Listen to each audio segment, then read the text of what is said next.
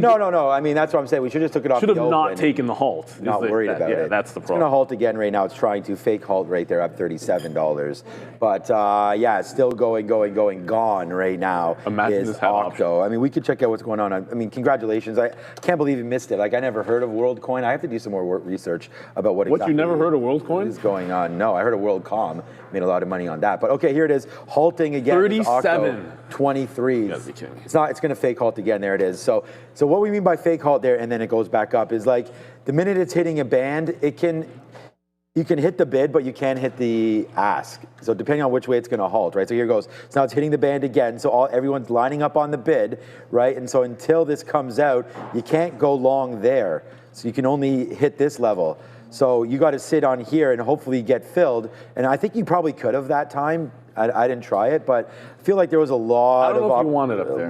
Yeah, that's what I'm saying. I don't know if you actually... And this is what I'm trying to say. Like, we already saw this name up 1.1 thousand %, 1,100%. Remember, Neil's like, I don't like it. It says 1.05K. Now it's 255K. So you're up another 1,000% there today. Yeah, we can't even display it properly. Since we've looked at this. So, wow, man, what a day to be long here in the crypto space if you're trading these sort of... You know what I like? Unknowns here. I want treasury plays. I'm thinking fade, SBET, or BMNR. That's why I looked at BMNR. If this thing shows any weakness, which it's not right now, if it shows any weakness, I'm going to go SBET maybe.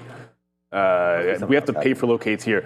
So if I see OCTO start to look like it wants to drop, SBET's already on the other side of it and looking pretty weak. So that might be a good sympathy play to be able to fade there. Because I don't want to, you step in front of Octo, you get run over so quickly and liquidity is absurd. But if I see it flash to the downside because I have it up, I'm just going to quickly go over to SBET and see if I can't short that, wherever it might be. It could be VWAP, it could be the high of the day, whatever.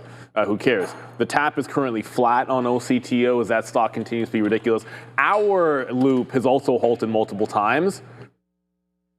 First time to the downside, but our up 68% on its own. This was a runner on Friday, I believe was the first day. Yeah, Friday was the big day for this runner. It broke out that Friday high already. And is that a halt band at 6? I think it's at the halt band right now. So this one's halting at the high of the day. There's no news story that I'm aware of for our. I asked Adara, she says nothing. It moved last week without news as well. So no news here for our, but it just halted at $6.12. Shane D is up over 12K. Thank you for the super chat on OCTO. That is your big runner of the day. Shout out to you and congratulations, Shane D. Probably a 5-minute halt, so it should be open in about 3 minutes if you happen to still be in it. If you've never traded with these halts, they're either 5 minutes or 10 minutes, and if it's not those, then usually it's every 5 minutes after that you want to look for it to reopen. All volatility halts so far when it comes to OCTO. Same thing here with our at the high of the day. Yeah, big respect to Shane D there. Similarly, a big fish hunter like myself. So thank you, Shane D, for sharing that, because it's really important that people know that there is, traders out here that are hitting these. I mean, some people will be losing on them today as well, but there's Shane D, man. Great job, man, on that, and just be careful with it. I do have a new position alert. All right, so we have AMD. So we talked about trying to grab this AMD short, blah, blah, blah. And 150. So we wrote it down right here that we would look to see what 150 was doing, right? I mean, here on the sticky note today, the biggest trade by far is Robinhood, and we have the long, and it's just been going up. I mean, like we said, you can make your money many different ways. We did it on Robinhood today.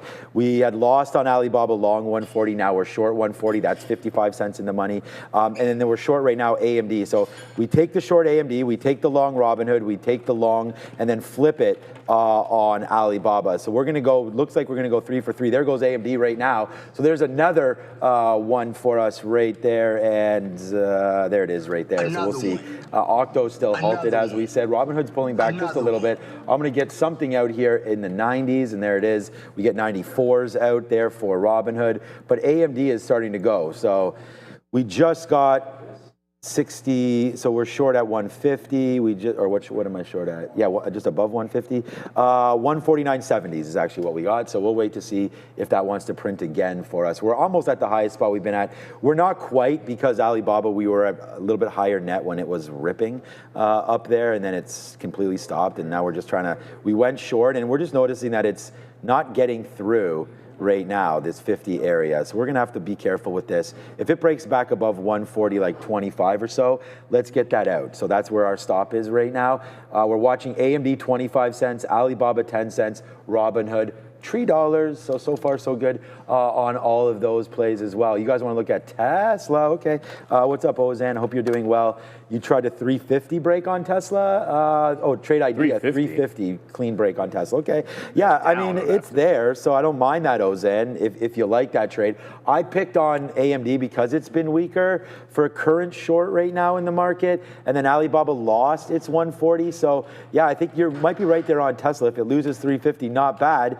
There's the closing prices on Friday. So we talked about, like, those have been pretty key levels. 48. So, yeah, 48, that's what I was going down to. 48 is the level there. Oh, $48 on Octo. Yeah, I meant Octo. Yeah, no, the Tesla level is 48 as well, but wow. There it goes, man. Unbelievable call there for Shane D. I mean, you were up 12 grand at one point. What are you up right now? That reminds me of another play there, Oscar, where we're doing quite well. We're not doing well on Lulu. Oscar is now $20, ladies and gentlemen. So boy, oh boy, do we like that one. We're long 13 and change, but we are long Lulu as well. And that's another one, another loser right there. Lululemon 163, but wow, Oscar, and wow, Octo right there as well. $44, $45. Man, Dan Ives, you know, you could be wrong about other plays, but it looks like you're right about this one, 46, 47 right there. Man, I wish we had the power of influence the way these guys do. Well, it must be nice. You know, it's that simple. Like, and at the end of the day, but if people like it, people like it. Join the party, but we did. That just hit 50, 51. I can tell you at the moment that it made that fresh high, I said if I get a shot at SBET, I'd rather just go to that. SBET wicked VWAP. It tried to break out with it on that reopen, and the second Octo opened up, SBET flashed back underneath the volume weighted average price. So I'm short this one under VWAP. I'll give it to that wick high. But I just saw Octo go to 55. No, 54. Like, this is now 55. Yeah, now 55. I mean, if you say a number, it's there in 2 seconds. This 64. stock this is insane. 64, 74, 84, 100, who knows? This is now full-blown, like, this is like GameStop kind of story. This is more than that. No, it's like, no, the 4,000%. 4,000%. No, there's really, I'm trying to put what's HKD, I suppose, is kind of like the Green Bay Packers with Micah Parsons. It's kind of like, oh my God, he's a freak. You know, he got his sack he got with the last 5 minutes. It wasn't the greatest, but whatever. That dude is ridiculous. We'll take it. That dude is absolutely ridiculous. Okay, so yes, everybody, welcome to $49. Hit the like, hit the subscribe, but I don't know, man. Someone just said in the chat, "What's up, Hambone?" What's up, Hambone? I like that name, Hambone. What's up, guy? Right there. I think you're right, man. Who the hell is buying this thing at $55? Well, there's always somebody. Somebody is, and well, there's also shorts that are covering. Let it not be you. But the thing about it is, first of all, we're covering some more Alibaba, but the name that we're all talking about here is Octo, right? And the thing is, you might have just nailed that, Hambone, right there at 55. That looks like that was the temporary top. You know, the last time we pulled back, and I want to thank everybody for being in the chat. Get in the chat immediately and let us know what you're thinking about. But there it is right there, all the way pulling back quite nicely now. Looks like you're going to halt downside now. I didn't pay for shorts. Neil mentioned it was only 50 cents. That seems very small now. But there goes the short side of this trade. I'm pretty sure you can get short right now. It looks like there's a law printing C's and D's going through. C is NYSE, I believe, and then D is the dark pool. But the problem with dark pools, at least in our system, is most of them you need to use a couple hundred shares at least as a default. So unless you want to sort of ride with the devil there, that might be a tough trade to put on for traders. But there it goes, man. Octo now halted down. It was just 4,000%, Neil.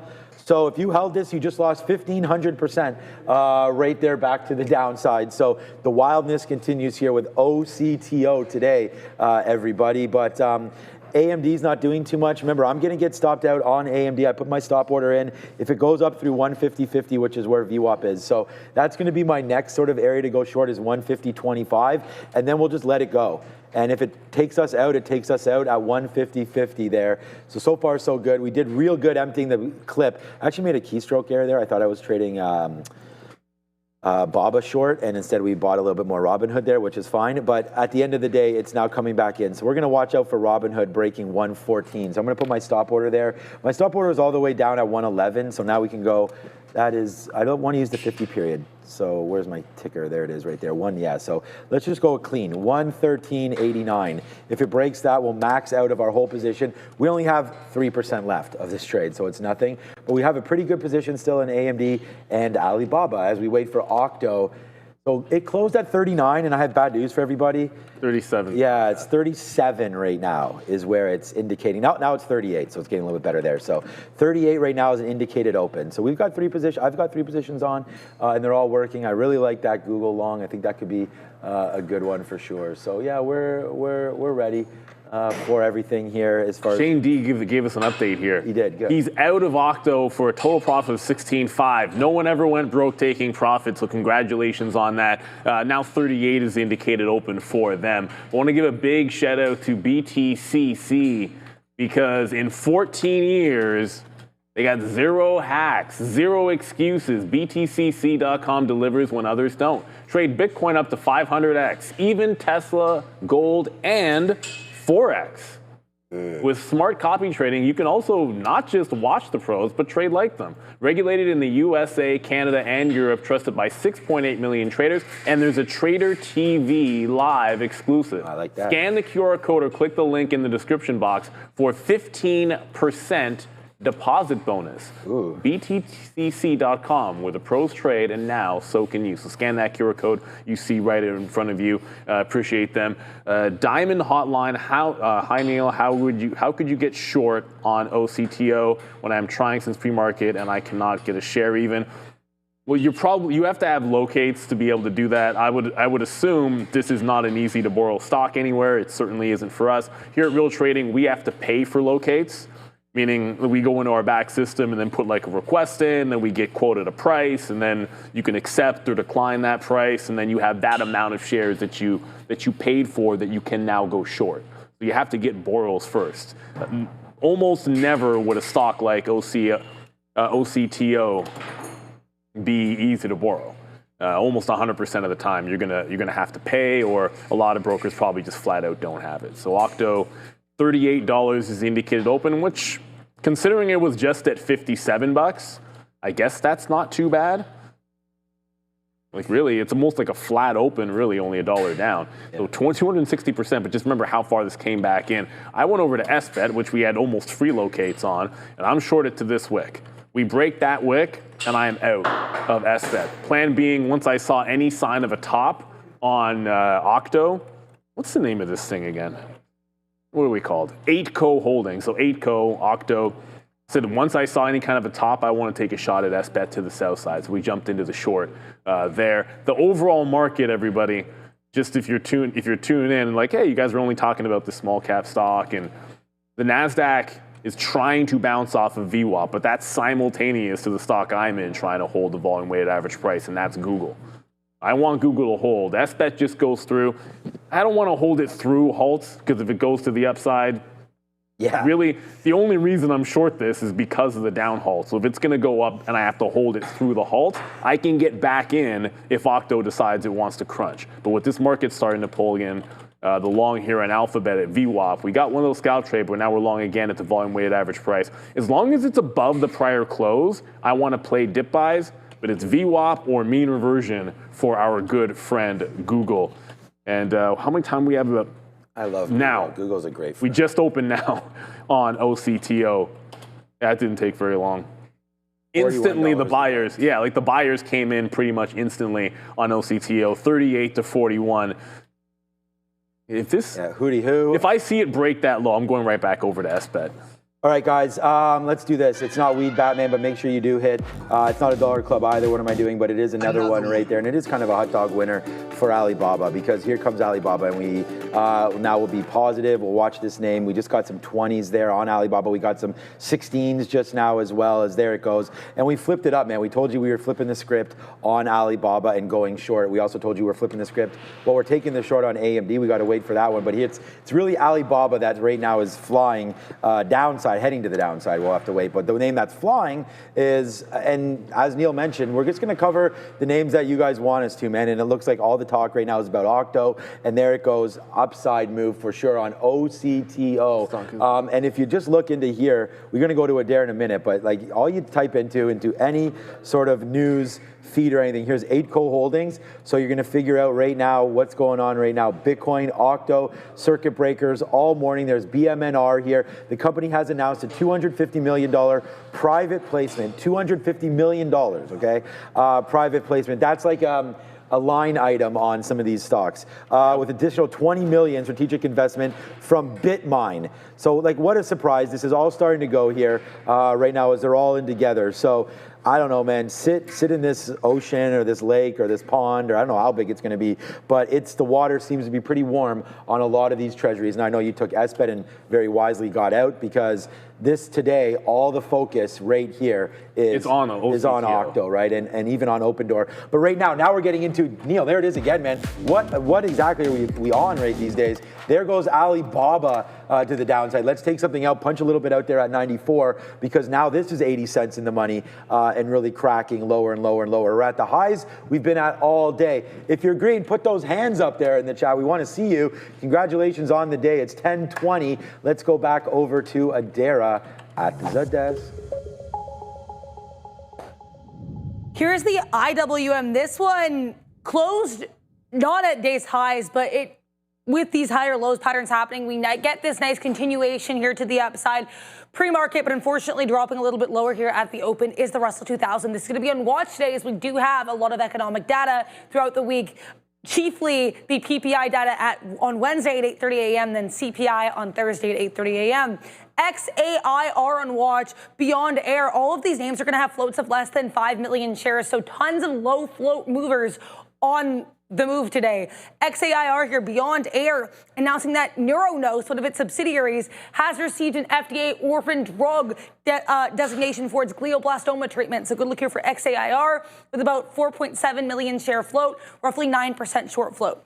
HOUR, Hour Loop. Neil mentioned this one earlier. No news on this one. It ran last week. Also didn't have any news then either. We've got about a 4 million share float on this one as well, if I remember correctly. And then OCTO, 8 co-holdings. I know we've talked about this one a lot, but in case you missed the catalyst, here it is. This company adding Dan Ives, noted tech analyst and Wedbush analyst specifically. He's being added as the chairman of their board, and the company is announcing a $250 million private placement to adapt a WorldCoin strategy. Apparently, this will be the first WorldCoin treasury strategy in the world. Yet another treasury strategy name, but OCTO, a little bit unique given the extent to which it's rallied here, guys. Make sure to like, make sure to subscribe.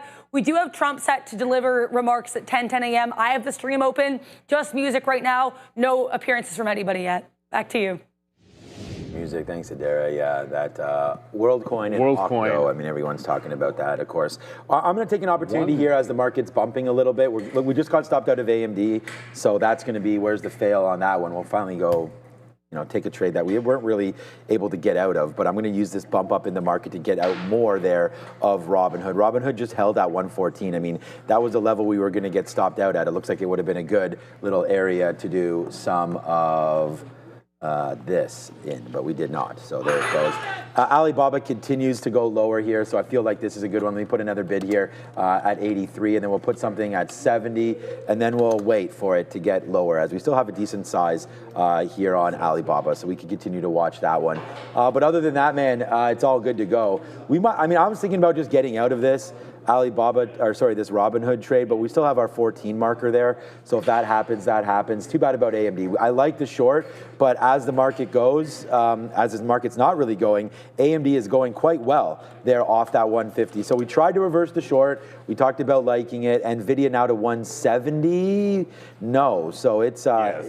no. Wow. Well, it was. I'm just earlier. surprised because, like, if you looked at AMD, and this is why, like, Neil and I, we want to, like, sort of sometimes look at one, look at the other. Like, AMD just popped up $1 straight, and NVIDIA, we just looked at it, is flat and not doing anything. So It's not bad, though. you know, you may want to go short on NVIDIA then instead of AMD, Sean, if you're going to choose something. But up 1.5% and still underneath VWAP. Could be a trade. Could be a trade here short. I prefer the short on this instead of the long, but I'm going to leave it alone because their only losing trade today is that AMD trade. So we're going to have to wait to see because we only got one out there, and then there's the L. So small there. And just to talk about that, because I'm lost about 15% of AMD what we made on Robinhood. So that's making some sense there, and dollars. As there it goes. We actually put in our note here, and I don't know. Sometimes we get lucky, right? But if it happens every day, is it luck? But there it is right here, Robinhood, 116.50. Potential move to. So it's at 115.90 right now. So good move there for Robinhood. I wish I would have just stuck with my own price target, but there it goes. Nice move upside there. $1 in the money on Alibaba as well. But yeah, I think it's all about that Octo. It is. This stock is.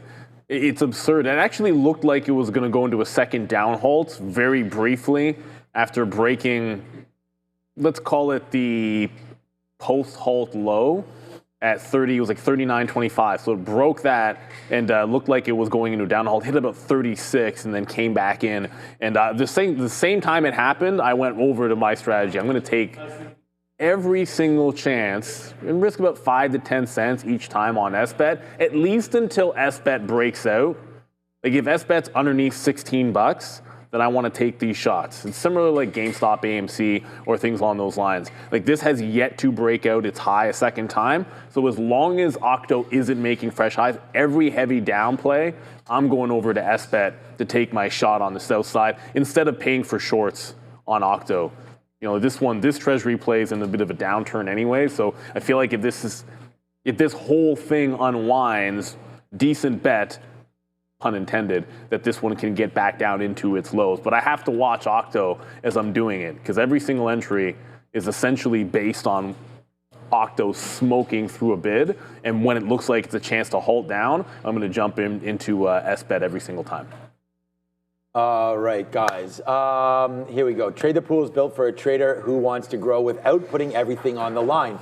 Just small skin in the game, and you are trading with real capital. Here's how it works. You pay a one-time evaluation fee starting at just, hold on a second, I got to get out of this trade. Starting at just $47, that is your total risk. From there, you trade real shares, no CFDs, using the company capital. Find out more about this. Head to tradethepool.com and or scan that QR code on your screen right now to find out more about Trade the Pool and what they offer and how you can, get your trading right with Trade the Pool. So, okay, I know it's all about Octo, but honestly, man, for me, it's all about Robinhood. The number one name here that we had talked about today, Robinhood and Alibaba. For myself, I've only traded these two names and AMD. AMD's on one right now to the upside, so I'm glad that we were able to stop out there and say, whoosh, thank you for that. But right now, it is a nice move higher there for Advanced Micro Devices as it just keeps on going. Palantir, maybe it has similar fate as well. Let's try, wow, okay, 157. Boy, we likey that one for sure on Palantir as that continues to make those moves upside. Today's big stories, though, that we sort of mentioned here. We're excited for Apple, which is tomorrow, so we'll wait to see what's going on there. I think you're going to see a 350 or so marker for Apple at some time tomorrow. We'll just see what those announcements are. Obviously, I have no idea. So if there is anything AI related, man, I really like this stock. And yeah, I'm talking up my own book, but I've been on this name for many, many years. We love Apple, like 20 years. We love Apple. We recently bought it on this dip as well, so that was turned out to be a good buy. Let's just see if it wants to continue its momentum higher there into tomorrow's event, right? I mean, we'll see if they have that thinner phone is what we're talking about a little bit there. Typically been seldom used, though. Yeah. No, I don't think so. I think Adara had that icon. It's up, I think, a little after the announcement, like even the same day, I think. But yeah, you're right. I think as it happens, it generally goes down, and you could be 100%. During the event, anyway. During the event, yeah, I think I mean, sort of like as they're doing the reveal. Yeah. Usually, the high of the day Yeah. comes some point during the event. I think it's a very dangerous short tomorrow. I would not be shorting Apple tomorrow because I think the only news is going to be like bad news is one thing. I think a lot of traders are waiting for that good news. So maybe it comes and then it rips, or it doesn't and it tanks. But yeah, hey, there's my analysis. We'll judge it tomorrow. But Roblox today, B of A upgrade. So there it is, man. They raised their price target to Roblox. They're from optimism from the developer conference, so that's always pretty good. Going through right here, good move there, strong bookings, nice upside play there for Roblox. So up 1.5%. They did have some issues there with some of the underage stuff and blah, blah, blah. I don't want, it's not the most comfortable thing to talk about, but there it goes, trying to bounce off the 200 period right there, Roblox. So a name that many of you, I guess, are in. We've been talking about it for a while. I still own some Roblox shares, so I'm pretty happy, obviously, with that purchase. And then JP Morgan, we got out some on last week. We talked about getting out at 299.50, which was pretty good. It does hit our goal of 303, but that was on Friday, and then it fell back in there. So JP Morgan and many of those plays bouncing around a little bit. Alibaba coming back in, not doing too much on that side. And then just our weekly check on Octo. Daily check. I've never even heard this name before. Every second. Every minute here. Just bouncing now. So, wow, it's finally stabilized. Only up 3,000%. But, holding right now this period moving average. Well, BMNR is now even going. Yeah. Why did I just get long on JP Morgan? I did not mean to. Okay, I'm going to have to get out of that one. JP Morgan. But for some reason I just got long there. So we do not want that. So we'll punch out of JP Morgan. Well, you mentioned Palantir. BMNR is now starting to go as well as OCTO has really started to stabilize. There haven't been any halts in a while. If you hear me say Oklo or Oklo, I mean OCTO. Oklo's not doing anything. I left an order out on Palantir at the $0.50. Thankfully, it went right in there and was a quick little scalp out. But I think at this point, with the market tracing right back into these highs, allow it to make a topping tail candle or break a trend before going into short. I don't want to be short on the way up as this market tries to take out the top and just continue to run here. So it looks like the NASDAQ is off to a pretty decent start to the week. Very decent. Yeah, well, 0.8% for sure. But if you look at the ES lagging only a third to the upside, and the overnight highs on the ES, yeah, they're holding very, very clean, only breaking right now that top. So a little bit of a lag here coming in the S&P 500. Someone just said Amazon news. Yeah, Amazon just broke the high of the day. This one seems like it's really going out of the Mag 7. There was no news just now on Amazon that I've heard, but this could just be a bit of a technical breakout for Amazon as it is now at Friday's high and trying to break out it's now a triple top, I guess. So Friday and Thursday's high at 236. I like this one. It's finally playing catch up. It was a good buy the dip because the earnings got punished. They didn't like this. They didn't like sub 20% growth at AWS, so this got punished for that in comparison to Alphabet, which was much better, and Microsoft Azure, which was in like over 30% year-over-year growth for their cloud. But you buy a good company on a dip, and it ends up working out. This could be at its highs in a couple of days as well. I believe that's like 240, 242 and change. So it's pretty close. That's the thing about this market. There's so many things making highs almost every single day. Alphabet made a high. OCTO really just lost the bid. This went down to $35.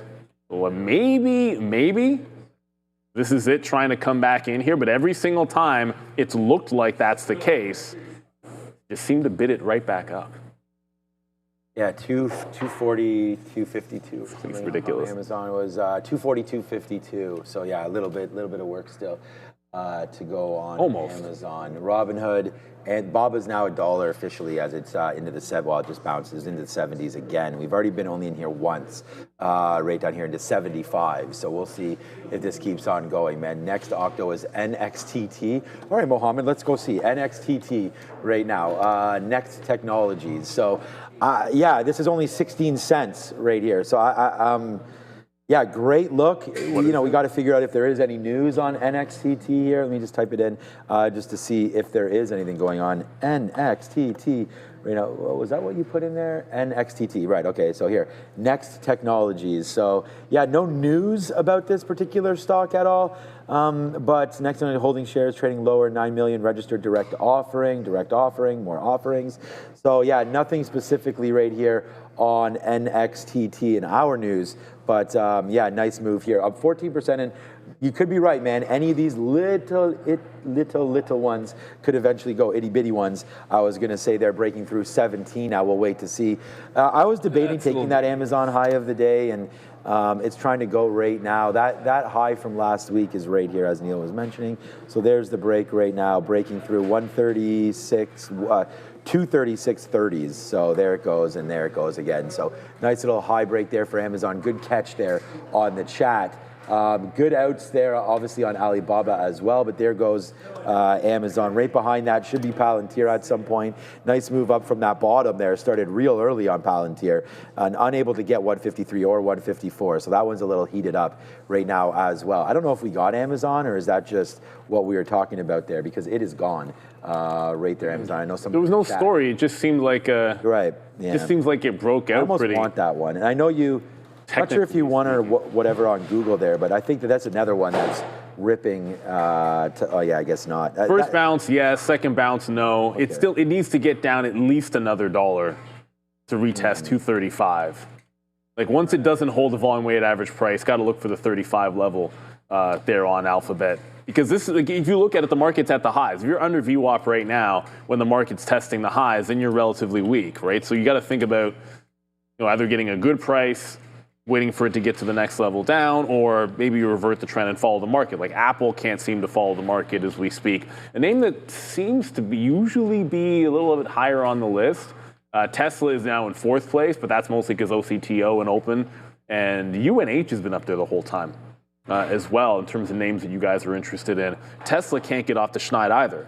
I mean, distinct lower highs on Tesla, but it's barely holding green. I mean, just barely. That 350 level, that was the breakout price on Friday, and a lot of support came in at that 350 level on the first initial dip, and then it turned into instant resistance.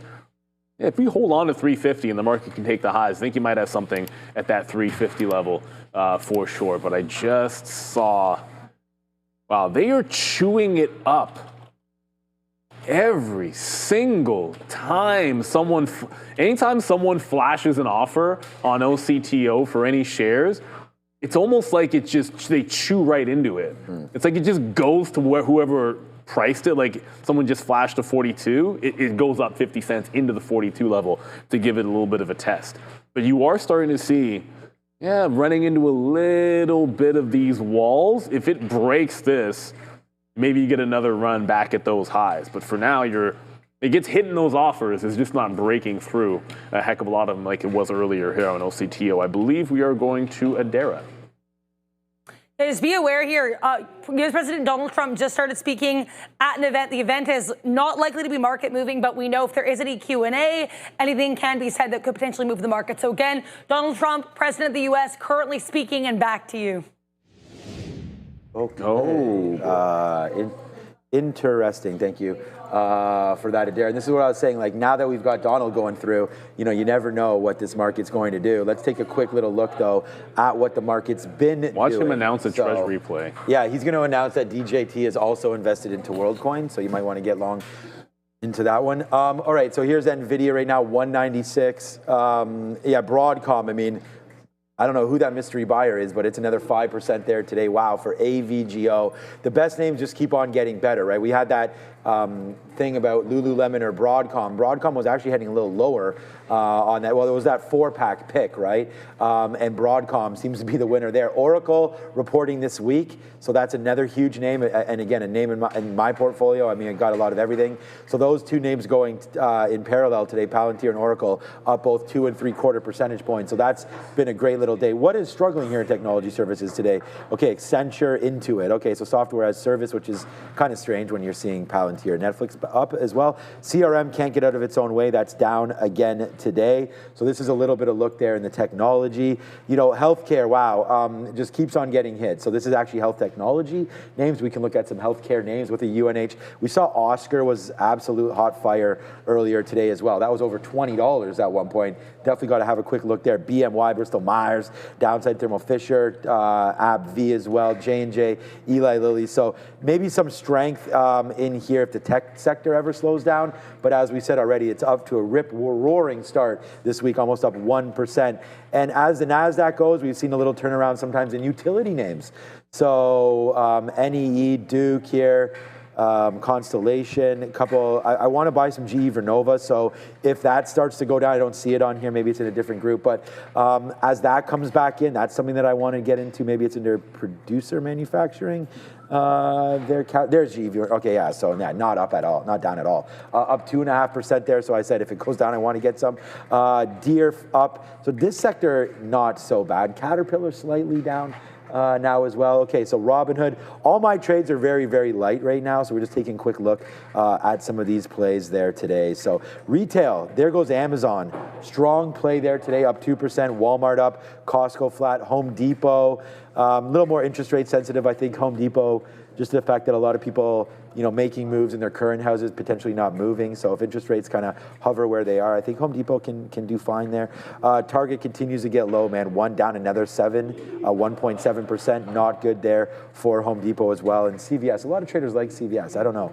Down 2% there as well. So yeah, in what's been a very, very busy market for sure, as we said, up 8 in the NASDAQ, only up 0.3 right here in the S&P 500. So just a quick little look there at some of the sectors and what's driving this market. And AMD, boy, they're on one there. As soon as we took that 150.50, boom, to VWAP trading. Nice upside move. Shout out to Brian. But there it goes, man. Huge move up for AMD and not being followed, right, by NVIDIA. NVIDIA's not even moving. Yeah, I mean, now it is a little bit. But yeah, not as much. That's for sure. And Octo 43.30 and change. So anything you want to do before Adara there, or? No, honestly, I'm just looking at, it's Octo and SBET for me right now because it's on, we've really, like, it's stopped halting. And at the same time, if you look at this thing, it's trying to break back out. So I feel like if it fails and SBET is literally at the high, it just gives me another shot to take here at SBET. So I'm looking for Octo to break down. And the second I see that happen, I'm going to jump into another SBET trade as we go to the desk with Adara. This market is once again being buoyed by tech here. Broadcom making an impressive day 2 earnings move up almost 5%. NVIDIA looking really good here as well. Tech services, meanwhile, led by AppLovin, which is showing up here for some reason, even though it's being added to the index as of Monday, September 22nd. That's a bit interesting there. We have Oracle to the upside, Palantir to the upside, Synopsys, which alongside Oracle will be reporting after the bell tomorrow, also strong. Microsoft and Meta looking good here. Retail trade also looking good, as mentioned a couple times today. Amazon is definitely a leader. In terms of laggards here, things that are trading lower. Finance really weak today. Health technology weak. Consumer non-durables weak. Communications really weak. This weakness in communications has to do with the fact that EchoStar's spectrum is going to be purchased by SpaceX for $17 billion. It's leading some of these other carriers to push lower. Utilities weak. Energy minerals weak, and process industries here with a lot of weakness. So with that in mind, we're really back to having tech strength lead the way in this market. Back to you. Make sure to like and subscribe. Yeah, you can say that again. Tech strength is leading the market, but I mean, Tesla's tech. It is, I swear. No, it's just not strong with the rest of the market. And at the end of the day, this seems like it's been Broadcom's party, and maybe there's some kind of continuation to this rotation where you get weakness over, at least there was weakness on Friday, specifically in AMD and NVIDIA, maybe now more so NVIDIA than AMD, and then Broadcom getting bought right back up. So all-time highs for Broadcom if it gets to 357. I mean, obviously this is a bit of a blue sky setup above that price, but it's like we're just holding. Like the market's at the high and breaking through. It's like Amazon that's really going, despite the percentages up and down. Amazon's the one that seems to be going at this moment. Like that's crazy. on essentially nothing. Like, we didn't have a news story here for Amazon. It just sort of randomly came out of nowhere and started breaking out along with this NASDAQ. And every time I look over, there's a big battle happening in OCTO. I know we keep coming back to this name, but it's 120 million shares and it's up 3,000%. It's not often that you see something like this, but there is an absolute battle being waged between 41 and 44 right in here. And to say that this is calming down would, I think, be a bit of a trap. There's been no halts recently. My guess is, and it's just a guess, someone built into a short position, like a new short position. Because look at how it got held underneath this 45, 47 area. And now that it's threatening to break this trend, I think someone big is probably trying to hold this sucker down. So this is likely to go into some kind of a halt if it makes a new fresh high. If they win that battle, I already said I'm taking my shot in SBET. But you can see it really, really starting to get heavy on the offer like it wasn't before. Like, at no point could this hold the same offer for more like 4 or 5 minutes. And it's doing so for like a half an hour now. So let us know if there's anything else you guys are looking at. And I just want to remind everybody, and again, Nabil, if you put $sign before the symbol, like Marvell looks strong today, or DJK, OCTO, shorts are trapped. If you put the $sign in front, then it shows up on our board for the names that our viewers are the most interested in. OCTO, it's by far, and then Open and UNH. You see Robinhood, Tesla, PL, NVIDIA. QuantumScape was one. Heck, on any other day, maybe QuantumScape would have done something. But it's hard for this to go, even with a positive story, when you've got so much volume in the OCTO. It's almost like there's only so many small cappers that you can have going at the same time. And right now, QuantumScape cannot get back on the schneid. 11% short float, so it could go squeezing. But this has been trend down since all that hype. Maybe you get some rotation. Like, if OCLO falls apart, or not OCLO, OCTO falls apart, maybe something like a QuantumScape can pick up some steam like it had earlier in the pre-market. Solid state batteries, the fact that they have a demonstration that they can pull off, you would think would be the golden ticket for QS, up 22%, but no one seems to want to buy it here until maybe the air comes out of some of these other high flyers. Specifically, it's really just OCTO. All right, so yeah, good trading there on Octo, but there it is, man. We will complete the trade. We'll do a face slapper right there on Robinhood. So, long at 110, out at 116, the $6. It was a 110.50, but we also have the 112 break there as well. So yeah, we just got out. It just finally went upside. Remember, our stop was going to be 114. That didn't break, so fine. But 116 did break. So too bad. I'm out of it now, but I did want to, point that out to everybody in the past that was a level there that we were looking at. So good out, hopefully, there for Robinhood. We'll see if it does eventually hold that level or not. It looks like maybe it will do that. Alibaba, just to review a little bit here, and as we only have 10 minutes left before we switch over to the midday, there's 139. So, long Alibaba early over 140, it broke back down below, and now we'll trade that. But it's the NASDAQ that, is having just such an amazing day one more time. We're almost at all-time highs again for the NASDAQ. Here's the triple Qs chart on the daily. So we're at 580 right now. Its 52-week high is 583. So we are $3 now away from breaking through all-time highs of the NASDAQ. So you're less than 1% away right now from NASDAQ all-time highs. And why not? You're not even you've had NVIDIA down 5 of the last 6 days. So now today it's finally playing a little bit of catch up. So if you believed in buying the best names in the market, hopefully you're long NVIDIA, hopefully you're on Google, Amazon, some of these tech names that continue to lead the way here throughout. And we just went over some of the financials there with Adara, or some of the sectors. XLF, it just recently hit 52-week and all-time highs as well, pulling back just a little bit. We looked at JP Morgan and some of those names coming back in, so maybe find some strength there. The odds now of interest rate cuts are virtually 100%. Well, not anymore, because we have a 10% shot at 50 basis points. Oh yeah, well, that's all the way to December. Oh yeah, that's right, because now it's the other way around. Yeah, so it's already better. So it's 100% that we're going to get a cut, It looks like, right? Because that's 90% say quarter. How big? And then there's Neil's. I didn't even realize that from Friday with the jobs number now saying, hey, maybe they do give Trump what he wants, and we get that half basis point cut. There's no maybe. Well, yeah, he's going to get it, but I don't know if we're going to get that right there. We're only 2 weeks away now from that number. 9 days. It's September 17th. So Wednesday, next Wednesday. Is that right? Yeah, that makes sense. 11 days. Yeah. So next Wednesday right there, coming for 9 days, coming where we get that interest rate cut. And I think XLF can benefit from that. So we'll see.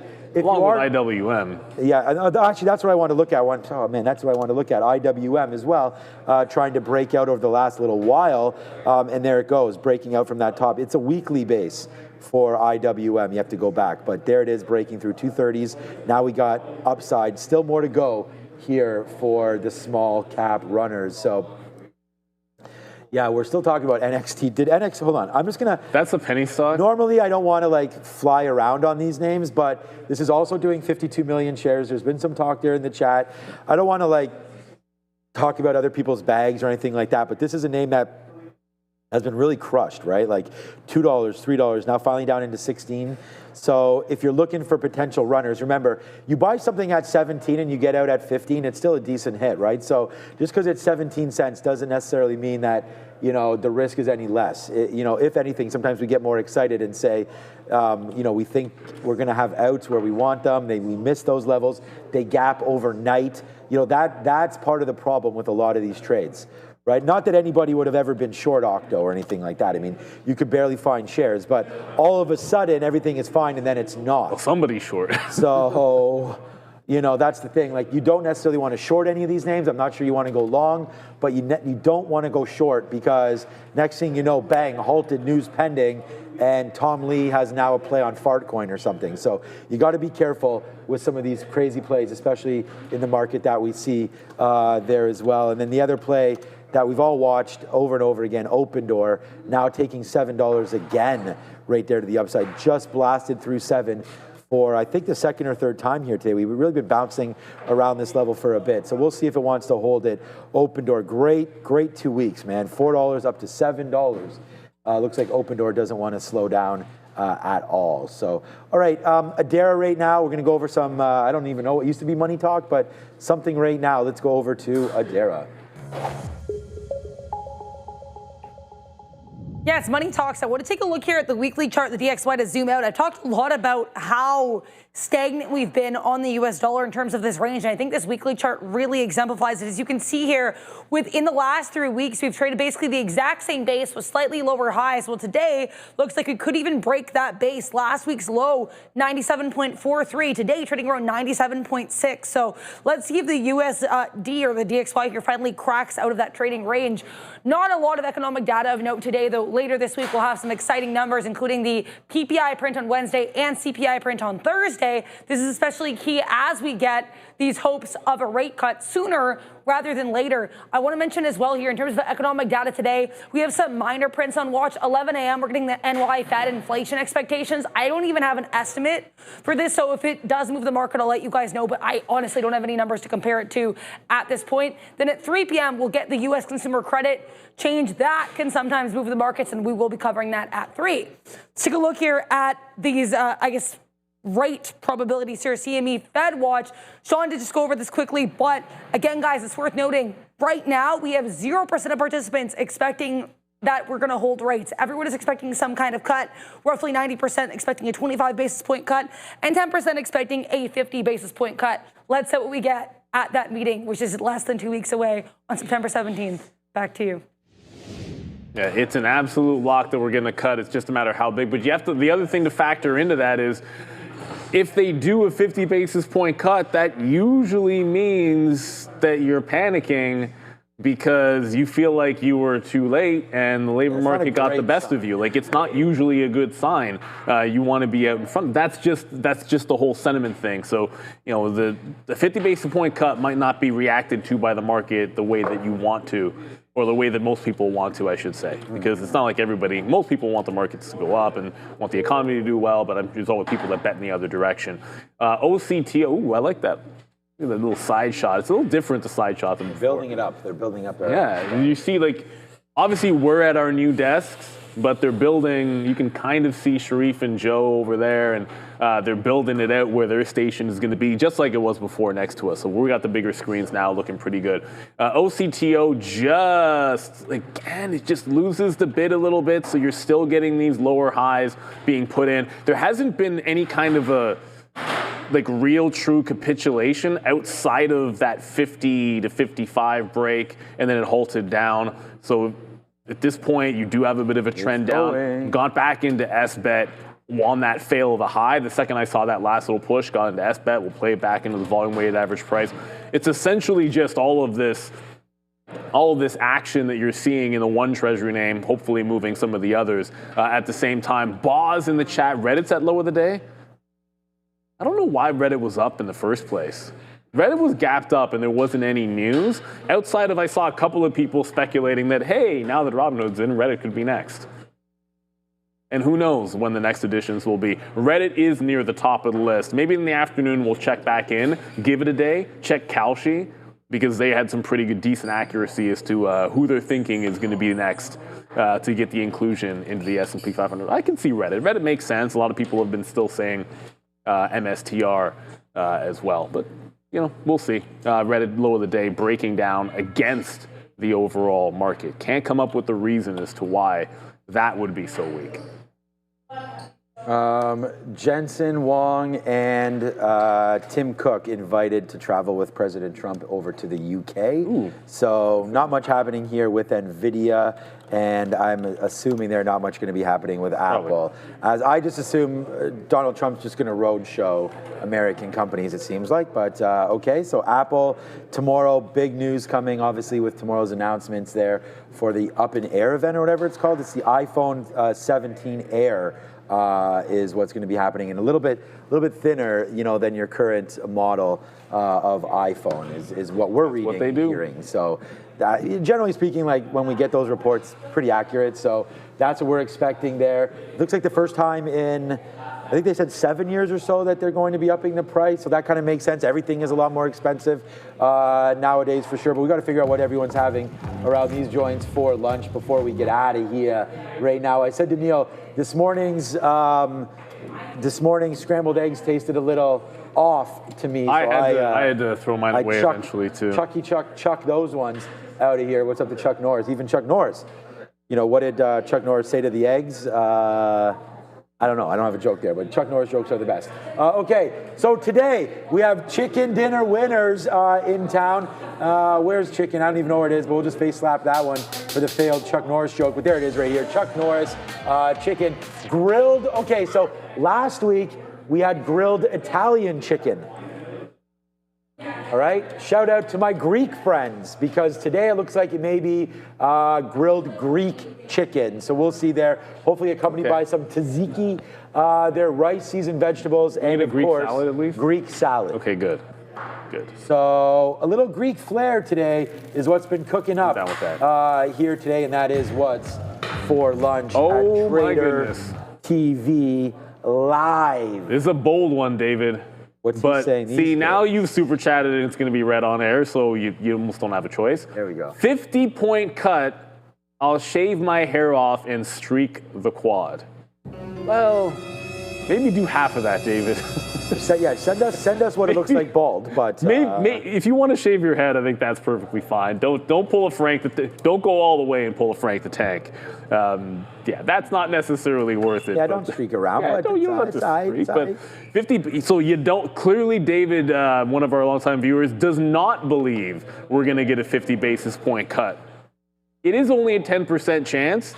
I don't know if I'd be making that bet that aggressively, because streaking through the quad, probably not the best of looks. But David, certainly if you want to shave your head, I'm down with that. I feel like there's no one to take the other side of the bet. That's the only thing I'm sitting here saying. Usually you're going to make a challenge like that. You're just betting yourself. It's like you're not even asking anyone to take the other side of it, which is wild. So appreciate you there, David. I want to make sure that everybody goes over right now. Hit it for David, right? I mean, this guy's going to shave his head. Oh, man. If we get that going. By the way, Alibaba downside, so we like that trade a lot. But there it is. You got to get over 1,000. Hit the like button if you're watching right now. In order to be part of this chat, to see what everyone's talking about right there, you got to be part of it. So let's let's get over here, get into that, be a subscriber, hit the like button, hit the subscribe button. Here we go, baby. The market now trying to fall back in a little bit. Yeah, shout out to Dak Prescott, as we just heard Sharif do his best.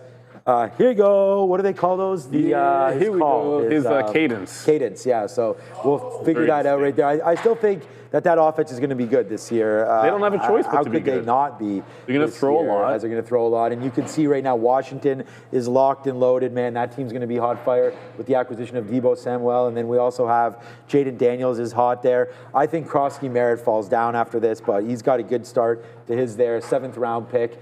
Making good in Washington. So, that's a good team. Yeah, they should be a good team. That's a real good team. I think that they could be 3rd or 4th in the NFC. I would say it goes Eagles, Packers, and then I actually you actually think the Eagles are going to be the 1 seed? Yeah, I think the Packers, just their division. It's just the division the Packers are in. I mean, we'll see tonight. Minnesota, I mean, come on, man. Sam Darnold threw for like 5,000 yards. I didn't watch as much football as I usually do. Yeah. But I was, the one game, like, I really want to try to watch this. And thankfully, my daughter was doing like some coding thing on her computer. So I was watching the Green Bay Lions game while she was doing this coding thing. And Green Bay sending messages. I put that in our chat. Dude, with Parsons on that defense, he is a freak of nature, and I don't see they're the number 1 seed. As long as if they can stay healthy, and keeping their wide receivers healthy is a bit of an issue. If they can stay healthy, Kraft is way better than they're giving him credit Jacobs for. Is so much. Jacobs, he can running. Okay, fine. If Jacobs gets hurt, they're in trouble. They don't have a backup running back. But but I mean, he can carry the load. Control. How do you ever let a guy? Parsons is a one-man wrecking crew. He changes a team just by being on it by himself. I don't understand what Jerry Jones is doing, but what he is doing is failing. And with that, it's 11 o'clock, so my Dallas rant, so we can go back over to Sharif. It's just fun to watch Dallas fail, and it's awesome. It's awesome to watch quality football. I love football season. Thank you to the Bills for pulling it out. God. Even though, let's be real, they got a little bit lucky. They got a little bit lucky with that 4th. I know it's Washington versus Green Bay. That's why we talked about Washington. I think Washington, Green Bay. I don't think Philly. Oh, that's this Thursday. I know, but I don't think Philly is the team in the NFC anymore. Let's kick it over to the midday. We'll be back at 2 o'clock. And go get them, boys.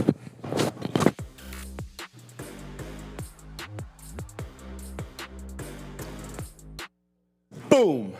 And this is how many Super Bowls. You know how many Super Bowls is that? That's 0. That's 0, right? Yeah. Which team do you think has 0 Super Bowls that I'm referring to right now?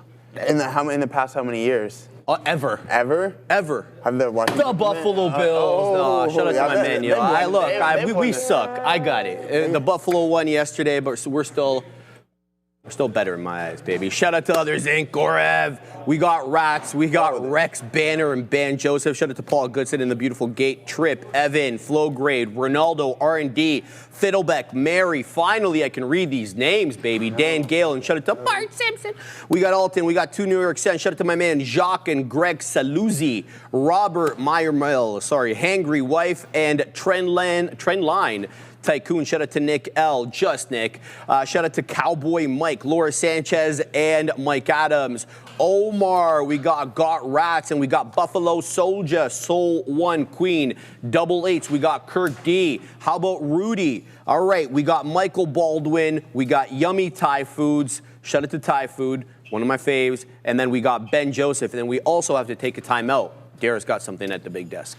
Yeah, I just want to provide some clarification here on that headline with regards to NVIDIA and Apple CEOs maybe coming and joining Donald Trump and this state visit to Britain next week. So there's a reporter here from Sky News posting on X that Jensen Huang, CEO of NVIDIA, is expected to join Trump at the state dinner. Now, Tim Cook has reportedly been invited, but it's unclear if he's going to attend. So Jensen Huang seems like he's very likely to attend.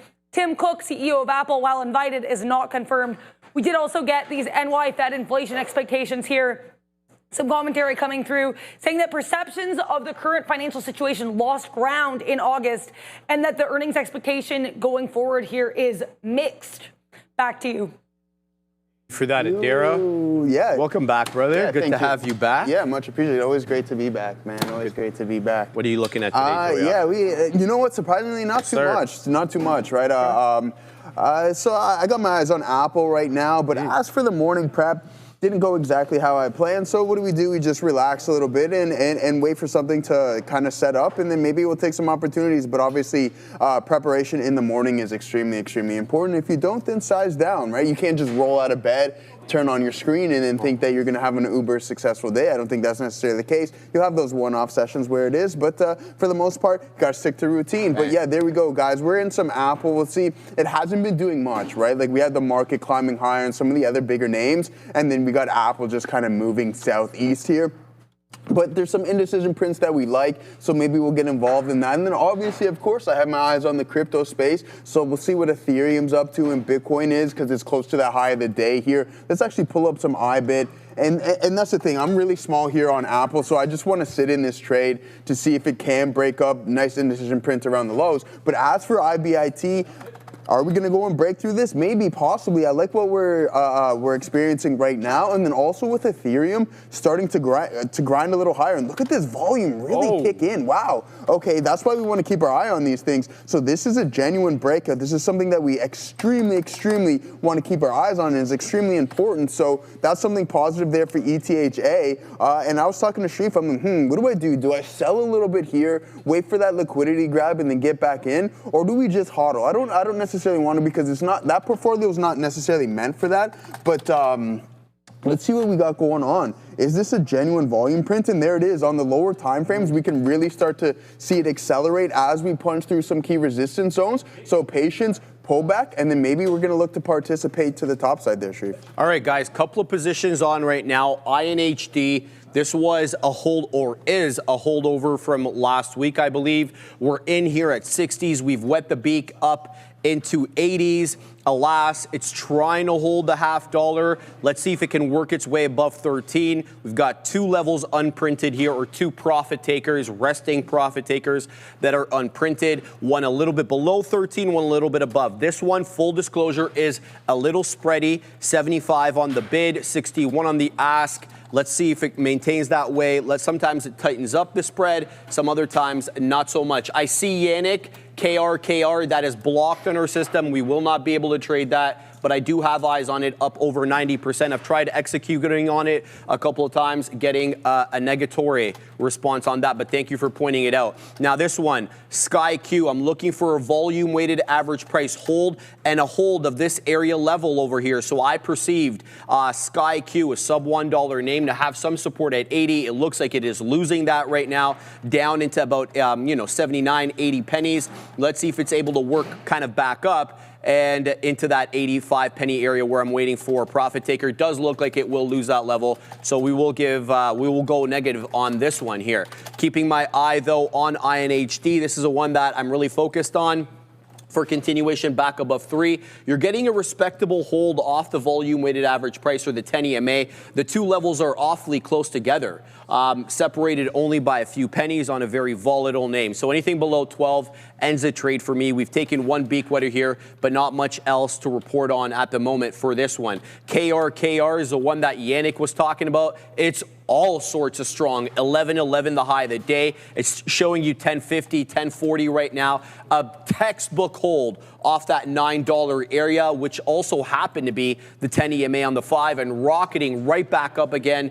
This one is a little illiquid on the day, so be careful with it. We haven't even done 1 million shares quite yet, 933,000 shares, but you feel like that's going to change very shortly here as we really get close to that million and people are piling in now, especially if we take out that high of the day, 11.11, it's going to be all sorts of crazy. So I'm going to keep my eye on that. But I know the one that you guys want to talk about is the first 1,000% winner we have above $1 on the year, and this one destroyed that level by some distance, man. I wasn't here for the percentage up into 57, but I've seen this one dance in the mid 2000s, well, probably over that at a time. Fantastic look from Octo. It's very consolidative at the moment with a very wide range, essentially 45 and a fifth, 45 and a quarter to the upside, and generally I want to say 37-ish to the downside, but that's been breached multiple times on a wick basis, but hasn't decidedly closed above or below those levels.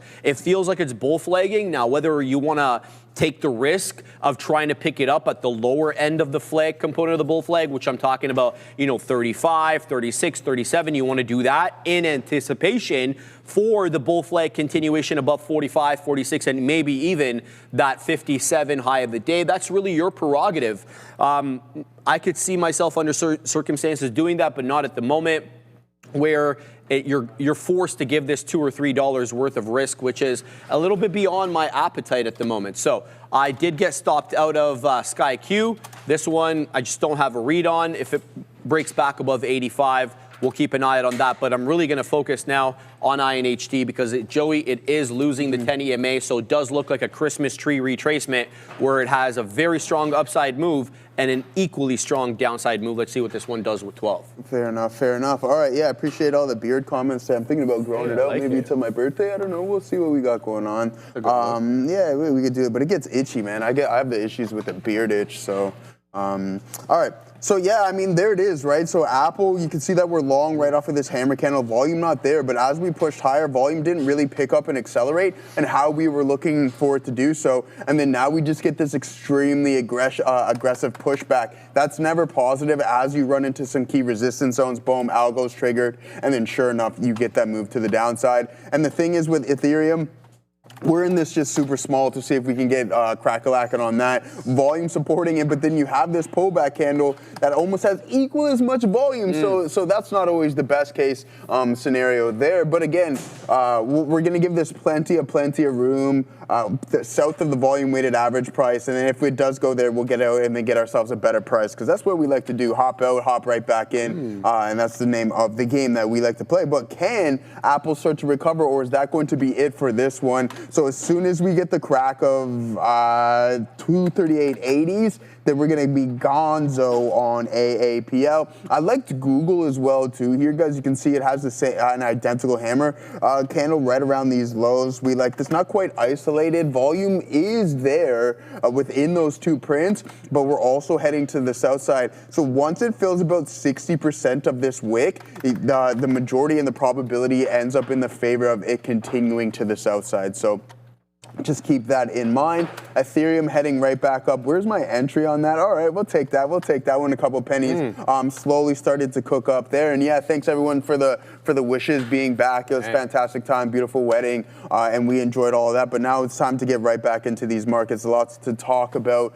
There's no questioning. NVDA, I told you guys a while ago I bought some at 180 just to see if we could get a $10 pop on the earnings report, and we didn't. So I just hopped out of it this morning. It's just whatever. I didn't have much at all. So yeah, we'll continue to assess this situation.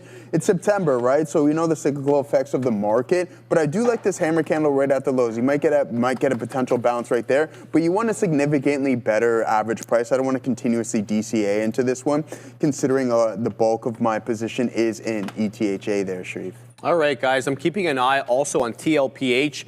I want to say it's a sub $1 name, but that would be inaccurate. It's $1.02, $1.01 at the moment, kind of bull flagging very much near the high, $107 the high. I don't think it's decisively cleared the dollar sufficiently for me to weasel on, and I'm already out of the money on INHD. I don't want to take a riskier trade here punching in at the high, so I see VWAP at around 90 pennies. I could definitely look to get in to VWAP at those levels. And I just got stopped out of INHD, by the way, guys.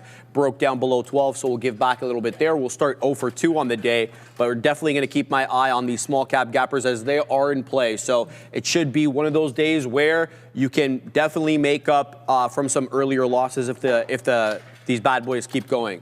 So this 101 area, it's bull flagging quite nice. My move is going to be to get in around here and to dollar cost average into 90 pennies where I see the volume weighted average price. So let's work into this one. We get 0.2 super quick. Let's set up another profit or a DCA at around 95, and then ultimately it will be at around 90. That will stop out. So we'll give this one an opportunity, and then let's just post over here for the dip buys. And there we go. We get that initial fill. So now we got 99s on as it zigs and zags. We still didn't get that lower end of the fill, though, at around 91. Here comes 92. Let's see if we can get the 91 fill, but someone's stepping in here with a buy order in the low to mid 90s. I'm talking about 92, 93.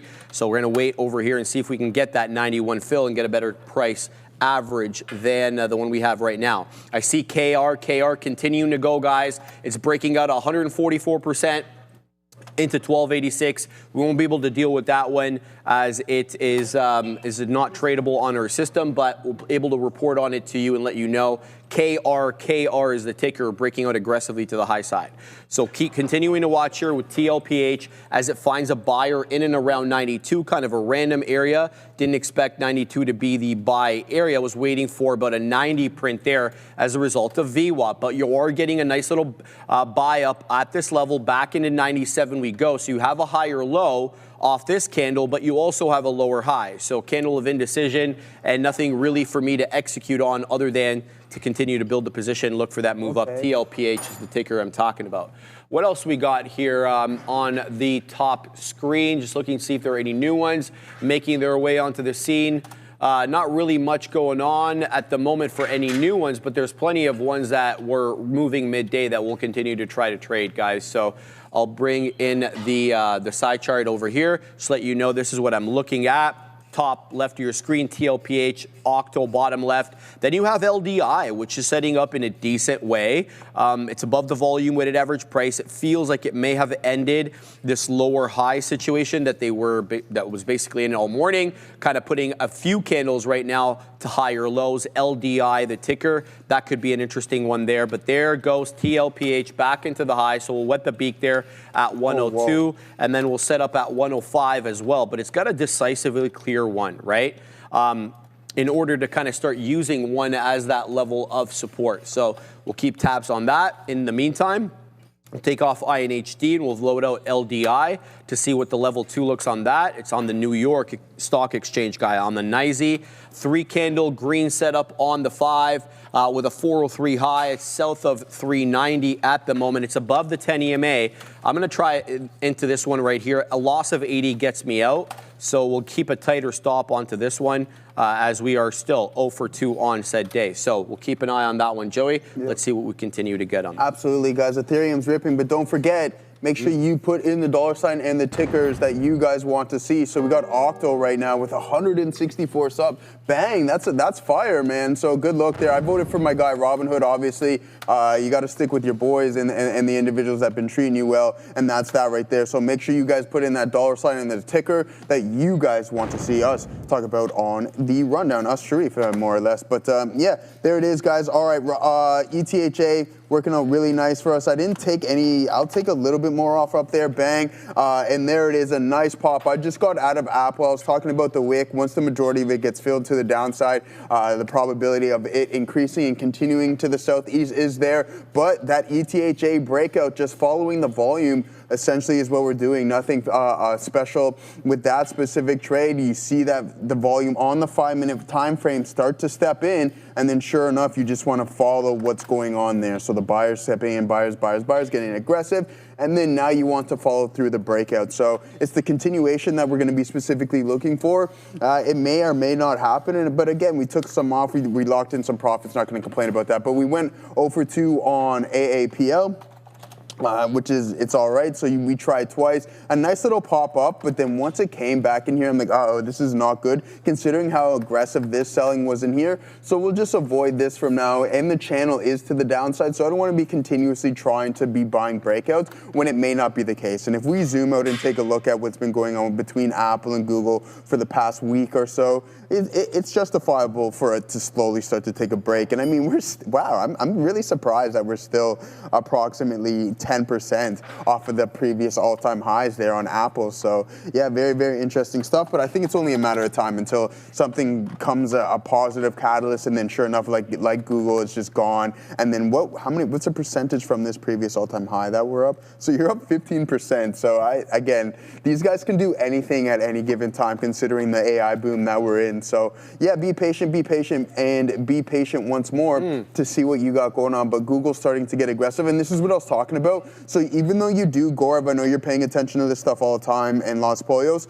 but once this, so we have our VPA signals, the volumes there supporting it. Everything on the thesis is supporting it, but once about 50 to 60% of the candle is breached to the downside, the probability in it continuing in that downwards trajectory is starting to drastically increase over the weekend. I grabbed a bunch of samples on what that case would be, and then that's what the number that I came up with there. So Ethereum, I think that's going to be our trade of the day. The crypto space continuingly being hot throughout the day as the NASDAQ, but again, there it is, and something supporting this. Actually, I wanted to bring this up here, ETH on the daily, and this is what Sharif and I were talking about a little bit earlier. He's like, all right, yeah, if you want to trail your stop there, I was thinking maybe this support here, but we were just both talking like, hey, usually you get these liquidity grabs and then you continue in the direction of what the underlying has been appreciating in. So that's what I'm thinking, but also we might be in luck. I don't want to get too ahead of ourselves, but if we sit on this trend before we do that liquidity grab, then maybe we'll just continue and go and test those highs. So that's what I'm looking at right now, and I think we have a good chance because it looks pretty strong right now, Sharif. Yeah, man, I'm always cheering that on. Yeah, absolutely. And the only thing that I kind of meant by that, Joey, was like what I was trying to keep my eyes there. Are there higher lows? That's the no, right? I mean, like, you got to give credit to this, right? The consistent, in addition, you know what I mean? Sure, so 100%. All right, guys, we're doing it freaking live right now on TLPH. Nice price spike up into the high of the day at 7s. We got the 7 print there on TLPH. Looking for more though, man. It's not decisively clearing the dollar in the way and in the fashion that you would like in order to kind of, look at that dollar not as, a line of best fit or a price of best fit, but more as a support level. I would say we still haven't reached that stage with TLPH, but we're wetting the beak here with 97s on the moment, going into 105. Now, there were sellers of note here at 102 and 104. For the moment, they've been removed, but that doesn't mean that they can't come back and reposition themselves right at that price level again now that we've dropped below it. So be on the lookout here for resistance at these pesky levels. I'm talking about the levels very close to that dollar area, for basically from $1 to about $1.15, give or take, until you've cleared it sufficiently. And that's not a hard and fast rule, just one that I've just observed in the past. So keeping my eye on that. LDI, we're still holding this at 82s. It's showing me here 79, so not that out of the money on it. I'm still interested in LDI into the volume weighted average price. That takes me into 72s. So I'll be looking to set some more here at 75s, get the beak wet there and see what's good. But I really always need to keep reminding you guys about this stock, KR. This is the best looking one in the market right now in small cap. Gapper World, it's up 180%. Obviously, it's not as high as Octo, but it's got a better looking chart pattern. 1476 the high, the day up 170 some odd percent. It is a bit spreadier at times. Right now it's showing 57s on the ask and 20 somethings on the bid. But that doesn't seem to be a prolonged state of affairs. The spread seems to open up and then tighten up super quick again. So it doesn't seem to be that wide for all that long. So keep your eye on that one, trade it carefully. Back to TLPH as it comes right back south of $1 again. Now I got to be setting up for the range trade here because that's what it's showing me. It's showing me that it's bull flagging. It's above the 10. It's above VWAP. So if I'm going to trade this as a breakout, my idea has to be to pick it up and to pick these up on the lower end of the bull flag, right? So there we go. We'll pick it up there at 95s. I see the volume weighted average price at 92. Let's see if it holds VWAP. It certainly has the majority of the time. That doesn't mean it will continue to do so. And if you're going to do that, if you're going to pick them up at lower levels, get your beak wetters ready, man. Get those profit takers ready for an upside move in case there is a liquidity grab on the downside and an aggressive move back up. So we're going to keep tabs on this one, Joey, as we dance here with TLPH just added into this one. Nice. David Chizek, I think you mean 35, right? I'm assuming ETA hits 25 back on swing, but day trade looking good. Not too sure what you mean that, my friend. So I think I think you mean 35, right? So that makes sense if you think that we get back to 35 at some point today. And Hangry Wife, of course, anytime. I just try to play what's in play, right? Like, so I'll run my scans in the morning. I'll go through my technical setups. Even though I'm in some common names, like we had like our guy BPI, Patty Ice, he loved trading Amara, right? So some people just have vehicles that they feel that they're more in sync with. Like Katina Man was running Palantir for some time and AMD. So you kind of just get in sync with the stock. And then for me personally, if it works one day, I'm going to go back and try it again the next day, right? And I'm going to continuously do so until it doesn't work. You obviously, as I'd like to say, don't want to be trying to milk a stone all the time and force something that may not necessarily be there. But I feel that I can have the ability to see what's going on with some of the crypto space, and Ethereum and Bitcoin are some of my favorite vehicles to trade. It's the same thing with Shreve too. He likes just small caps. It's just in sync with what you go through your scans with and some things that you like to do. So there it is. Ethereum working out really, really nice for us. Grabbed it on the pullback, and again, it's just the most simplistic thesis of just noticing the volume step in and looking to participate in that specific direction. So there it is. IBIT not too bad either, heading right back up to 64. We'll take this all day. Big time, all day, brother. Big time gap down. Like we're still hodl. I know you bought some more not too long ago as well, Shreve, which is good. Yeah, BTC? IBIT, around the 110s or 109, you might even got some. So that's prime time, getting it right at the lower end of the range there. So, really good stuff. ETHA, same thing. And if we can get this triangle, like this is what I feel like it's doing, as Shreve mentioned, we got those consistent higher lows, and we're starting to form this price compression pattern. I want it to break and then just go absolutely insane and head into like $6,000 or something like that. But that's obviously, you can dream a bit, right? What good is a life without a little bit of dreaming? But then you want to be a little bit realistic at the exact same time and not get too giddy off of the hopium that the stock market can most definitely lead you into. So yeah, that's what we're cooking up. ETHA, I don't have much left. We got one more out. Maybe we'll hold it up for 33.25s, and then we'll reassess the situation, wait for an additional pullback, and then look to get involved in some other names or stick to the guns that have been working for us. And there it is, right? So this is what we're talking about. Break through this, and I think we can be off to the races and potentially test this previous high there, Shu. All right, Joey. TLPH breaking down below my level, so we got stopped out of the remaining amount on this one. We will give back on this one as well. Yeah, they're not holding up today, baby. At least not off the levels off which I base my trade. So we're going to need to be mindful of that. You know, looked like it was going to be a great morning for small caps with Octo and a bunch of others as well. KRKR, RAP, Ford as well. Hour was testing local area highs, but it feels like they are giving back and they're not holding off key technical levels. So that's the way that the cookie crumbles. So we'll keep an eye out on that. And I'll have to keep talking about this one. KRKR up 192.7%, 0.75%, and halted again to the upside.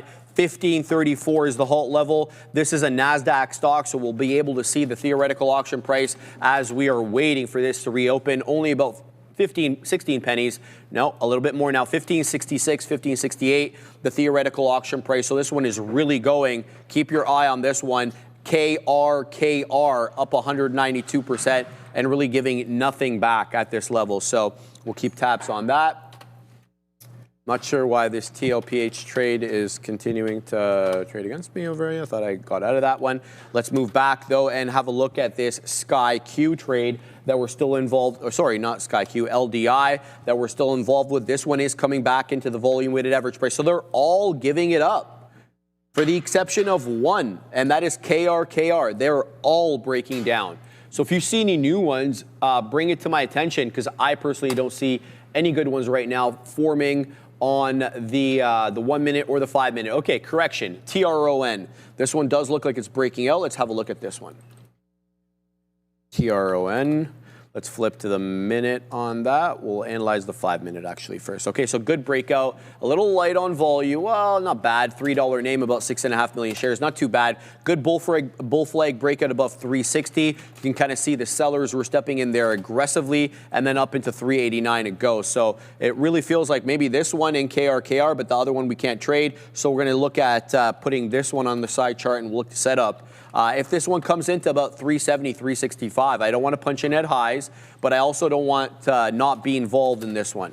So let's set up on a trading screen over here now that TLPH has lost all the levels that I care about. We'll look at TRON. There it goes into the highs. So it looks like it's going to take out highs. 389 high. It was just showing you 89. So I'm going to set up at this on this one at 70.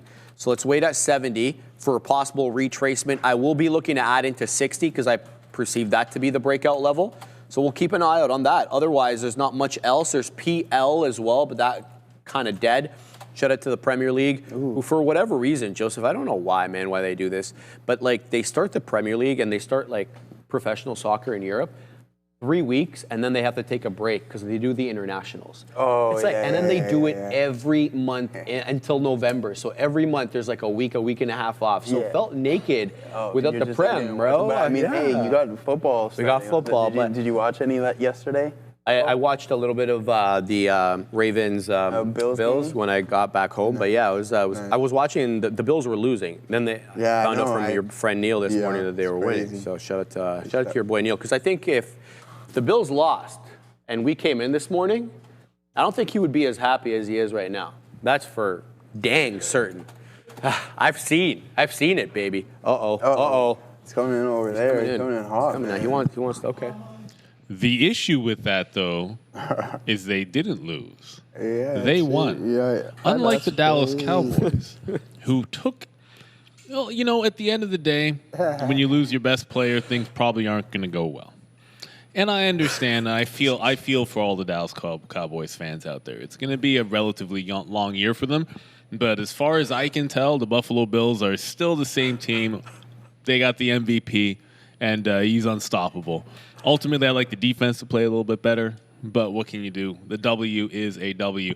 And just in the chat, I'm going to answer this because Joseph asked me what was going on. I've been talking to some of the people about this Phillies fan Karen thing. I don't know if you guys know about this, but I genuinely, and if you don't know what's going on with this Phillies fan, there was a lady at a Phillies game. A home run ball gets hit by a Philadelphia player. It goes into the row in front of her. She tries to get it. Another guy gets there before her, and he gets the ball first. God, he walks back to where he was sitting to give it to his son. She comes over and decides to start yelling at them like it was her ball and it was in my hands. Puts hands on the guy even. He concedes and gives the ball back, at which point I guess everyone on TV found out.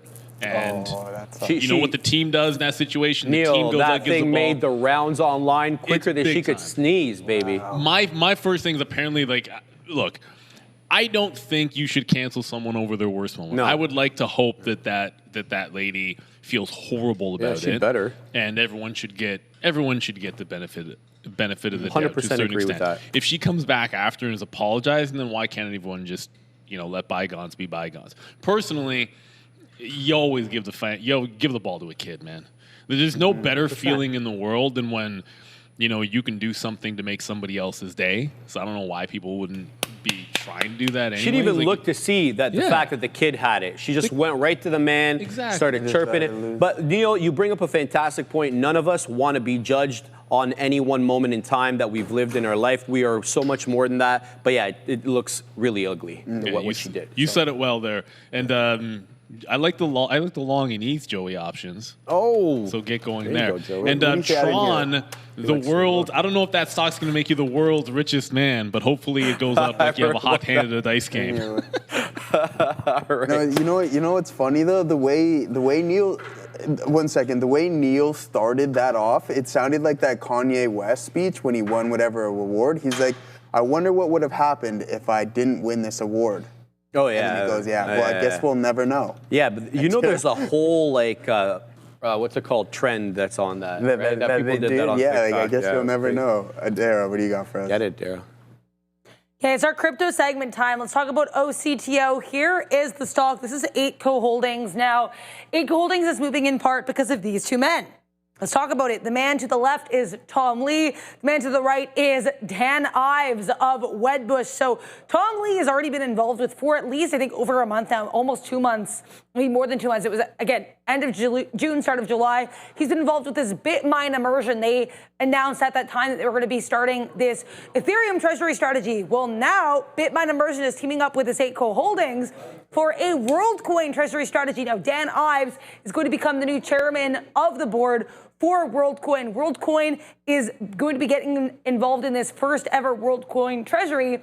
starting with a $250 million private placement, in addition to a $20 million backing here from Bitmine. So that's where Bitmine and Tom Lee come into this. Interesting stuff. Of course, Dan Ive, known for his colorful shirts, his tech bullishness, and he also has this IVES, I-V-E-S, AI and tech ETF. Now, let's actually look at crypto here. Bitcoin coming into a really interesting level on the daily chart. We've now had some resistance around that 13,400 level twice, but now we've also made a higher low on the daily. So if we can break above that 13,400, could be a nice breakout level for Bitcoin. Right now, we're about 600 points away from that level. Back to you.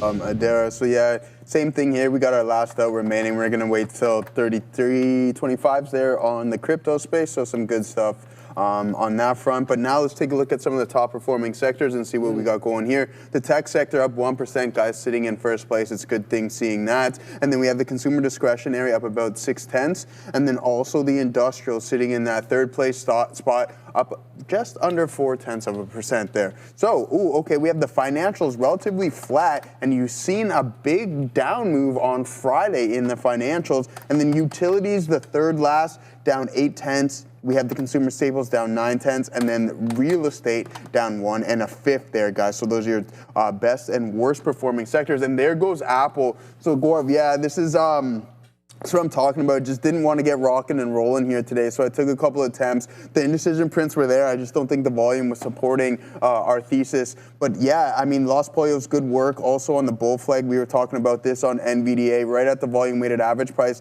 and then sure enough, you get that beautiful bounce off of the specific indicator, and then now you're heading back towards that high of the day. Downtrend snapped, positive, positive, positive. Now you want the 5-minute candles to hold above that, and then maybe you can continue that trajectory to the northeast. And this is what I was referring to either as well too. I don't know why I don't have it on my thing. Oh, because I did that, Sharif, I did that thing on the platform where each different desktop you can have a setting, or each different like obviously management thing. It doesn't display on this one, but so what I do, I just go through some of the names on the weekend, and then I grade the potential setups. And this is sitting around a CC plus. The volume isn't really there, but some nice indecision prints south of the some key support levels, and then sure enough, you get a nice little bounce here on the day.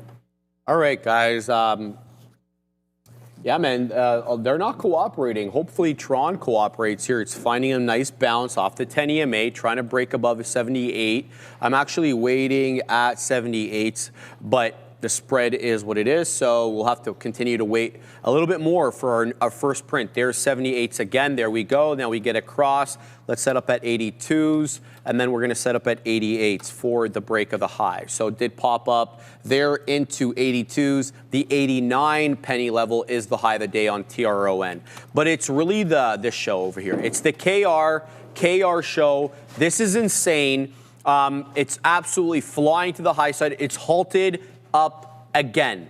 1805, the halt level, it's up 244.5%. The theoretical auction price, the top, always here on my screen if you're able to zoom, 1805. So basically shadowing the halt price itself, which is 1805. No change there. So we'll continue to watch. This one will be open earliest 11:30. Sorry, it halted 11:33:42. So at earliest, it'll be open 11:38:42. It could be longer. It could be shorter. Keep your eye on this one. I'm talking about KR. We'll have to pack our patience and keep an eye out on that for you guys, but we won't be trading it. I want to bring to your attention another one over here. I don't know. This one, it's not setting up in the right way for me yet, but I'm seeing it come up on my scanner. ACRV. ACRV is a ticker. It's up 30, almost 31%, $1.88 high. But as you can see, this one was moving in the aftermarket on Friday, and it got to a level of about almost $2, $1.99, $1.98. Last, it's still about 10, 12 pennies below that. So I treat the aftermarket high on the prior date in the same way I would treat the current pre-market high on this day. So it hasn't cleared it. So I would insist sort of that this get above $1.99 before I weasel on in. But yeah, I just want to point that out to you guys so you guys could have advance notice of it or trade it however you want. So we'll keep tabs on that. How are we doing here on LDI? I did move my stop up to tighten up a little bit on LDI, but it is also coming back down. It looks like it's going to lose the volume weighted average price. My stop below that's at 67s. It's showing me 72s, 73s now, but it's still putting in lower lows and lower highs. Only one beak wetter on TRON, as that did pop into the high 70s, low 80s, and we didn't get the fill in the low 80s, so only one profit taker on this one, but I do have an order resting there for more at that 60 breakout level. That's the level that I perceive we broke out of the bull flag on TRON, so I'll pack my patience on that one. But ACRV is putting in another move over here, so let's load up ACRV. I don't want to remove Octo because I may want to punch into that at some point if it sets up, but ACRV, let's set up on that one. Let's see how this one's doing. So we're still putting in these lower highs. So even though, I wouldn't trade this just from a price level because below the aftermarket high from yesterday, it's also on a trend basis, not setting up, right? So I've been lured into these before. I would have to insist on a trend break to the high side above that trend line before weaseling on in because it's continuing to put in lower highs. KR is open. Where is that one? There we go. Topping tail into 2019. Up into down into 19, but there it goes right back into 20. So KR now up over 270%, 2019 high. It's trying to clear 20 right now. Keep your eye out on this one. I'm just going to see if it's still blocked in our system. Yeah. Oh, wow, it's not. Okay, so it's been unblocked. So somebody asked for this to get unblocked because now we can execute on it. I just hope that it's not too far away for us to be able to weasel on in. It's already gotten a lot of eyes on it, and the short sellers are going to be as interested in getting short on this one for the mean reversion as the longs will be now that we're well extended away from the 10 EMA. The 10 EMA on this one's 14 to 30. You got a high of 2019. So keep your eye here on KR. It's live for us now, so we'll be able to execute on it.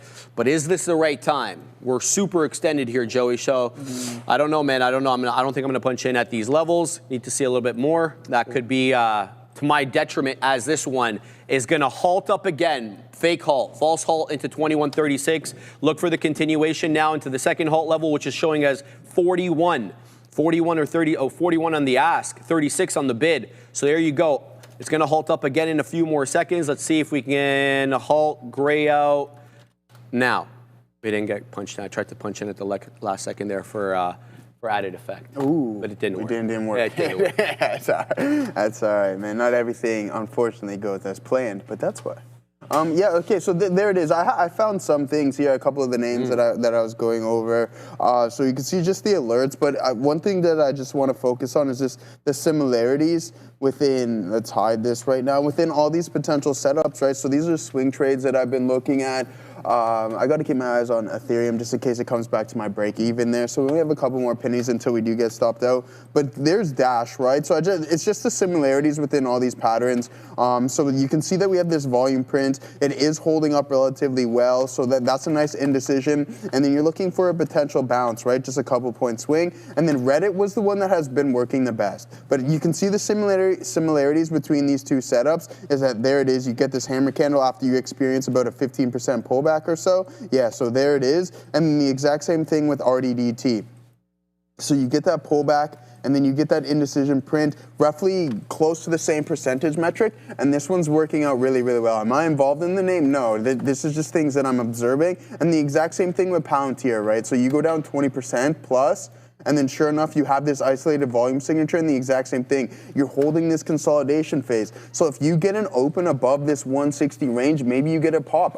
Am I saying that you're going to go and breach these all-time highs? No. Essentially what the trade is you're looking for a couple points, you sell a bit, you leave a little bit of a runner, it either continues to do so, or you just get out all break even. Same thing with AMAT. Why am I looking at AMAT? You can say, Joe, well, the isolated volume isn't there and the price action hammers aren't relatively all the same. Well, I'm going to give you another example of something that I've observed. So there it is. You have all these indecision prints around these lows. And then if we go over to Micron, it's the same thing. I told you guys a while ago I took a loss on this one, but it's just like, okay, so you have the indecision print, you're looking for the bounce, it breaks the low, then a couple days later you get those prints and then you get that massive bump up. So that's kind of what I'm looking at here on AMAT. But see, that trade is already set sail and it's essentially $7 higher than the break of this specific candle and when you'd want to get involved in right there. So not too bad. And the exact same with Dell, you get the gap down after earnings, volumes there. It sells a little bit more, but then you get an additional pop. Same thing with coin. The volume isn't there, and it's like it's almost a month or so after the earnings report. So keep an eye out on this. But if this base continuously holds like how it is right now, then maybe you'll get a little bit of a bounce. And I wouldn't trade coin. I would more or less go coin L. But remember, these leverage ETFs, they are not investment vehicles. They're more or less intraday trading and shorter duration trade vehicles. And the same thing here with NVDA. You're down 10%. And then you have that indecision print. Isolated volume signature, not necessarily there, but you have multiple hammer candles around these lows, and then sure enough, you experience that high. So that's just kind of what I do, looking for potential swing trades. And you guys already know that I'm in Ethereum, so again, I got to be patient. And that's what I'm contemplating is like, do I let this go, give myself another opportunity to get involved once again, and then potentially take some more trades, or do I just let this ride and stick to my initial game plan of, hey, I would love to hold this to the end of the year to see what happens, because anything can happen. So, and especially with how bullish I personally am within the space, it doesn't matter what I think necessarily, but I think that there's a lot backing this potential trade there. And there it goes, NVDA giving back a little bit of that breakout.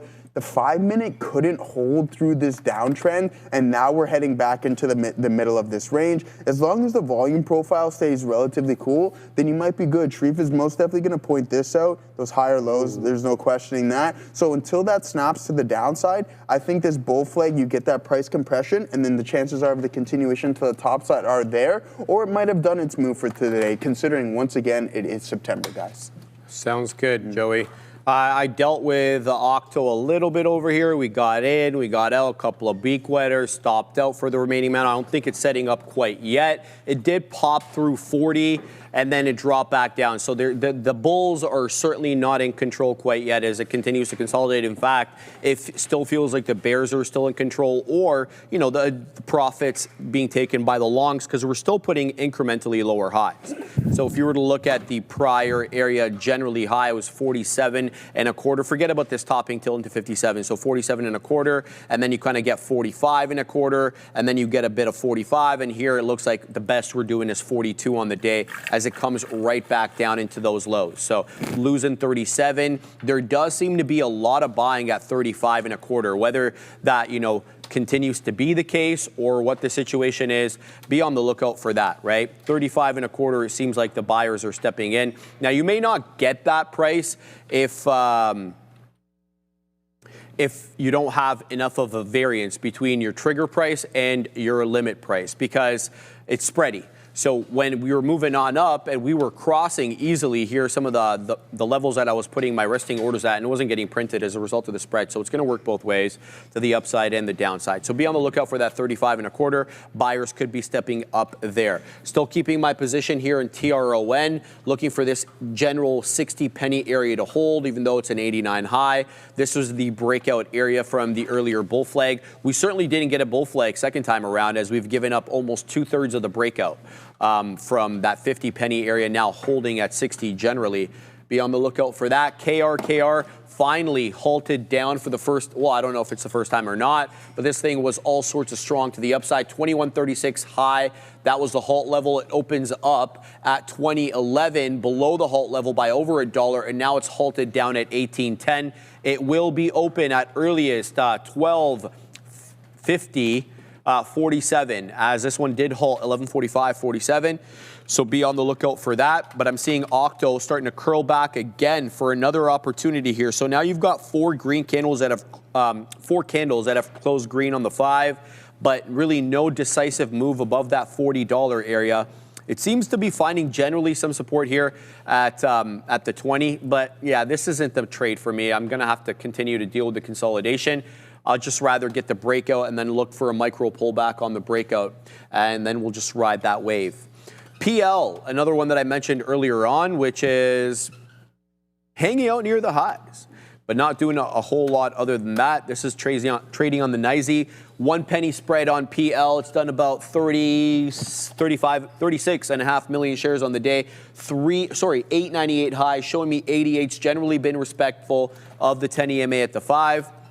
Let's see if we can weasel on into this one and try to ride a flat top break. Don't mind dollar cost averaging again into 75, but this has just not been the day for these small cap gappers. I've been having trouble catching a win on some of them, so Yeah, Joey, we're gonna have to continue to try here, but definitely not. They're not biting today, baby. Yeah, sometimes the fish ain't biting, brother. That's how it.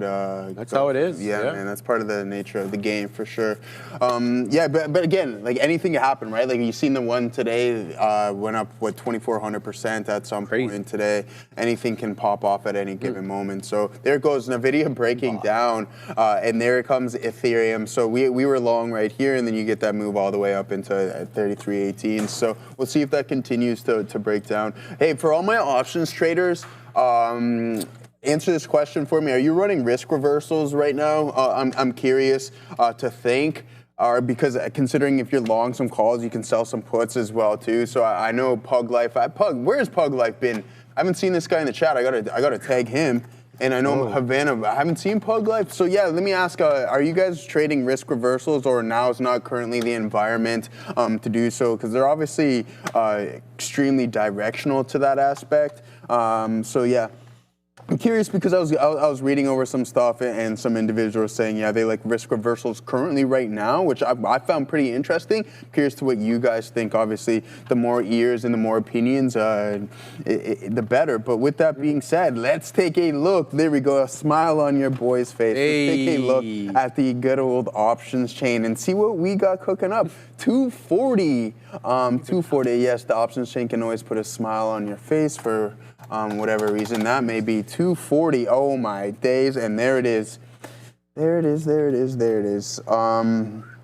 So 240, this week's expiration cycle, 38,300 contracts at that specific strike price. We go up and down the chain. I'm not seeing anything substantially as high. Now let's pull up the actual underlying chart to see where the high of the day was. Can you guess? Yes, you guessed it right. It was Get it, Joey. It was 240.43. But when it works, right, Sharif? Not every all the time, but sometimes when you can correlate the two, the actual underlying asset with the actual display and the open interest, you can say, hey, well, that's a substantial call wall, and we're going to continue to sell. So there it is. We'll point this out, 240, and then sure enough, right here, we have 240 with 38,300. So a lot of short contracts. I would be looking for that to close south of 240 on the week, and let's jot that down. Let's note it.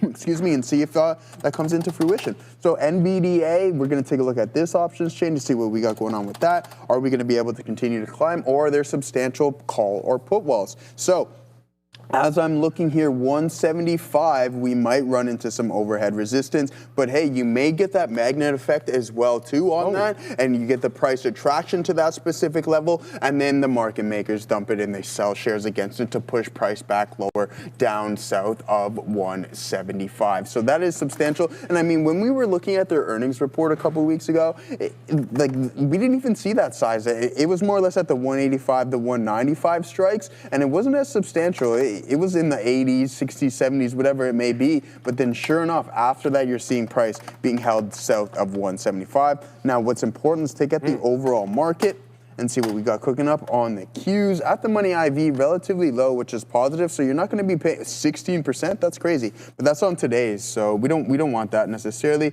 We want to go to, when does this say? We're going to go to the 12th. We're doing it live. We're going to the 12th there. And nothing substantial other than we have 35,200 at that 590 strike price. Where is the high on the Qs? Where's it at? I don't think it's there, to be honest with you. Oh, yeah. No, because I think this is max pain on the week, Sharif, considering, right, that's going to be the highest level of open interest on the call side for this week's expiration cycle. So that's going to be max pain 590. The high of the day is 580. So we're not even where we're at, Joe?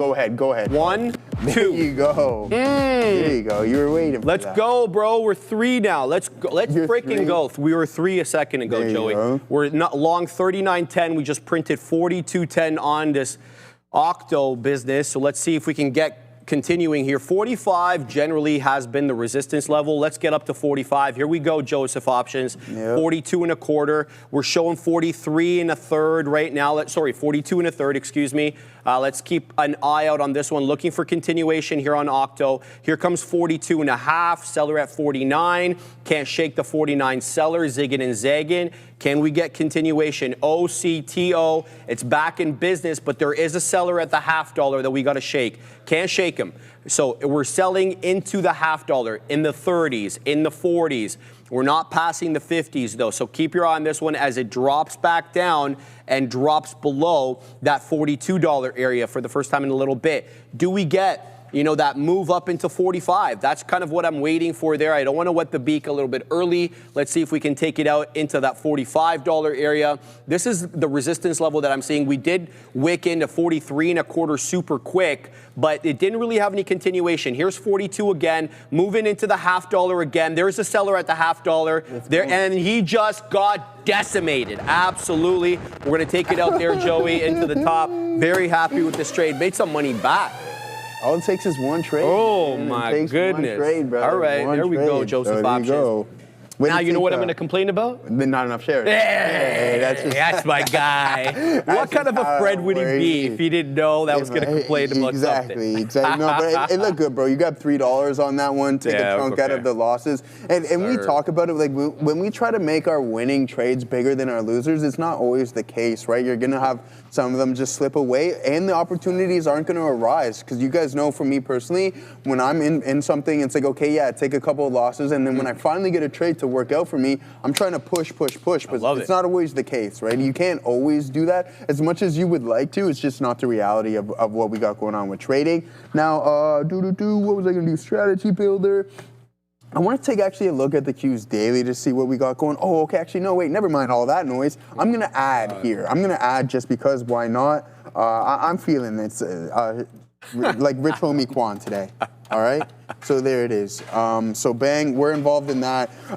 We just put in full size right there to see if we can get a retest of that high. We're out at 33s. The south of that, if the thesis doesn't work, then we're probably going to get stopped out, reassess the situation, and then look to get involved into it one more time. Los Polios, I think that liquidity grab on NVDA might be complete, right? Like, so you have the volume there, south of VWAP, holding some levels. So whoever had their stop losses in this specific realm, sure enough, got lip grabbed, and then now we're starting to slowly grind higher. So yeah, I mean, if the space is going to be super strong today, I think we have plenty of room to run, and most definitely going to retest this high at 33.20s there on ETHA.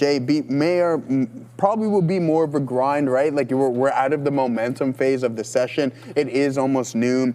Things are starting to cool off. The boys at Wall Street they feel like they've grabbed enough liquidity, absorbed enough stop orders, and they're like, all right, let's go to a nice pizza place for some lunch or something like that. So there it is, 1 minute print on NVDA, looking really, really good there, right around some key support levels as well. So Gorev, Los Polios, whoever it may be, if you had the ability to grab this, sure enough, you've got 50 cents in your pocket. But if not, you can't catch them all, right? So that's what we got cooking up. One more thing on the options chain before we send it back to my.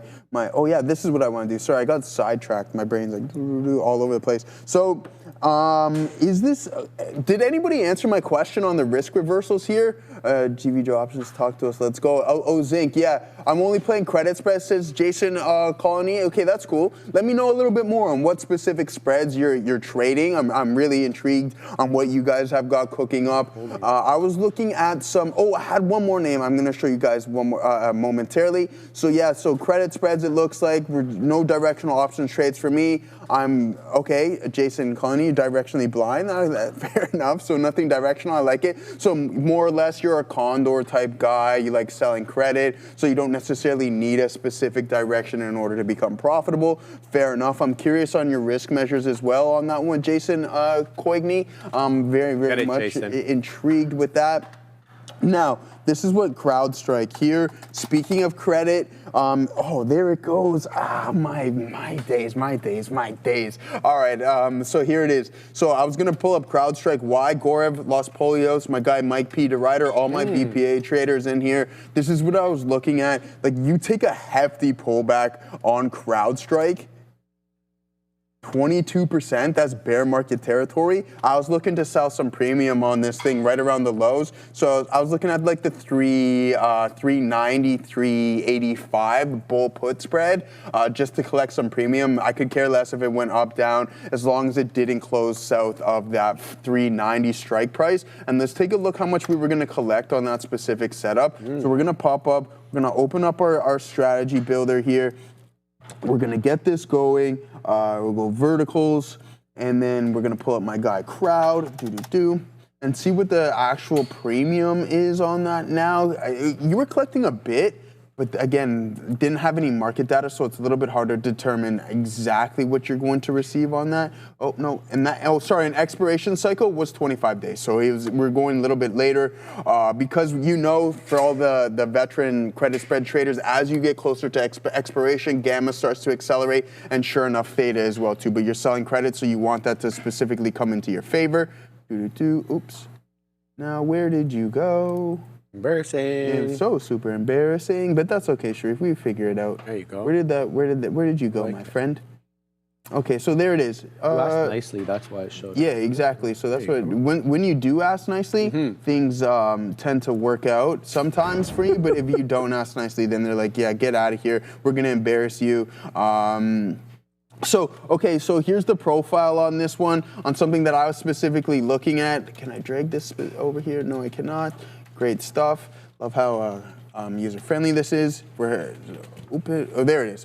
Profile on this specific spread. So what happens is like, okay, so your max return, it's not good, right? So if you looked at your risk to reward, it's absolutely horrendous, right? But you also want to keep an eye on your probability of profit. And for me personally, it's like, okay, always keep an eye on your strike prices, right? Use your delta metric to implement, give yourself a nice probability of profit.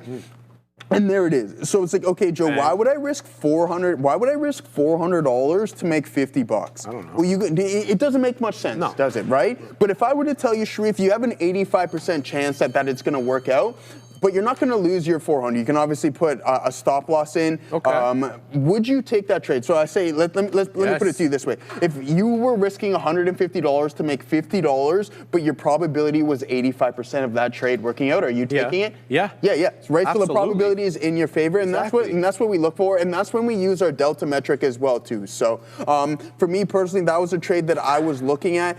I believe it now has gone.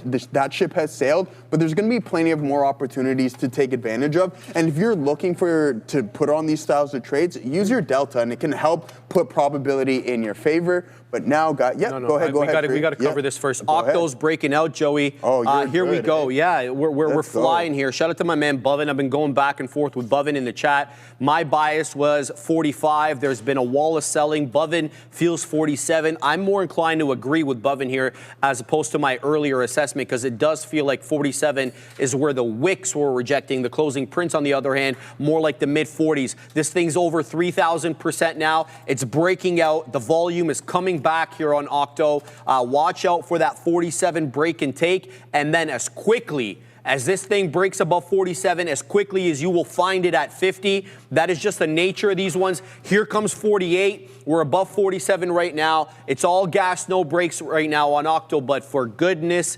sakes, trade it carefully, guys. I don't want to be the reason anybody gets blown out. Yes, that is real, Joseph. It is over 3,000%. That is not a typo. That is not P8 hallucinating. This ain't ChatGPT, baby. This is all the way up. Dun-na, dun-na. Here it goes, 48, Joseph. Here comes 49. It is Octo's world. We're all just living in it, but we're going to pause for a second, hear what Adara has to say for happening now. Market is pretty choppy here. We didn't get a ton of economic data today. We weren't expecting any, though. Again, at 3 p.m., we will be getting the consumer credit change for July. $10.2 billion is the forecast. Previous $7.37 billion. We did get the New York Fed inflation expectations coming out. Nothing really of note there, though, again, we are seeing continued caution. We also had JP Morgan here coming out around 11:20 a.m. The headline was on the screen when it happened, warning that if and when we do get that very highly anticipated rate cut in September, it's likely the market will pull back when we get that number. So be aware, just because something seems like it'll be bullish doesn't mean it will be in the short term. Robinhood on watch, this name and AAPL, both long-awaited additions to the S&P 500, and they will finally be joining the index as of September 22nd, Monday, 2 weeks from now. Robinhood also on watch. In addition to Apple, Robinhood has an event tomorrow as well. Definitely check that out. I'll be providing coverage on all of that for you guys. And OCTO, I know Sharif's been watching this one. Octo, great move here to the upside. And this name announcing a $250 million private placement and additional $20 million strategic investment from Bitmine in order to start a WorldCoin treasury strategy. Dan Ives has also joined as chairman of the board.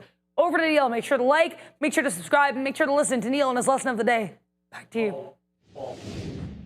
Before we get to the lesson of the day, Octo just halted at $54.42 because, of course, it did. Almost another high of the day. 3,700 and whatever percent to the upside. So the lesson of the day is buy this stock. No, no, that's not the lesson. But, I mean, why not? If you just bought that stock, you'd be absolutely laughing. But what the... Can't even get over this thing. The lesson of the day sometimes can be, whatever. Sometimes it's something I traded. Sometimes it's something I haven't traded but was looking over. And I think were missed opportunities that we should sink our teeth into. Remember Broadcom? The biggest name on Friday, one of the biggest companies in the world, gapped up on earnings, then spent the entirety of the day selling off. Well, continuations comes in two ways. You can say, well, continuation could be, it sold off all of the day, most of the day, I should say, on Friday. But continuation can also come from the fact that it was a long and it broke out on the daily chart. And going into today, you were sitting pretty cleanly at Friday afternoon's resistance. And the key thing about this, when you're looking at it from a continuation standpoint, did it make two things? Did it make a distinct low? Answer, yes. It respected that low from the pre-market to the dip into lunchtime, right into the close.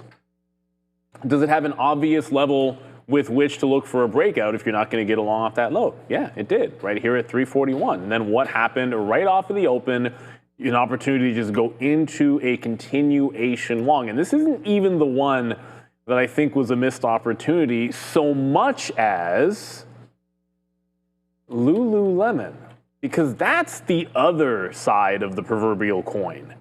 This was a gap down that, like Broadcom, kind of went the other way. It went up at the open. Well, did it make a distinct level at the end of the day on Friday? I'm going to say yes. I'm going to use the 3-minute chart because this will be a little bit easier to see. You had an obvious level at VWAP, 1, 2, 3 times it rejected about just under $170. Now this is where the low-hanging fruit comes in. This was down 20% at one point on Friday. Triple topped in the afternoon. And then if you look at the open, what's the first thing it did? It tried to break out and failed that same high. And even better, even if you didn't have that trade, it simply was a break of the support as well. 167 clean. The thing about earnings season, I know earnings season is coming up to a little bit of an end here, but the thing about earnings season is it's not just these great day one plays where you get big time runners and reversions. These day two plays, if a level is set up very distinctly, can be so gorgeous, because you don't have to worry about where you're interested in transacting. You just have to wait for it to test that level, show you rejection. If you're really fast, you're going to be able to get short there. If you're not fast, then you're simply taking the breakdown underneath, and you get follow through. And look at this. Even as it comes back up, it's consolidating right underneath that prior high. When you have new price discovery, which is what happens during earnings season, buyers and sellers are forced to reveal themselves. And when they're forced to reveal themselves, you get to find good levels to transact. That's what we were talking about on Friday for the lesson. Make sure you're transacting at the right areas and the right prices. Right or wrong, as long as you're transacting at the right price, you're giving yourself the best chance. And no better time than day two after earnings to be able to find those spots. Now, do I forgive everybody for maybe missing out on some trades at 9:30. I know I missed out on a couple of my favorite trades at 9:30 because I was trying to get into OCTO on that first up halt. It's fair. It's fair. that stock is insane and you wanted to try to get into it early. That said, low-hanging fruit in earnings season, when you can find that day 2 level, that day 2 play. Lulu gave you an example. Broadcom also had a pretty decent one as well. But when the earnings season starts back up again, these are the types of patterns you want to sink your teeth back into. And before I send you back to the boys, I will mention the tap is currently $58 on OCTO. So that would take it through the high of the day. Were it to open up at 58, it would be opening at another fresh high. The stock is absurd. Been a while since we've seen something quite like this. Go get them, boys. Thank you very much for that, Neil. And here we are. Joseph, it is 12:07 and change. This one halted 12:02:51. So let's have a look at the clock. It is currently 12:07:49. The earlier, there it is. We're open and is a new high day, 61.85. Be careful, guys. Look for the filling of the gap. The gap is into 55s, but it feels like this one wants to take 60 at the moment. 59 and change, 57 now. Dropping aggressively, it filled the gap. Is this a buy here, or do we revert back down into 47s? The selling is all aggressive right now into 53. Looking to gain some support at 53. There was a buyer at 53. Now we're into 54s. It feels like that level is giving way. Joseph down into 51 and change. 50 now, dropping aggressively back into 51s, 52s. This is not a level that I had identified, nor am I identifying any areas of support and resistance other than the $50 psychological support. It spent all of 7 seconds there at the 50-ish dollar before it rocketed back up into 52s. Does it break above the previous halt level, though, which is 55.42? If it can clear that level, then you feel maybe the shorts may be caught offside here, despite the fact that the high of the day is 61.85. But what I'm looking there at the side chart is a bunch of lower highs on the 5-second. So even on the 5-second chart, this one is giving up the ghost. Back into 50, it goes. There it goes. Joseph below 50 into 47s, breaking down aggressively after that 61.85. And that's what I'm always trying to say, guys, are around for a good time, not a long time. Now, let's see. Does that buyer button step in at 47 to 45? This is a previous area of resistance. At least that's the way I've identified it. Does it now step in and start finding support to the high side? We're popping back up into 51.25. We've still got lower lows and lower highs on each successive crest and trough on the 5-second. So we're not at a clear yet. We would have a higher high if we initially rejected 52.5. If we drop back down, say to 50, whatever else, and then clear 52.5, then that would be another local area high, and then, possibly go long at that level. Let's keep an eye out on this one. Here it comes again, trying to break through 51.5. 52.5, excuse me. Here we go, 51 2/3, 51.75. Joseph selling into 52.5, and here we are, 52 1/3. Do we clear that level? No, still the same seller coming in, despite the fact that we have higher lows this time around. Let's see if we can kind of continue. Now we're above it, 52.5 above it. Let's see if we can get in here, Joey. Take over, brother. Yeah, for sure. Whoever said call your mom now and tell her the house is gone, that's funny. That stuff kind of cracks me up. Obviously, it's not a good time for those individuals whoever short that. But I mean, I said this to Sharif this morning. I think this is making a lot of millionaires today, considering. So yeah, it's a big time cash. 4,000% is insane. I don't know if I've ever seen that. Again, I'm not in the world of small cap, so a little bit harder for me to identify. Bang, you get it? You back in it? We're in. All right, we're almost $1 in the money. Here we go. We're over $1 now, Joey options, so we're going to take it out there.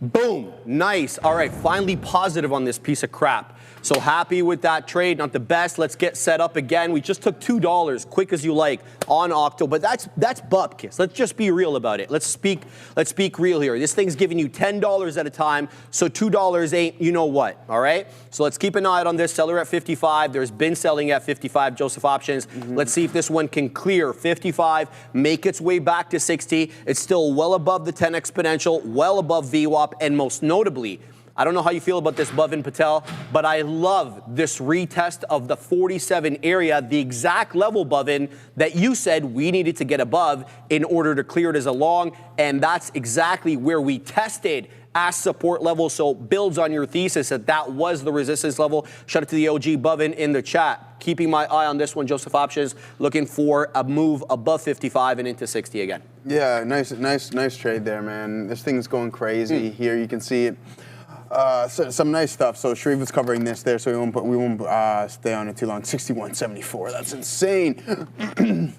Holding up pretty good here on ETHA. I would like to grab some more, but we'll be patient to see if we're going to continue the move to the downside, considering there's a head and shoulders form price action being formed on IBIT, but there it is, right? So NVDA also forming that price compression, breaking out. Is this going to be the attempt where we can sit on the backside of this trend? Maybe, possibly, but we also want to see the volume really start to pick up there as well. So what else are you guys looking at? Give me a couple names, we'll go over them. We did some options chain stuff. There's nothing in particular that I want to specifically look at right now on the chain that I can say. But we can't pull up the SPY because some people are saying, why is SPY dumping? Why is SPY dumping? I haven't been keeping my eyes on it. Okay, there we go. Thank you for that. What is SPY up to? And we're going to go through some of the heavier weighted sector ETFs. So SPY is a little bit more weak, maybe, but I guess it was strong, right? So it was a little bit stronger than what the NASDAQ was in the earlier hours of the session. So you get that big pump up there and that move back down towards the volume weighted average price. But what is XLF up to? Ooh, this was Friday session. I was keeping my eye on this, and I'm like, oh, okay, that's a bad time, considering that a lot of individuals are extremely bullish on the financial sector. Tom Lee saying that JPM can go back into being a growth stock, which is absolutely insane. Crazy. Considering that they're going to look to move everything over to the blockchain. XLE, what is that up to? We got to get into that. Just to yeah. What you're we're going to get into about. that on the news, guys. Yeah, Apparently, the government's not very happy that everything is going to get tokenized, Joey. So Yeah, well, talk about that. Hey, man. The governments want their cut. Yeah, exactly. Of course they do, right? what happens, right? So, but I mean, Exactly. They got to look at it from an aspect, Sharif, like maybe increase margins, more tax, more transactions. You're going to get your money one way or the other. So just get your hands out of all of our pockets for the now. Oh, that's my man, bro. I want the government's hand out of my pocket once and for good, baby. Yeah, that's my guy. Unfortunately, that will never be the case. But if they can step out of it a little bit, that'd be fantastic. But I don't think that's going to be the case anyway. They always want more fiscal policy. Okay, so I'm going to hop out of this Ethereum trade as it's looking like it's going to break down, and I think I'm going to get involved in some NVDA via NVDL because this potential breakup, if the market wants to participate, I think will be okay. Robinhood is right back up to 116, and if we go to the daily on this name, I looked at it, I'm like, yes, finally added to the S, and sure enough, you're only a couple points off of that previous all-time high. You get this massive gap up. A lot of indecision prints along those lines, but here it is, guys. Some good stuff there in Robinhood. I wouldn't be surprised come tomorrow morning or even in the later hours of the session that you get that gap up and it establishes a new all-time high. And it's funny, I was like, do I rotate a little bit out of Robinhood and grab some more things? Maybe, possibly. We'll figure that out. We got to write plans down and then look to execute them on that front. But yeah, NVDA, I'm going to get involved in this name right here. Sharif, are you still cooking up over there? No, man, but we're going to break 55. You're Joseph, I'm watching intently. Here we go again. Shout out to the OG Bovin. And you know what? I want to call this out. I don't really call out his wins. But he's $50 in the freaking money. The dude's long $5, okay? Shout out to the OG Bovin. What a fantastic trade there, Bovin. $5? He's long at $5. Yeah. And he's been telling me about this since it was like way back when. So shout out to my man Bovin in the chat. We're going to keep an eye out on this one. It seems like there is some local selling here at 54, at 55. One trade I completely forgot to mention, which was actually going quite good, 890 on PL. We wet the beak all the way up into 8s there, 908s, but it's coming back down into my entry again, which is basically the same level I got in. So I'm going to pack my patience, leave that one, let that cook, and then I'll try to focus my attention on Octo. Here comes that 55. There goes 55. This thing's all sorts of strong now as we try to work back into that 60 area. Good strength on this one. Pack your patience for this trade. Look for that big move up. Wow, Joseph, right in the money, $1 in the money immediately as we punch in 55.75. Just took it up 56.75. Let's see if this one's got 57. in its future. Here we go, 56.5, 56 3/4. Now we're setting up at 57 1/4. Let's see if we can get through that selling into the $0.50 here at around 56. So good strength here on Octo, looking for continuation, but there does seem to be some selling into that $56 area. Oh my goodness, here comes 57. Boom! Joseph Wilson! All right, baby. It's pretty. It's so pretty. $3 in the money, bro. We're still holding this. Get out. We're flattening that out. Boom! All right, it ain't a $50 winner, but it's okay. I don't know. I think we've cumulatively taken maybe $6 or $7 on this one through all the ins and outs. So topped out there, didn't stop out, took it out at 58 1/4.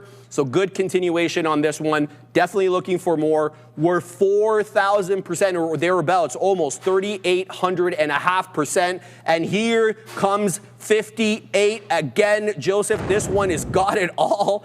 Boom. All right, yeah.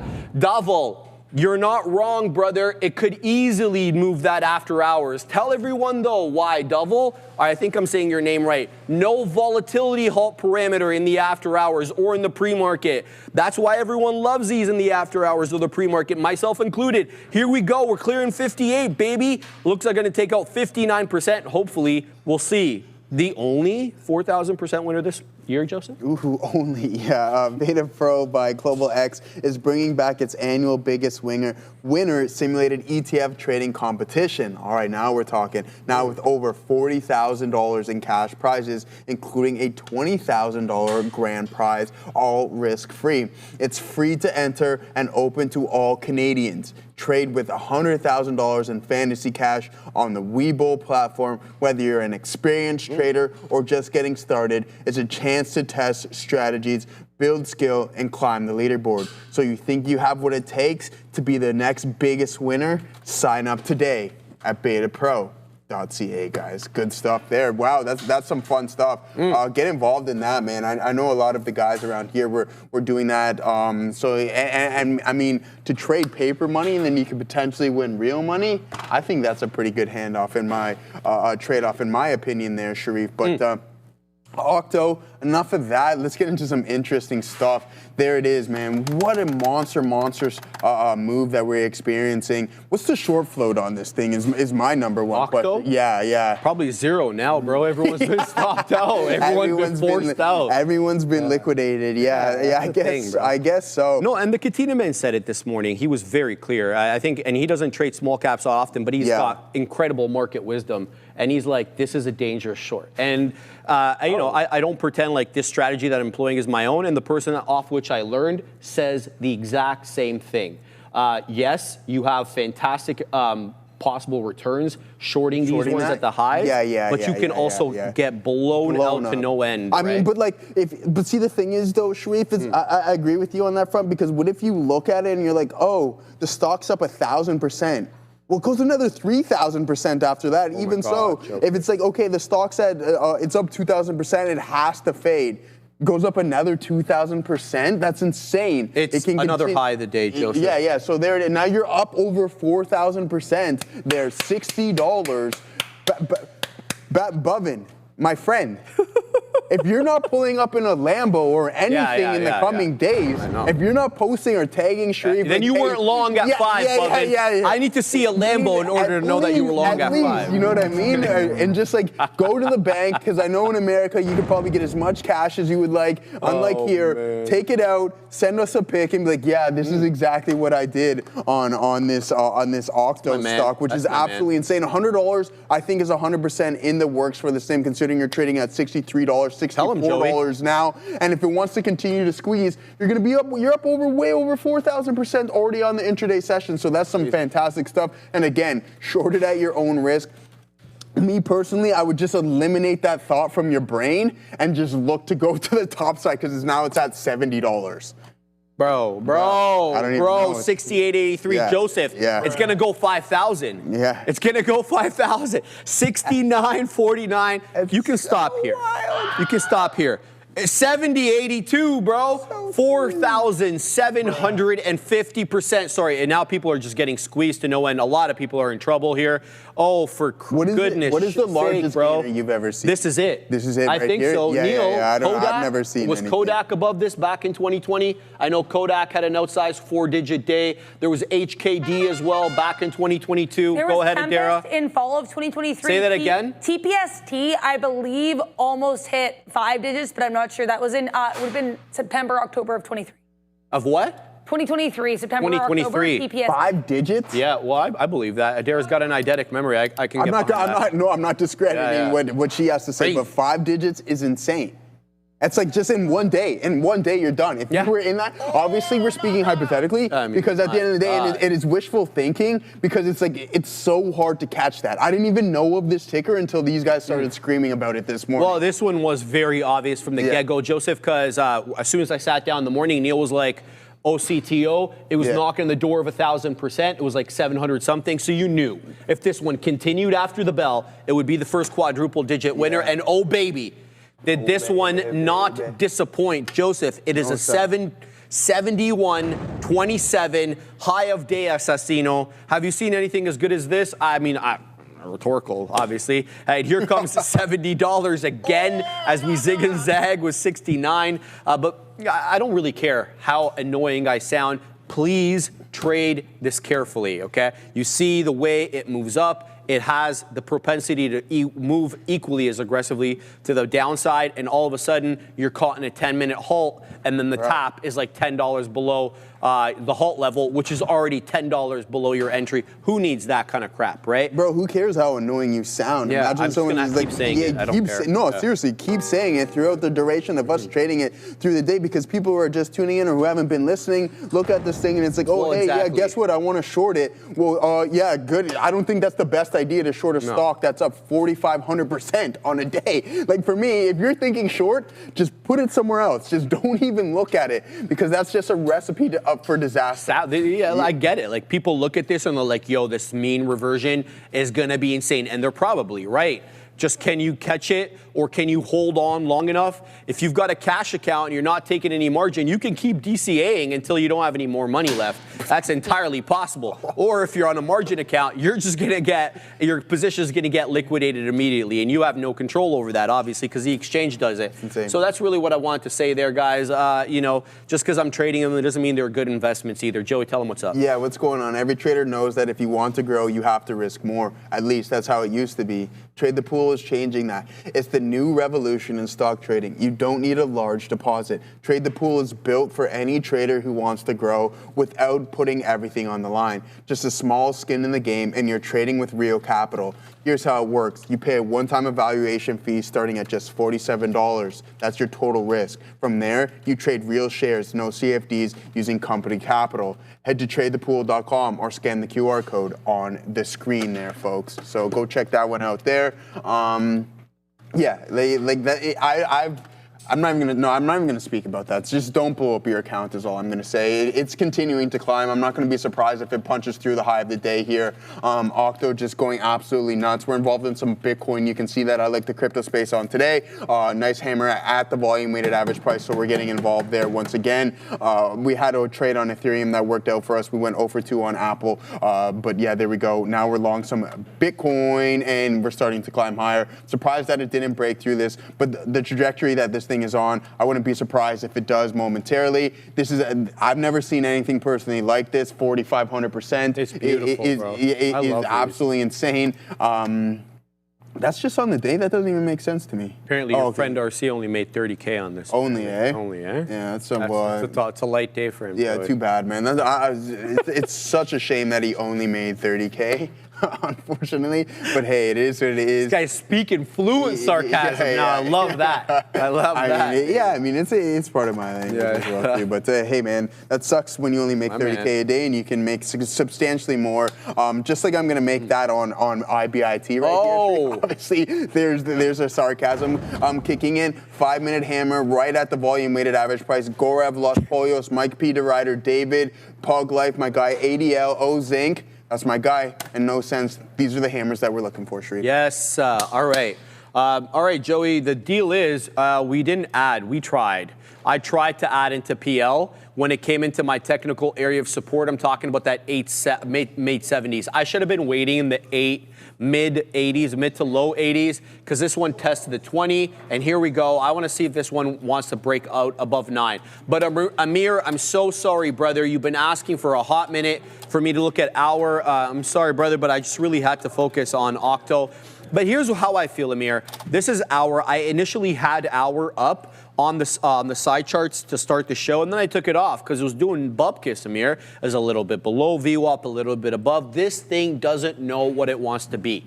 Doesn't want to be a trender, doesn't want to be a ranger, doesn't want to be a bamboozler. It has no identity. And here's what I see, though. Sorry, SSC, I know I was exaggerating for effect there. $6 seems to be that area of local resistance. You really can't print anything above $6 saving except for one measly candle on the 5-minute at 10.10.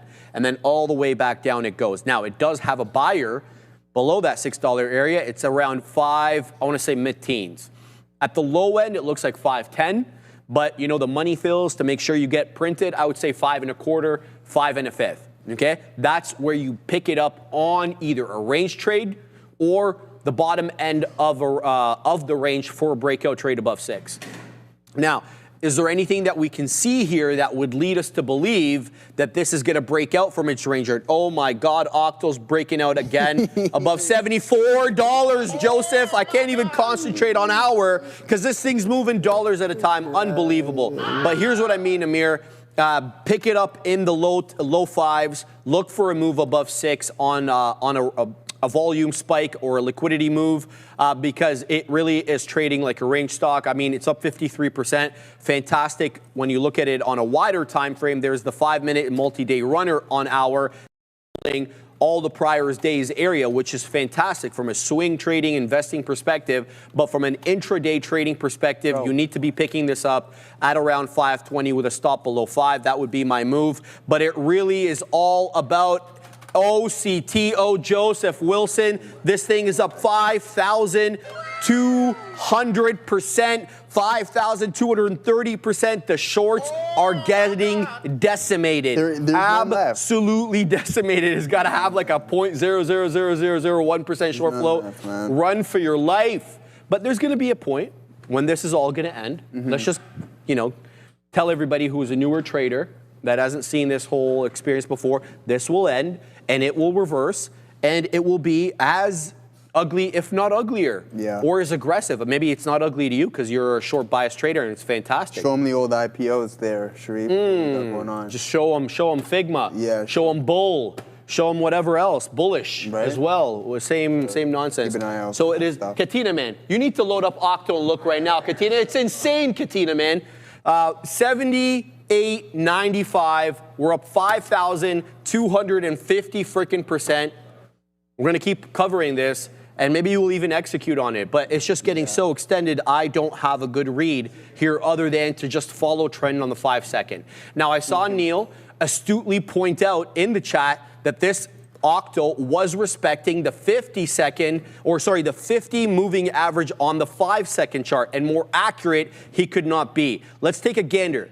That red line on your chart, that is the 50 EMA, and this is the 5-second chart. It basically reclaimed at 10:45 and has not lost that red line at any point, Joseph Options, since, you're not going to believe this, bro, since 12:10, 20 minutes. This very, very volatile name has been respecting this red line right there. Look at that pullback right off the 50, pull back into the 50, pull back and hold into the 50. And here we go again. We're coming back into the 50, which on my 5-second chart is at 74.5. But this thing has other ideas. It wants to take out the high into 78.95.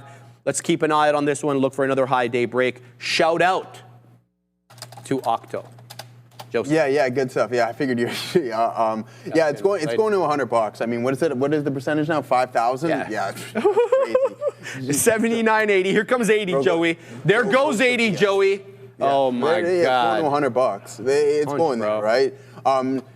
Johnny Bravo, how'd you get in at 4? Okay, so I understand that you woke up at 4 a.m. and you got into Octo at 4:45. Crazy. How did you know about it that early? Is what my question is. Like, how did you just know?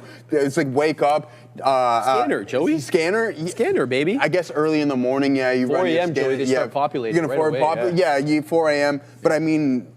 Okay, now I'm going to get real. I'm not going to go hypothetical. Let's see if there was any volume at 4 a.m. in the first place. There probably was. Yeah, there probably was. Yeah, there was. There was, Joey. Yeah, there definitely was. And it's like these things will do volume in the pre-market because there's no halt levels. Yeah. All the degens love them. Yeah, for sure. Yeah. I want to zoom out though to see the liquidity. Yeah, okay, yeah, there it is. Yeah, so you're probably right off the bat, boom, you're starting with this there. Scanner channels, yeah, absolutely. I'm not going to disagree with you. I just wanted to know what made you wake up at 4 a.m. and decide, because at this point yesterday you didn't know anything about it, but then 4 a.m., bam, the scanner must have alerted you, and then sure enough, boom, boom, boom, you're getting that move. But how did you even identify? Anyways, enough of that. I'm not going to continue. So if you're in that, dude, congratulations to you. I'm sure you're having an absolute fantastic day, and I hope it continues to do so. Don't get too ridiculous. Let it ride. And if you look at this from a daily perspective, I wouldn't be surprised if you give up a little bit of the move and then it establishes a new high. I was awake. Why didn't one of y'all? Yeah, exactly. So you guys didn't tell Ramin. So that's your fault. Otherwise, she would have been putting on monster numbers there. She would have been here first person. First thing, yeah. On everyone's computer, punching in as much as possible. Request for buying power right at 4 a.m. to see if calling down Neil's phone to see if he can get that increase there. But yeah, Octo, pretty good. There goes the market though. You can see that NVDA couldn't sustain that breakout. Boom, sure enough, you get that breakdown, inability to hold the top end of that channel and that compression pattern, so you don't hold the breakout, and then now you're heading back in towards VWAP. And TQ south of it, SPY south of it, Hood still holding up around 116.33. Katina Man was in that prime time from 110, 109. I seen him, something along those lines. So big time move there. So nice work, my friend. And then here we are in IBIT, continuously working. So crypto space, I mentioned that earlier. I like what's going on here. Potential break of some downtrends, and then maybe we can get a little bit of a bounce and continuation in strength and head towards some of the previous highs. Are we going to establish a new one? Maybe, possibly, but you got to take one step at a time. Got to walk before you can run. Let's go IBIT. All right, guys, I'm just continuing to watch here. It's zigging and zagging with 80, a little above 80, a little bit below. It's got a high of 83.12. This current candle is green with a higher low and a higher high on the 5, but it is currently a candle of indecision as it has a very small body. So ending up like a doji candle, which is basically signifying a momentary equilibrium between buyers and sellers. Doesn't mean it closes that way, doesn't mean it stays that way. It just means that's what the current state of affairs is. So how we end up trading this, or we don't trade it at all. What I'm watching right now is for a hold of the 50 EMA on the 5. As I said earlier, as Neil astutely pointed out in the chat, this thing has been holding. The 50 moving average on the 5-second chart says basically about 25 minutes, and it held it again. And here we go. We're still putting, what a move. Joe, it went from $80 to 76 in 1 second. Not 5, 1. That is madness. And for the first time in, I want to say about half an hour, maybe a little bit less, this one did lose the 50 EMA on the 5. Now let's see, can it reclaim it, or is it going to use it as resistance now? We've made this observation multiple times. Wow, Joseph, it popped up back in the 80s, but is this going to get everybody lured in? It's wide. It varies, 30 pennies, 40 pennies. Yeah. How many shares has it traded? This one, let's have a look, brother. 151 million. Right. So it did lose the 50 EMA for a very split second, popped up into 80, found that same resistance that we were encountering at 80s, and then zigging and zagging now. But if you're looking here locally at the trend, we're still putting in lower highs off that 83.12. Again, it doesn't mean it stays that way, but just be on the lookout for those subtle signals, right? It moves so quickly and so volatile, and it's doing so many shares. And let's just be honest about it.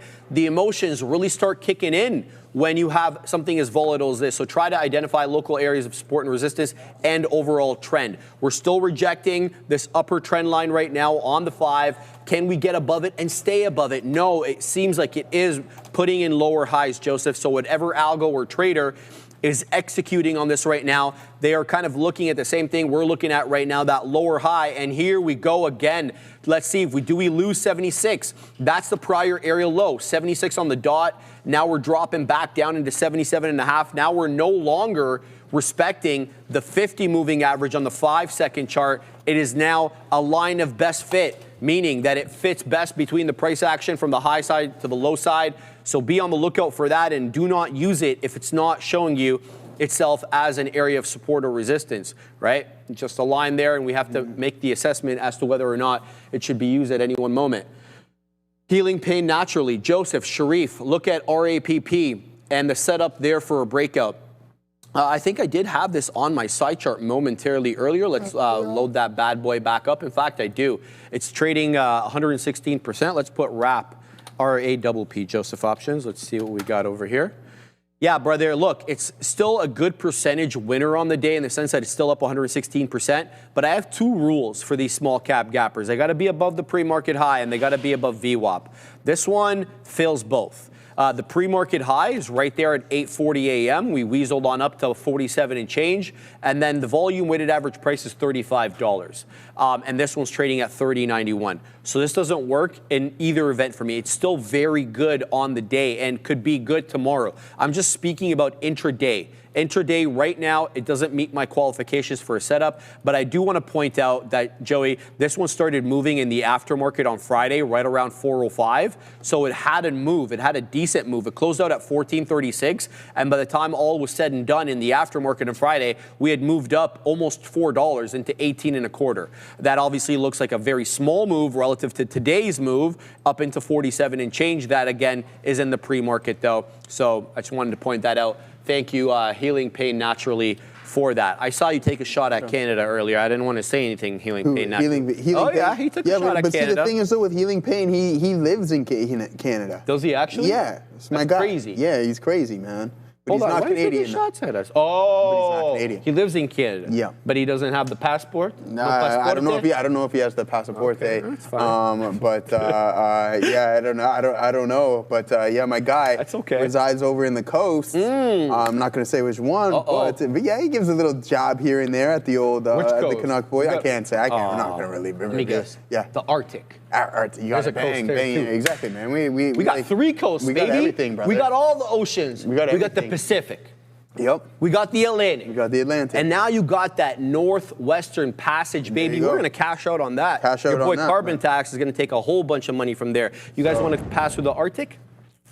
Gonna have to you're charging. You got to check in with me first, and then you can, most definitely continue your. We're having a good time, Billy. We're having a good time, baby. So there it is, Bitcoin. We're all out of this one. Why? Because look at the volume step in here on this specific candle. As we break out, you see this massive engulfing print, but the volume wasn't supporting it. And then, sure enough, as soon as we start to head in the opposite direction, it's gone. And I was going to take it out here just because, but I'm like, yeah, you know what, Hopium, we'll get a little dose of that to see if we can continue its trajectory. But I do like what NVDA is up to around these lows.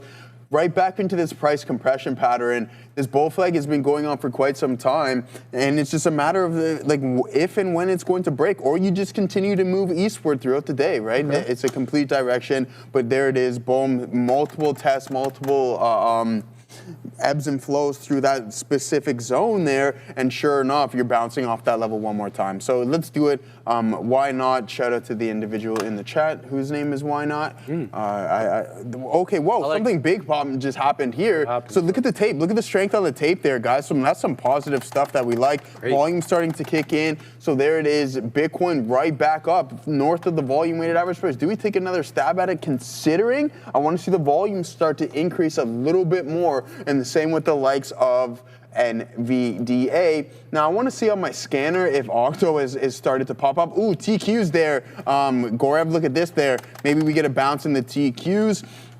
I'm liking some of these signals. The more that you see across the board, the more conviction within the specific setup I personally like. So there it is. What was I just about to do? Volume.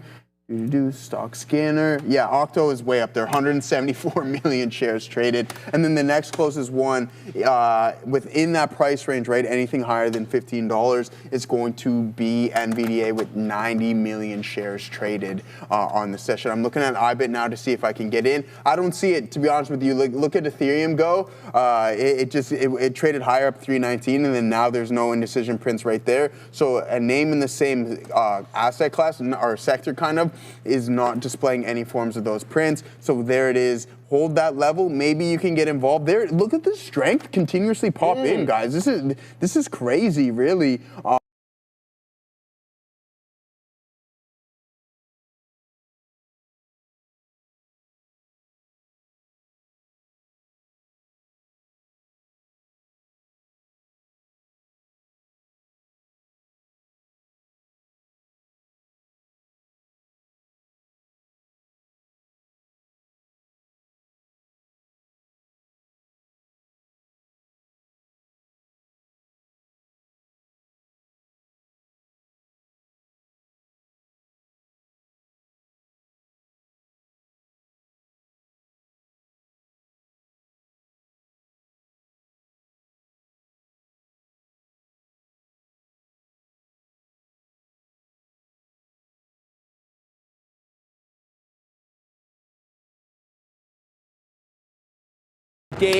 Shout out to my man Bovin, absolute banger of a trade, brother.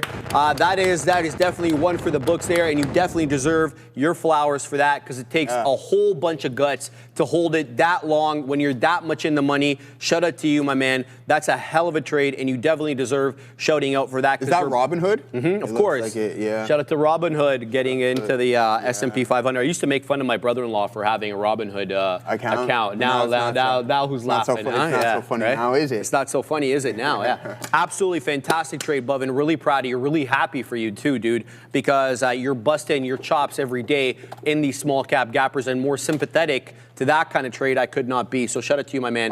Very happy for you. Go ahead, Joseph. Don't spend it all in one place either. Like, and I'm obviously like a little sarcastic there. That's a fantastic day. It seems like you know what you're doing. You've been in this trap for a while. So I'm not going to sit here and preach, but for the individuals who are putting on those styles, just don't get too ahead of yourself, because just as quick as you made it, it can go significantly faster. Like, I mean, significantly faster. You can lose it. Yeah. Fantastic. Yeah. It's a fantastic state of affairs. Yeah. It's a fantastic state of affairs. That's crazy. What do you mean it's crazy? It's as sane as it gets, baby. Rational. Adara, you ready to do the news? Hold on. NVDL. NVDL's working. Bang, we got that one. And then we're also in the TQs as well. I'm going to probably trim some of this NVDL, more or less a scalp. And that's not what I wanted to do. That's going to be TQs. So a nice look. Or should I even? If it's working, just continuously let it work. Nothing crazy on the size-wise. So yeah, let's rock and roll. All right, we're just going to wait another minute or so, then we'll start the news. I just want to update you guys on the last position that I have. Happy that I didn't stop out of this one, but displeased that I was really close to getting the ad into PL, which is up about 38.5%, looking to take out that high of the day at 910, showing me 04s right now. We're in at 90s, 890s, looking for that top break. But again, did not sadly get the ad at 77. Should have moved that up, but I was really more focused on Octo, so I couldn't properly manage this one in the way that I would want to. So we'll look to take out that high if it does take out the high. Otherwise, we'll just nurse the trade. Let me know when. We can go now, Assassino. 14 years, 0 hacks, 0 excuses. BTCC.com delivers what others don't. Trade Bitcoin up to 500x, even Tesla, gold, and Forex. With smart Kelpie trading, you don't just watch the pros, you trade like them. Regulated in the United States, Canada, and Europe, and trusted by 6.8 million traders. A Trader TV Live exclusive, baby. So scan that QR code or click the link in the description for a 15% deposit bonus. BTCC.com, where pros trade, and so now can you. So shout out to the great folks there. And with that, we will now start the news segment of the day. If I can just load up, there we go. So I got it, baby. All right, we're going to load this up, and we're going to start with the news story of the day, which of course is AAPL and Robinhood being added to the S&P 500. fantastic look for anybody who's holding these. And if you're going to trade them, keep an eye out on the ETF flows. So shares of AAPL and Robinhood each jumped markedly in the pre-market session and in extended trading hours on Friday after the S&P Global announced both companies are joining the S&P 500 index. The change will take effect on the market open September 22nd. AAPL, for their part, they're going to replace a company called Market Access Holding. Robinhood is going to replace Caesars Entertainment. So Caesars getting the boot out of the S&P 500. The index inclusions, which was kind of what I was saying in the beginning, typically trigger buying pressure as fund managers adjust their own portfolios to match the benchmark indexes like the S&P and the NQ100, the Russell 2000, the Dow, that sort of thing. So you're typically going to have a net inflow. We'll have to see if that happens all in one day. Here's kind of how these companies have been trading lately. AAPL has been all sorts of strong over a multi-year period. Soared 278% in 2023, another 700%, Joseph, in 2024. And this year, it's only up 51% year to date. Obviously very strong, but the growth is slowing a little bit, at least for AAPL. Both companies IPO'd back in 2021 on the NASDAQ, and previous exclusions from the index rebalancing had basically sold or triggered some selling on Robinhood as well as AAPL, but they're both being added on now. Just to give you an idea of what these firms do, Assassino, they operate ad tech software delivering targeted mobile ads, that's AAPL, of course, and gaming monetization tools. I always talk about this. I always see a lot of the Unity and AAPL ads on Duolingo, that hot garbage. And then Robinhood, their brokerage app, obviously catering to retail traders. Shout out to Bovin, who just sent us a screenshot of his account. And it offers commission-free stockbroking, crypto options trading, but they're also expanding their moat. And they're trying to be like basically the retail JPM. So not a moment too soon, Joseph. They've been shafted the last couple of times. I'm talking about Robinhood, but they're in now. Yeah, they're finally in. I mean, this name has been continuously growing for quite some time.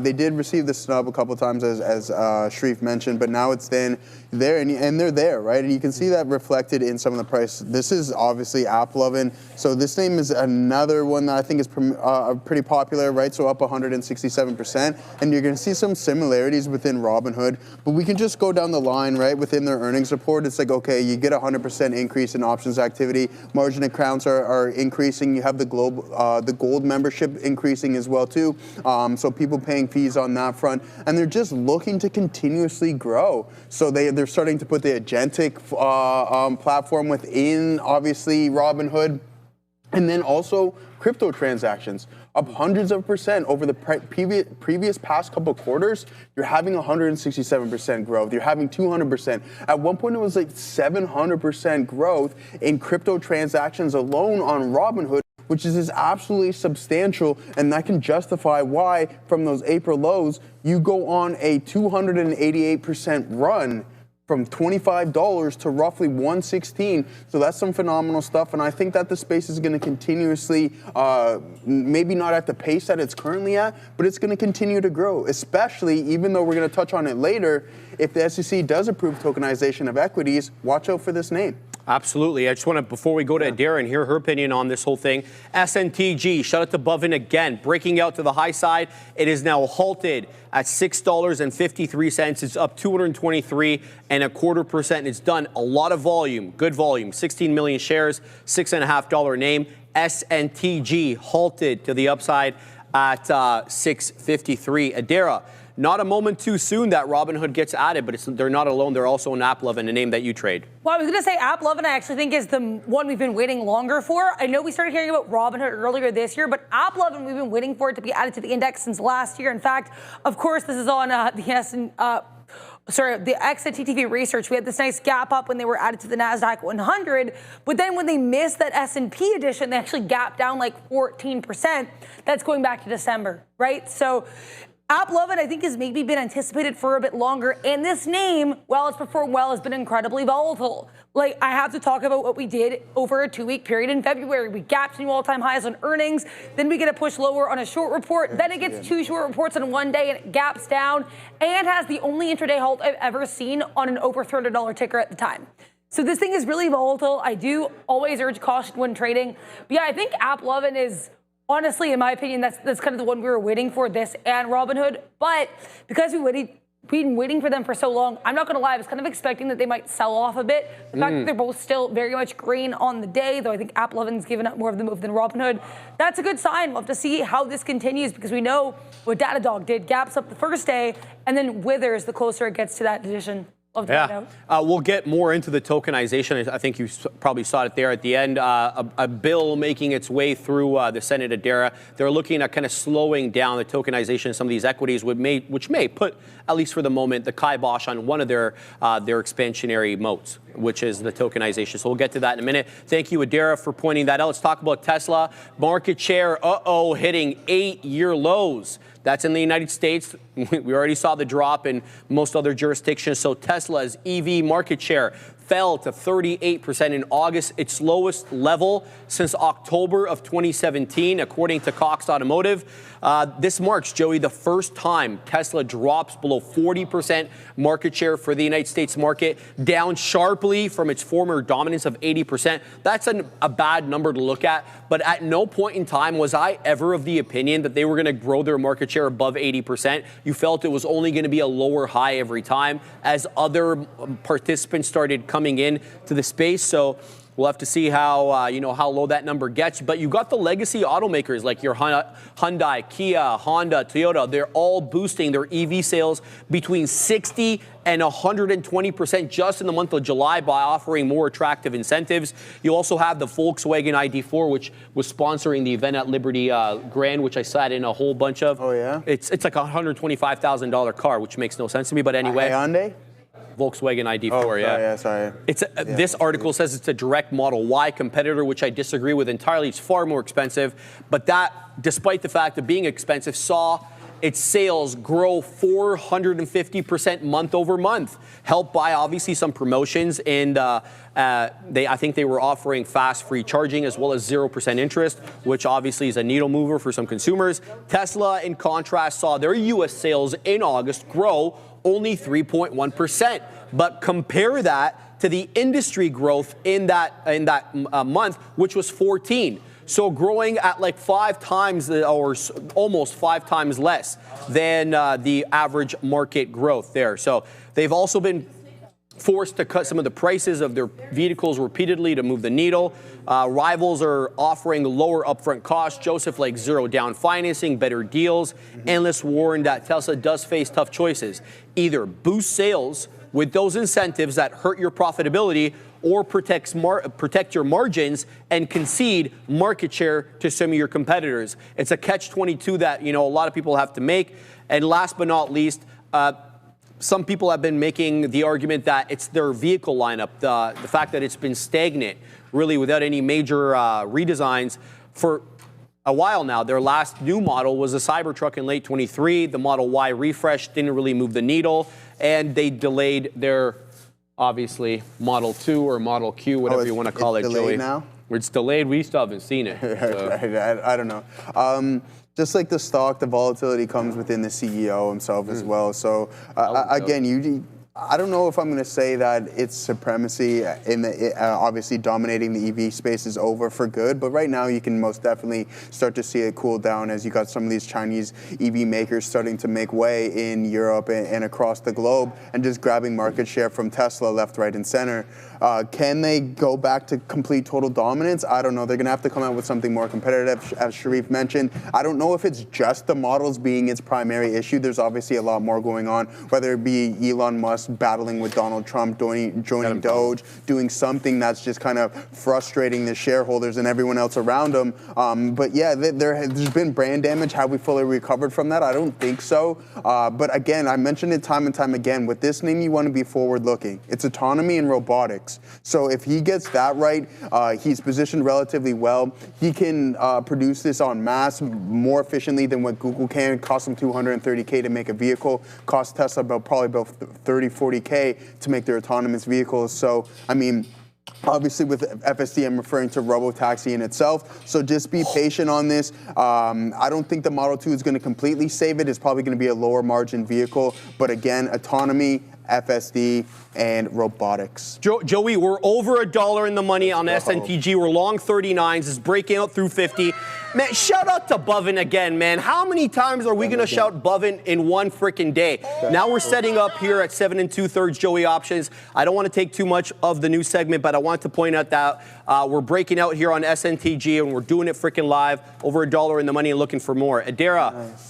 Are we going to see the Model 2 anytime soon? I hate to keep asking you the same question, but that's really what everybody was wondering. Yeah, no, I don't think we're going to see it soon. Eli Lilly, just so you guys know, kind of rocketing here. I'm not seeing any news on it yet, but be aware. This is gone in a matter of like 20 minutes from 7:20 all the way to 7:32, which is not usually how this moves. If I have any news on it, I'll let you know. But right now, I'm not seeing any. I just want to flag that. Now, with regards to TSLA, you guys know how I feel about Tesla. I want Elon to give us results. Bang. And what's weird too, Sharif and Joe, is the Model 2 was not included in the very long list of goals that has been set there for Elon Musk in that pay package, right? Like $7.5 trillion in value creation to get the company to an $8.5 trillion valuation. We have also got the AI bots, the robo-taxis. What about the Model 2?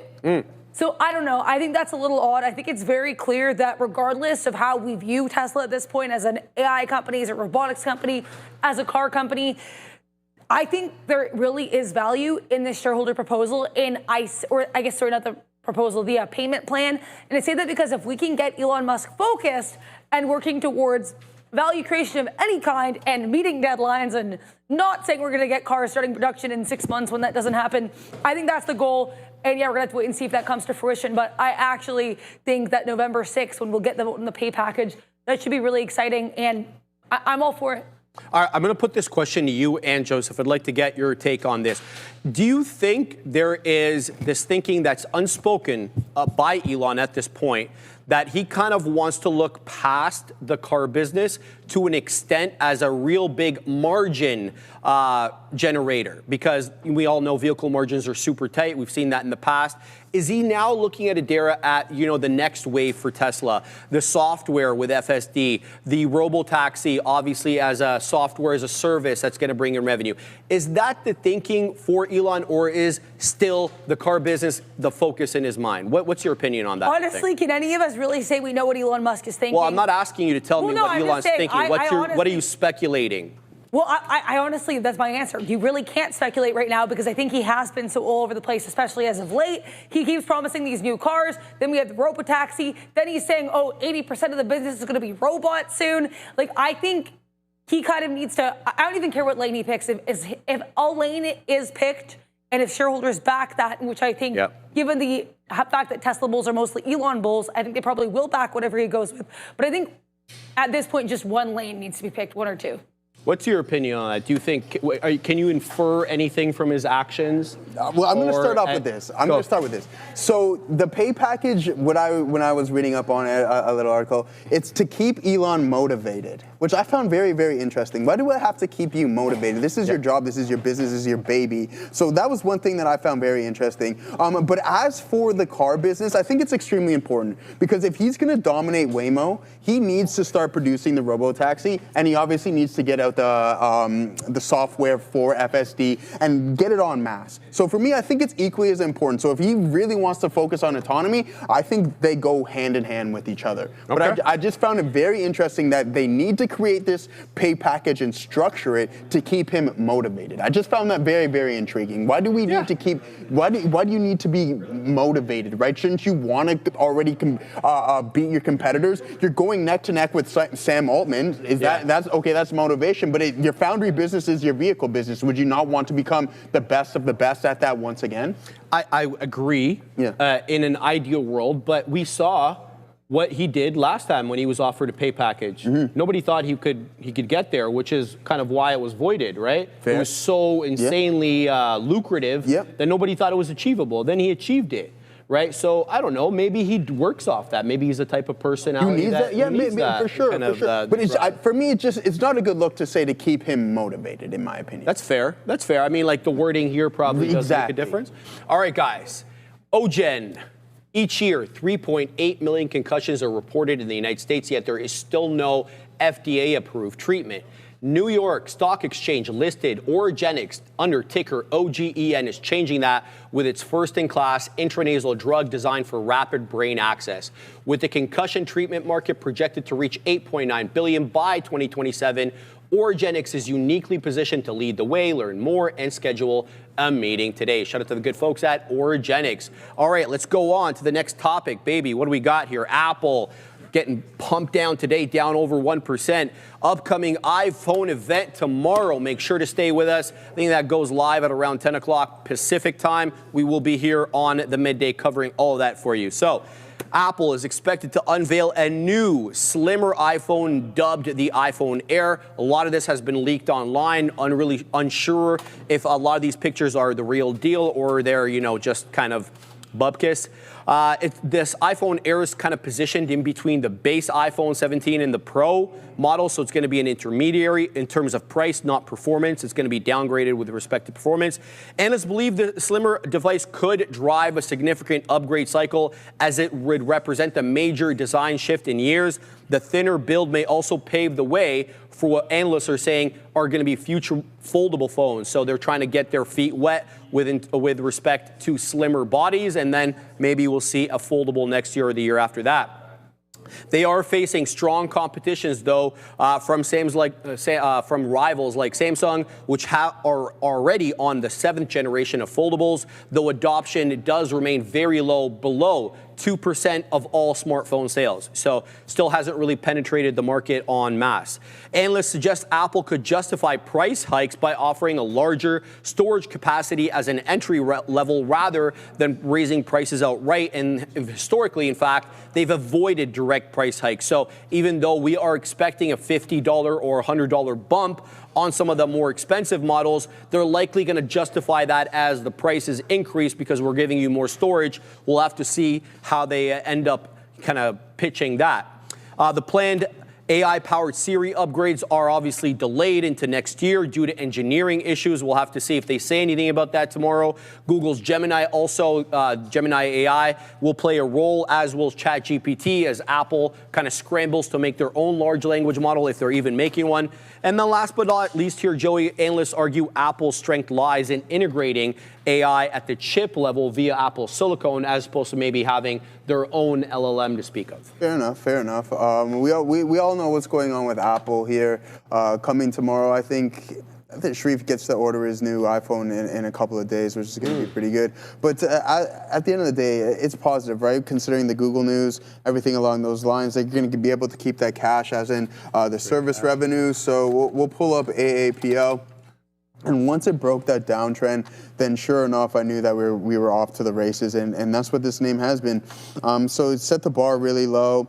April, obviously with the previous keynote, I think that's what they did because they botched AI in the previous release. So it's just like, all right, let's just kind of get our feet together here, our thoughts together, and see what we can come. I like what Katina Man was saying as well. These guys don't even need to come up with anything spectacular. They can just charge the likes of Perplexity, ChatGPT, and continuously collect that revenue from Google. So yeah, there's ways that they can monetize, obviously AI and everything. So I think they'll be just fine. I don't know if I don't think the 17 is going to be that super cycle that we're looking from. I know the 16 was supposed to, but we obviously had the botch release. Now, our individuals and people who are looking to upgrade their phone is to be like, oh, okay, well, I got the 16, it didn't work out. Am I going to get rid of this and then hop right into the 17, not knowing that, hey, I don't even know how good this is going to work out, right? Aside from the design changes, if you bought the 16 thinking even the 15 too, I'm going to get it for Apple Intelligence because they have the new silicon in it. Sure, then it will still work when they drop it next year. So you got a great point. Incentivized at least from the AI perspective, maybe a little bit less. We'll have to wait and see. Yeah, we'll have to. It has to be great. If like Siri is super agentic, like hey Siri, send an e-transfer to blah blah for me. Send it, you know what I mean? Then it's like, okay, it's all the 2 years that they've been lagging. It's like, okay, throw that all out of the window. These guys are the best of the best, and everybody wants to get back into the iPhone. Right now, that's not the case. Adara, that's not the only product though that's being released tomorrow. We're also going to get some wearables, including the AirPods and the watch. Yeah, I was really excited last year. We covered it live on the midday show when we had those, I guess, hearing aid related AirPod announcements. That I think was pretty cool. I think wearables are huge, but I think one thing that we have to remember is this is the event where we traditionally, of course, get the iPhone announcements. With that in mind, I am working on this. It has been a bit of a passion project. I have gone through and found the weekly stock performance on every iPhone announcement date, because they didn't used to be in these September events. They actually used to announce the iPhone at the WWDC in June. So with that in mind, as you can see here, generally the stock tends to drop the week of these events. Now, this is just the first 5 events, but as you can see, right across the board, there were a couple of events, of course, where we had green weeks after, but that was pretty few and far between. So with regards to what to expect from the stock, generally we do tend to lean red. Again, this is just past accumulation of data. Things can be exceptions, different things can happen, but I think with regards to the reaction, that is something to keep in mind. Now, in terms of Apple and the announcements, I have said, and I'll say it before, I'll say it again, I do not think they should bring up AI unless there's a massive announcement. If they know what's good for them, don't bring up AI unless you have something big. And from what we were reading, even reports like 2-3 weeks ago, it sounds like they're still not even sure. They're talking to this Gemini AI with regards to that collaboration, but they're still considering an in-house model. They're still considering maybe Anthropic. So I think once they nail everything down, I think it's safe to make an announcement. Right now, it just seems like they're pretty scatterbrained with regards to what's happening there, at least as far as we can tell based on reports. Okay, thank you.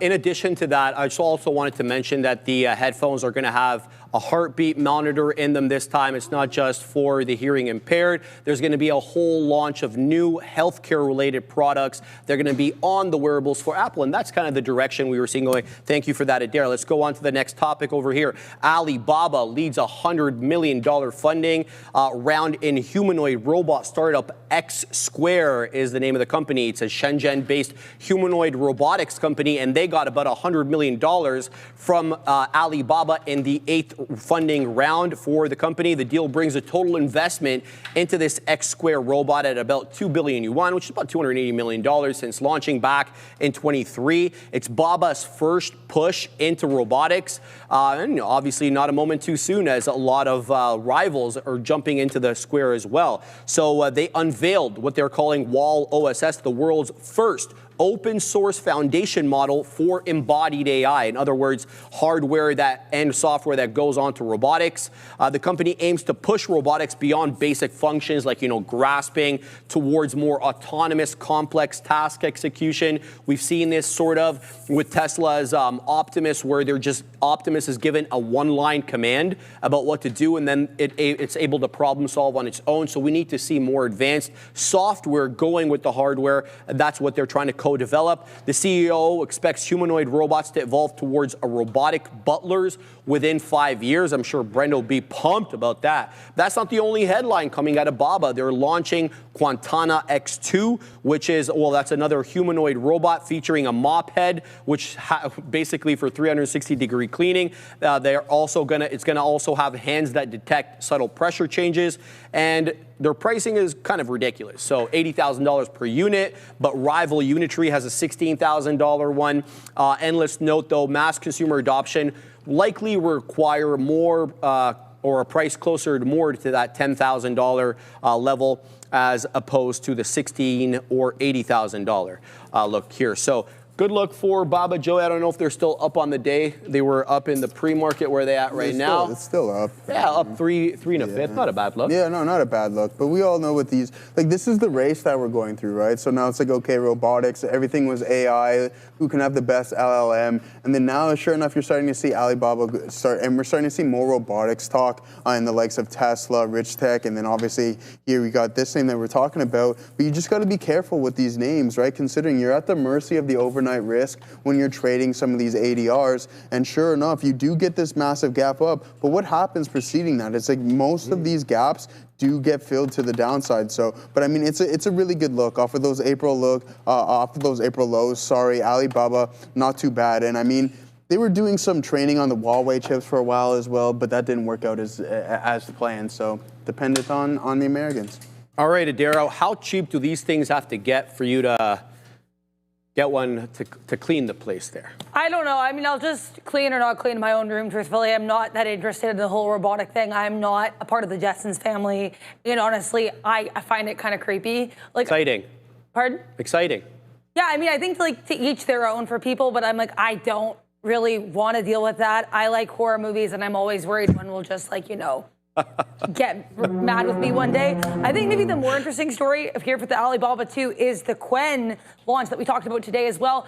Quen tends to be doing pretty well for Alibaba. We know now apparently they have they've reached a new level there with regards to, and what was the wording of this? It's not interferences, there is a word, and I want to make sure I get the word, parameters. There we go, 1 trillion parameters there for their AI. Previously, earlier this year was like 600 million was the low point. Now again, 1 trillion parameters, and this is apparently text only for that Alibaba AI. This is just Tesla's chart, sorry I couldn't pull up Baba's, but yeah, I think it's a pretty good look here for Alibaba. The fact they're also trying to get into robotics in addition. Yep. The AI side of things shows continuously they're trying to have their hands in multiple pies.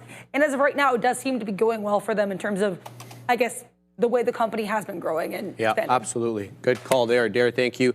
Do you think maybe that we see a slowdown, at least in the next, I want to say, 6 months, a year, out of the AI in China because of the whole H20 dissuading of the tech companies buying it and the reliance more on the Huawei Ascend and some other competitors?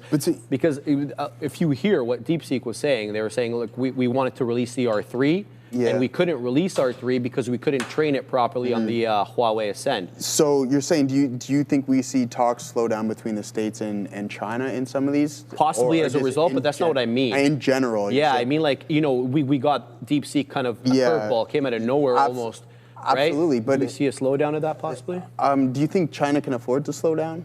I don't think they can afford to, right? So, if from a competitive sense. But maybe do they look a little bit more long term as opposed to short term? I don't know if they can. You know what I mean? If they want to come out on top of this race, and that's essentially what I'm getting. Like, can they afford to kind of take a breather? And for me, the answer is going to be no, because we hear that NVIDIA's chips are about 5 to 10 years ahead of what they've got experiencing in China with the Huawei chips and everything. Only good for inference, not necessarily training. That's fair. So if you ask me, I don't think that China has the ability, or they don't have the breathing room to slow down, more or less, to say. So no, I don't think they do. If they can spend it, if you get the government funding, I think they ramp up and try to catch up to the Americans. Yeah. All right, let's do it, baby. Let's go on to one of the reasons we're even talking about this. NVIDIA sees a price target cut. Oh no, but tailwinds remain.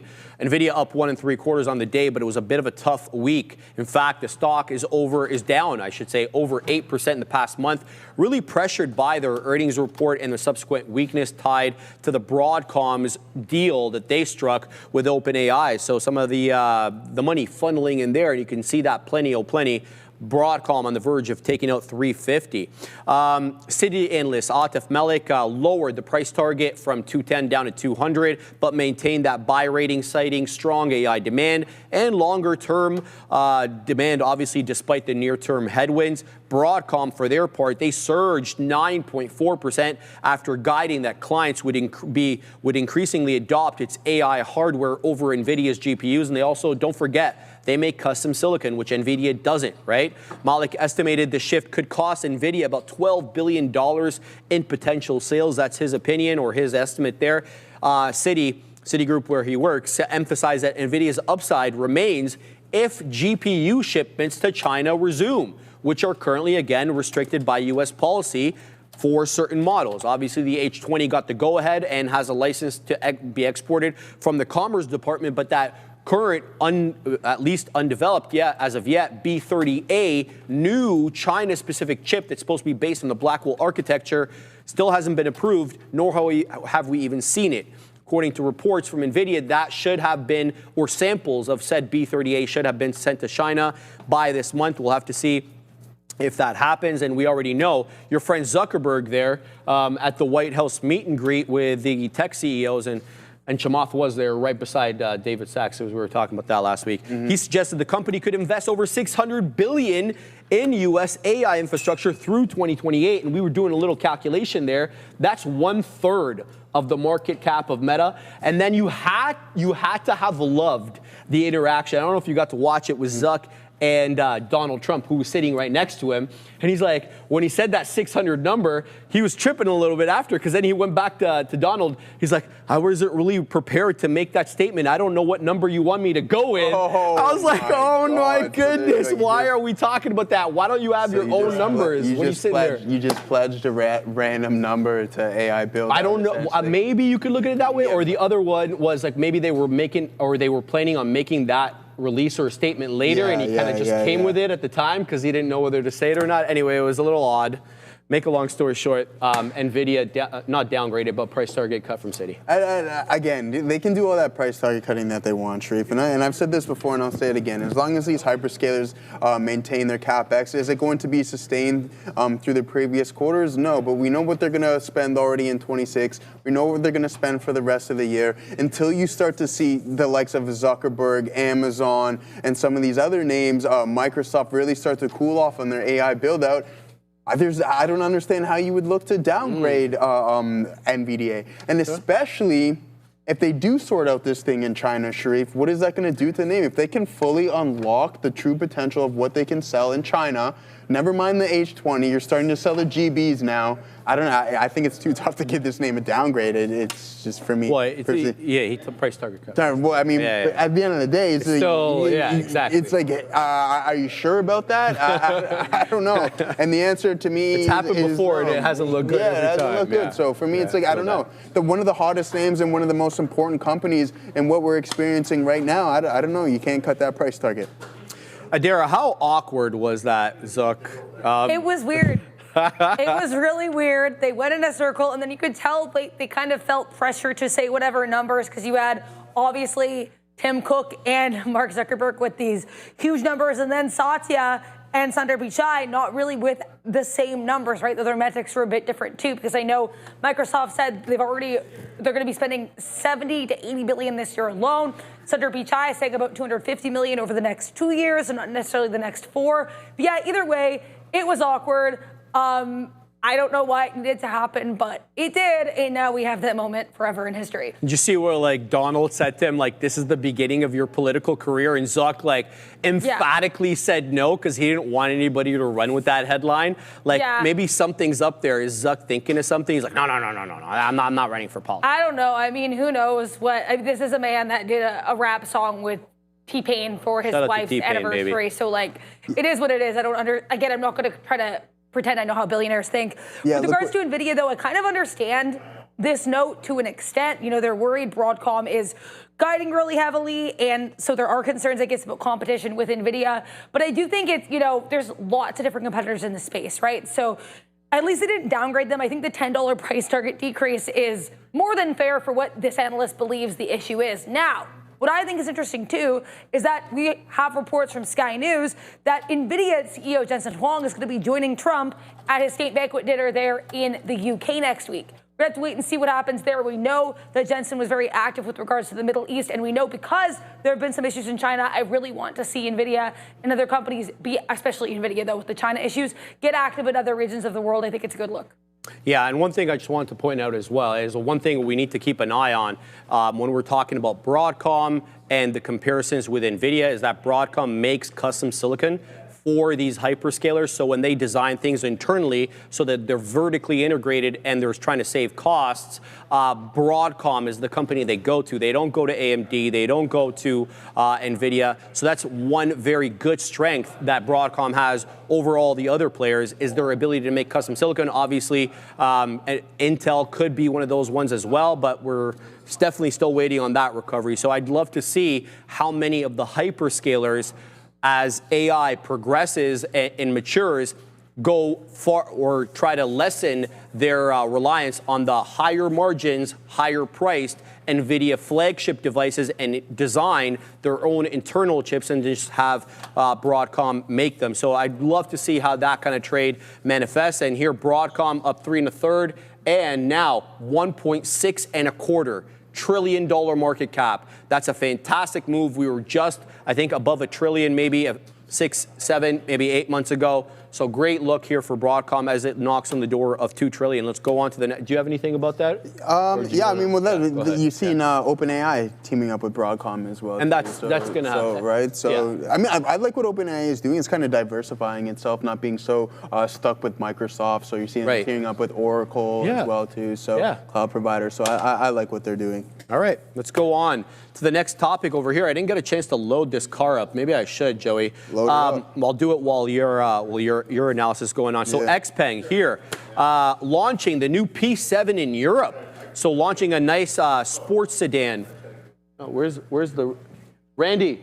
You see the new P7 from XPeng launching in Europe? You saw it. Okay, good. Just wanted to make sure. So XPeng launched the next P7 sports sedan at the AAPL Mobility 2025 conference in Munich. I know that there's going to be multiple launches at this conference here, highlighting, though, XPeng, for their part, their AI technology, their intelligent driving systems, and their global ambitions to move away from just a domestic car sales company in China.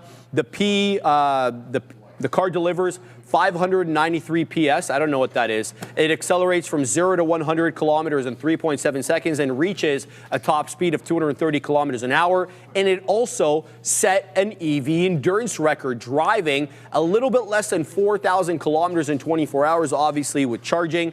XPeng's strategy centers around really here self-developed AI ecosystem spanning AI cars, flying vehicles, because we know they have eVTOLs as well as humanoid robots. The company aims, according to reports, to mass produce the L4 autonomous vehicles, level 4, by 2026 and begin robo-taxi trials in China by same year, 2026. So we'll be on the lookout for that. They recently opened, Joey, a Munich R&D center, the first of its kind in Europe, to strengthen ties with the European Union. Just show them what that beauty looks like, because that's not a bad-looking car, baby. No, it's not. It's not at all. And if this is actually real, here we get the wing edition. Yeah, this is a real deal. That's bro. sick, right? I think it's a pretty good-looking car.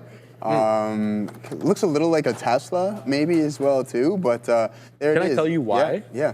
That teardrop shape is like one that all the EVs go for to increase range, because it's so more aerodynamic. Exactly. Yeah, so okay, fair enough. But it's a nice looking car, right? And if you get the wings on that, that's a pretty good. What's it going for these days? Do we know? Didn't actually write here, Joey. They didn't say the price. I should have been writing the price. No, they didn't write it. That's okay. We can do a little bit. We can do a little bit deeper. But as for these EV names, right? I feel like we're starting to get a little bit diluted here. XPEV, we got BYD, we got Lee. The chart, surprisingly, I think you got a couple gap ups. No, it's relatively the same. But if you do want to go back to September of 2020 or August of 2024, consistent higher lows, you do get some big time moves in this name. But other than that, like, this is not a horrible look. I want to zoom out and see what it is from a weekly. So $75, but off of those lows, double bottom around $6. Just the other day, we were talking about these Li Auto as well. So, I mean, it's tough, right? This EV space is tough. And what Sharif was talking about earlier in the day is that Tesla just absolutely dominated from a market share standpoint. Bang. And he's slowly giving it away. And I think that's going to be the case in a lot of these. Do these EVs just fall into the realm of some of these internal combustion engine vehicles where it's like, okay, yeah, you caught the earlier stages, but after they've gone through their growth cycles, is that going to be sustained, or do they just fall into the category of just another car company? And I don't want to say that about Tesla, because there's more going for it, but same with the Li Autos and these XPengs. Do they just fall into the realm of just another car company one day? And we saw what some of these Chinese EVs are doing there. It's like a race to the bottom, right? Who can cut the price more? Right, and it's like, how do some of these names even hold on to anything? If you're just cutting away at your margins, chipping away by lowering your price, and then eventually you're going to phase out a bunch of them and you're left with a couple individuals, and you're just like, yeah, I don't even really like this. And then they raise prices. Right, exactly. Industry just to consolidated. So, yeah, it's a tough space, man, and I'm curious to see if they just fall into just another car company. What do you think about this move by XPeng Adara to kind of just leave, the Chinese market as its exclusive domain and move into Europe, expand its horizons? I mean, yeah, I think if you have the ability to do that with your vehicles, then I think it makes sense to do so. This car seems pretty cool. I think XPeng in general, and I've mentioned this before, they do tend to be, I don't want to say ahead of the curve, but they often perform a little bit better than their peers in the Chinese EV space, especially when it comes to these delivery numbers. So let's see if it continues here. I mean, like, I know very little about cars. I always like to preface any auto commentary with that, but I mean, this 230 kilometers per hour, that's a pretty impressive top speed. Again, endurance record, don't know too much about, but the fact that you can drive a lot without necessarily having to charge it is also probably a good look for people who kind of, I guess, maybe you want to go on EV road trips or something. I don't know. Again, not something I know a lot about, but the fact that they're also talking about these affordable consumer robots shows that not only are we looking for robots in that EV space, we know Tesla with Optimus, but also in China too, with that story we talked about earlier with Alibaba, they're really pivoting towards robotics. So, I mean, we're gonna have to wait and see what happens there. Not much to say here. Car looks neat. Let's see how it performs. Yeah, absolutely. Well said, Adara. It's a good look, especially what I want to see. We used to make fun of this. Well, I was, because when you looked at some of their autonomous driving systems on YouTube, it looked almost identical to being in Tesla, either FSD or just their autopilot. It looked like they basically copied it, and then they were just using their own sort of UX on front of it, right? It'd be nice to see, like, can they actually develop something in independence, right? Now, as for the Chinese regulators and full autonomy, do we know anything about how it's going over there? Are they more open to it? Because you know how the Ministry of Transportation here was favoring LiDAR over the camera system for a while. Question, yeah. How's do we have any form of a look? Like, are they favoring one company over another, or? I know Baidu is going to do trials coming up. I think it was with BYD, or they were. Yeah. So there's tech companies are teaming up. My understanding with some of these EV companies, how the regulator does, a bit of a tougher question. I personally don't know, but we can definitely look into that. Great question, though, Jim. I mean, I'm curious. I think that's a big time race. Like, we're obviously talking about AI. Dan Ives would like to say that Tesla is a pretty pure AI play as well, too, in the form of autonomy. Well, I think that is the case. Who can have more autonomous vehicles? The United States or China? Obviously, there's significantly more people in China, but yeah, I think that's something that's maybe a little bit under the radar to see who can have more autonomous vehicles on the road. But absolutely, Joe. I think just looking, I think Pony AI is actually one of those. So I just want to make sure that I was right. It is a Chinese company. They're out of Guangzhou. So yeah, Pony AI is one of the companies that is actually engaged in that. So Pony AI is a holding company principally engaged in the commercialization of autonomous vehicles. That's their moat there. I don't know who they're working with. You guys can do a deep dive to see which Chinese EV manufacturer Pony AI is working with. Maybe they're not working with anybody. Maybe they're looking at making it a multiple use system. Let's go on to the next story. EchoStar, ticker SATS, like satellites, SATS, sells a spectrum license to SpaceX for $17 billion deal. So EchoStar agreed to sell their wireless spectrum license that they own to SpaceX. As I mentioned, $17 billion to bolster SpaceX's satellite network. The deal structure is going to go as follows. $8.5 billion in cash, $8.5 billion in SpaceX stock, with SpaceX also covering about $2 billion of EchoStar's debt interest payments all the way through 2027. So for the next couple of years, the agreement follows EchoStar's $23 billion sale of a spectrum to AT&T back in August, signaling a broader effort to resolve regulatory issues. What are those regulatory issues? Well, the FCC was none too pleased with EchoStar for kind of dragging its feet, what they're calling the underutilization of the spectrum and the failure to meet the 5G build-up obligations that they were obliged to do under the spectrum issuance, the spectrum license issuance. President Donald Trump previously urged EchoStar and the FCC Chair Brendan Carr to reach a settlement and prevent the spectrum license revocation. So here they've sold it off. EchoStar warned that the FCC scrutiny was hammering its deployment plans and led to a missed interest payment of around $500 million. Yes, blame the SEC by all means.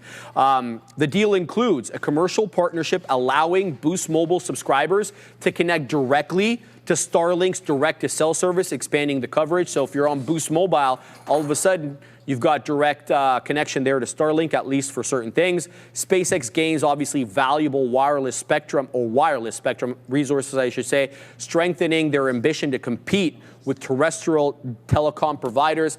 Adara, I know you don't like to kind of look into the future, but is this maybe the first step that we see in the incremental, well, Joseph's back, so I'll get his opinion after, the incremental moving away from terrestrial towers into everything kind of being in the satellites and just us using cell phones and connecting directly to space? Yeah, I mean, potentially, right? It's certainly an interesting step. I do want to focus, though, back on the terrestrial for a moment, because in terms of how this impacted the market, other than the great move into SATS, we actually had a drop in a lot of these traditional phone providers, right? So TMUS, VZ, AT&T, they were all really weak. And AT&T also was an interesting element here because they had previously made a deal, I think back in July or August here, with EchoStar as well.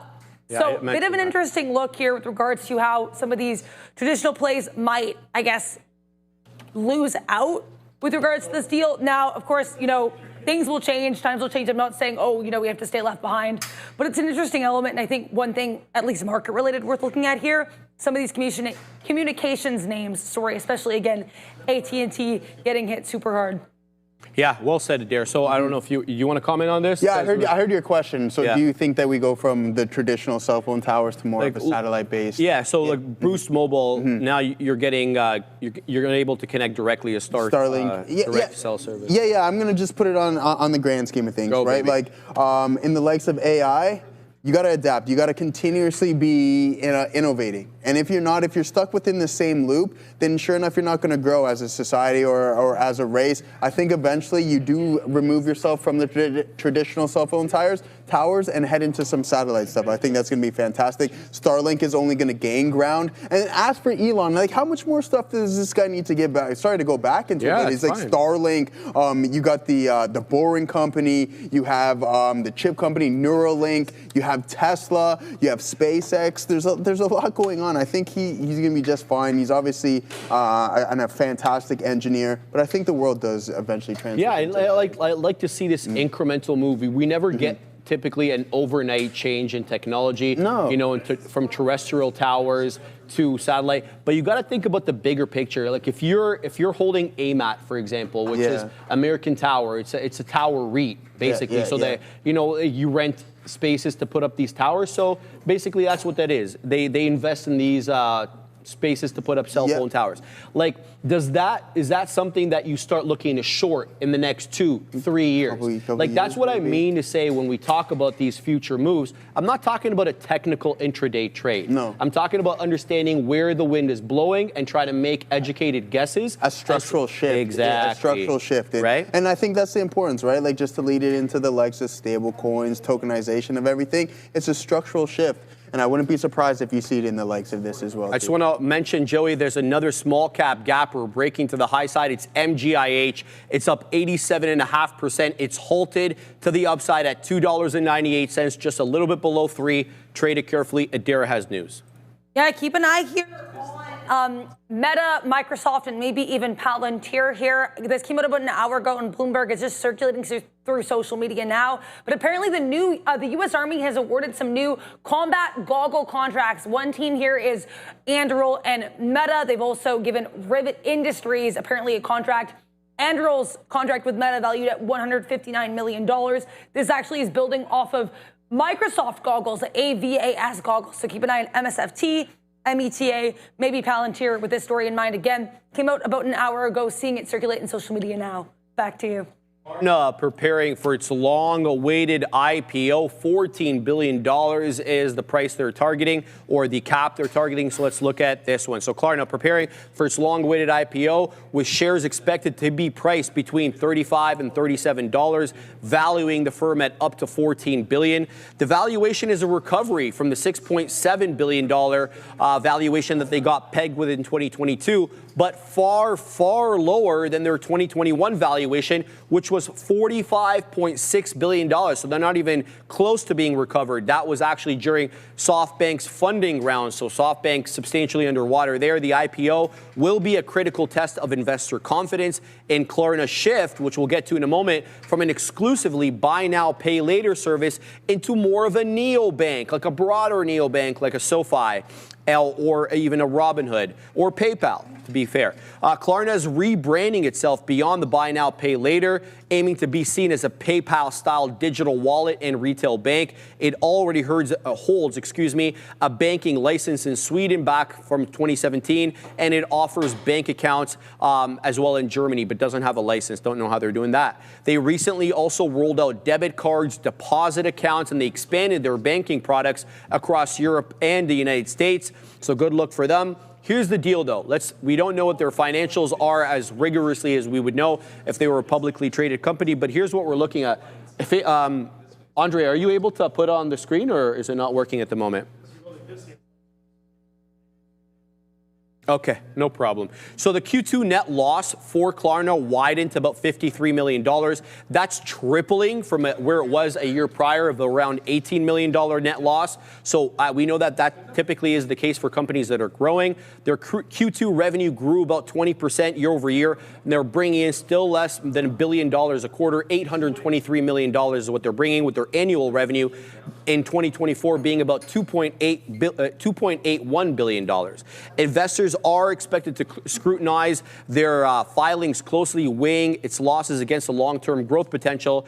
And here's how GP Bullhound partner Joachim Dahl, he's projecting Klarna could eventually generate about $10 billion in annual revenue with a 20% EBIT margins, implying that it would have something in the range of $50 billion as a valuation by 2030. So not that long from now.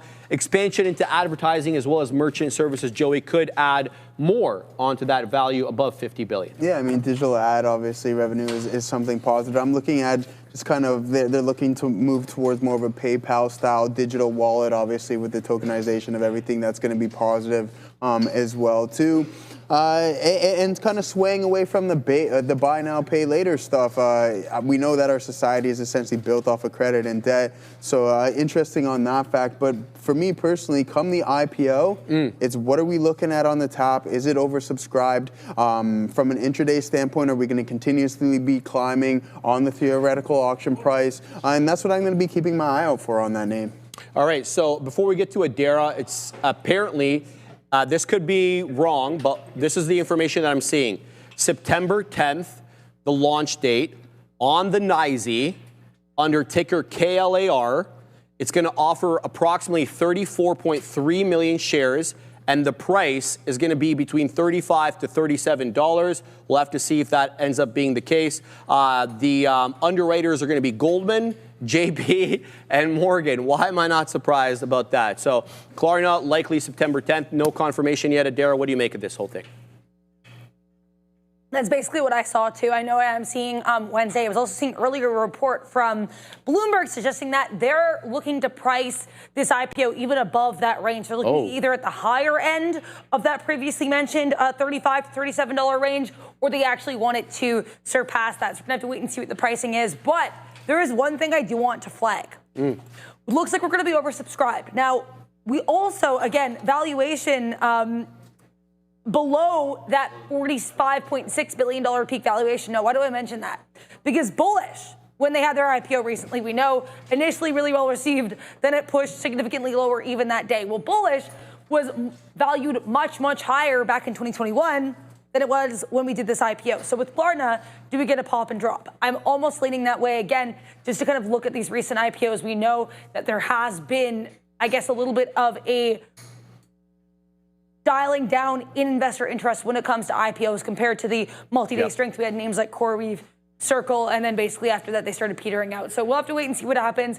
I do not have high hopes for Klarna, but I think regardless, it'll be really interesting print to take right off the open. Bullish was even that right before it tanked. Yeah, absolutely. Well said, Adara. I had something to say here. Yes, they were actually looking to go public back in April, but they had to put the kibosh on that because your friend Donald there decided to drop all his reciprocal tariffs, and then we all know what the market did after that, Joey. So Klarna originally scheduled to IPO April this year, had to kick it down the road until things calmed down a bit. So we're going to get, hopefully, KLAR on the NYSE, 35 to 37. Yeah. Maybe oversubscribed here. We'll have to see what the tap is. Yeah. But that's what I was mentioning before. We just got to keep our eyes on what's going on with the tap. I mean, Dara, I wouldn't be surprised to add to her point if that you do kind of get that jump effect. But I wouldn't be surprised either way, Sharif. He can either rip and trade up to $70 to $80, or it can sell off out of the open and drop down to $25 or $20 or something. Agree, man. Either way, I'm not going to be surprised on what happens. You just want to look to try to take advantage of it. And Boston Frank, yes, I am.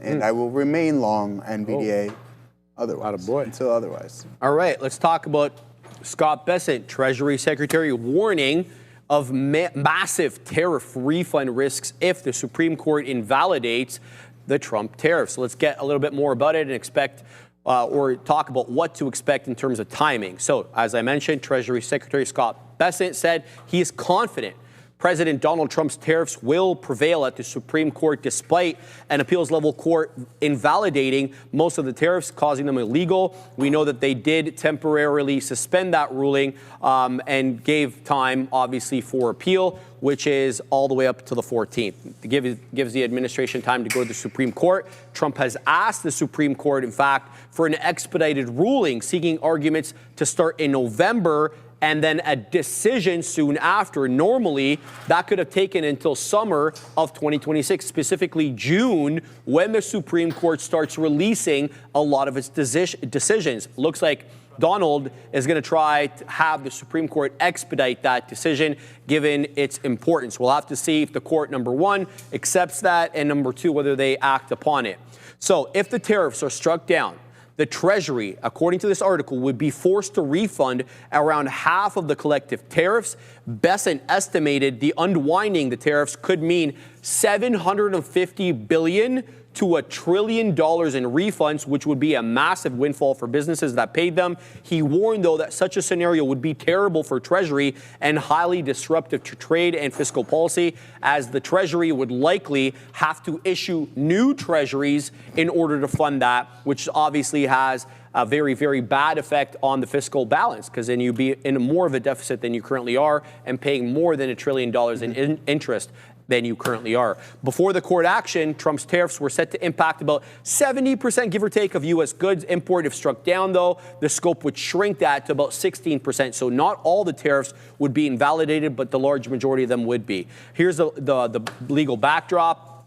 Administration officials say they are preparing alternative legal strategies if the Supreme Court rules against Donald Trump's tariffs. The National Economic Council Director Kevin Hassett said the administration could invoke Section 232 of the Trade Expansion Act, which allows tariffs on national security grounds. Whether or not is legal or not, we'll have to wait and see. Trump has already used this authority to extend or expand the steel and aluminum tariffs. Additional threats, Joseph, include tariffs on semiconductors and pharmaceuticals that we still haven't quite seen yet. Yep, for sure. New traders, listen up. First month free, that's right. We're waiving fees. Trade smarter, not harder. Upgrade to Elite. Analyze, strategize, capitalize. Our platform, it's everything. Infinite data, instant trading, lightning fast market insights, game-changing charts, predict with backtesting, reliable real-time data, global markets at your fingertips, all in one platform. Don't miss out. Execute your best trades now. Ready to elevate your trading? Scan the QR code or check the link in the description. Now, as for this, Sharif, I'm very curious. So if the court wasn't to rule in Donald Trump's favor, and then they do have to return this money, what does that do for their bargaining hand? Is that going to put it in the favor of the countries that they've already tariffed them? Like, well, you can't do this. Now we're going to restructure our deal so it's more or less, maybe I wouldn't say equal, but favoring the opposite party and not necessarily America. So is that in the best interest of America to do so? I don't know. I like Adara's point from before, is that, okay, if you're running a surplus in a country, they don't deserve to have 50% tariffs. Likes of Brazil. Yeah. But with countries that you're running a deficit in, and then now you have to return this money and then also restructure your deal after this, how is that going to look? It's not going to look very good. We'll have to wait and see how that all goes. Adara, what's your take about this? Scott Bessent making a statement there. Yeah, it's messy. The whole situation is really messy, as Joe just mentioned. I mean, beyond, the optics of it, it's also complicated because now we're in a position where small businesses that got hurt, of course, are understandably, trying to find some kind of legal way to deal with that, right? And so we get the ruling, we get it found illegal, but now, unfortunately, there's an even bigger catch-22 where, either we understand these small businesses, they let these tariffs go down, but then we have a much larger, wider economic downfall. There's also the fact that even economists that were unsure about the tariffs have said that the tariffs have brought in quite a lot of money, right, for the U.S. So it's a bit hard, and this is why I'm not a Supreme Court judge, so I don't have to decide this, thankfully. But yeah, I mean, I honestly, as long as the Supreme Court takes in all of the factors, makes a, for lack of a better term, full-bodied, wholehearted decision, thinking about all the factors, I think I can accept whatever response there is, and again, as long as there's legal justification for it, because I do understand this is a tricky issue on both sides. Initially, of course, the tariffs dropped the market, but then the market and the economy got pretty used to them, right? So is it more of a shock to take them back out? I don't know. And we'll have to wait and see if we find I think so. I think so at the end. It'd be really interesting because I think it would be a two-pronged effect. One, you would have corporate balance sheets that would improve because they wouldn't have to pay for the tariffs, and then you could pass the savings on to the consumer. The consumer could therefore have more buying power. That's the positive side. The negative side is your fiscal health is more chaotic than it had been in the past. Number one, because you've taken money and you've spent it. Now you've got to issue debt in order to pay that money back, and you're in the same position you were before, which is you're in a fiscal conundrum. You do not have as much money coming in as you need to kind of balance your books, at least on a year in, year out basis. Forget about the actual accumulating debt. We're just talking about the deficit, not the debt, dude. Exactly. And so, I feel it's a I don't know. You don't like we were talking about this in the earlier stages of the tariff turmoil, our tantrum as well too, Sharif. So I don't know if it's in the best interest for the Supreme Court to rule against this, considering that if you're going to essentially lose $1 trillion off of the balance sheet, and you're trying to kind of hone in on spending, then I don't know. I don't think it's too good of a look. Obviously, we know tariffs is a consumption tax at the end of the day.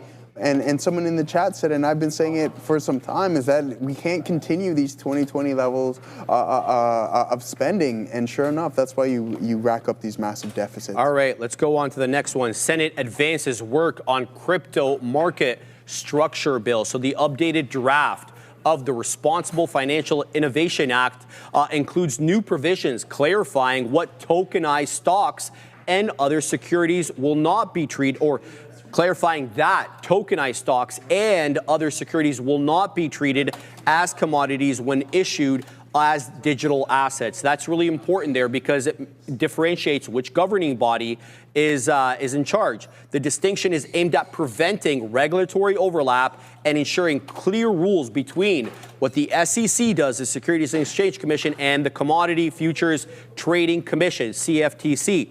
Lawmakers are pushing to have the bill on President Trump's desk by the end of this year, with momentum really kind of picking up after the stablecoin bill was signed into law back in January.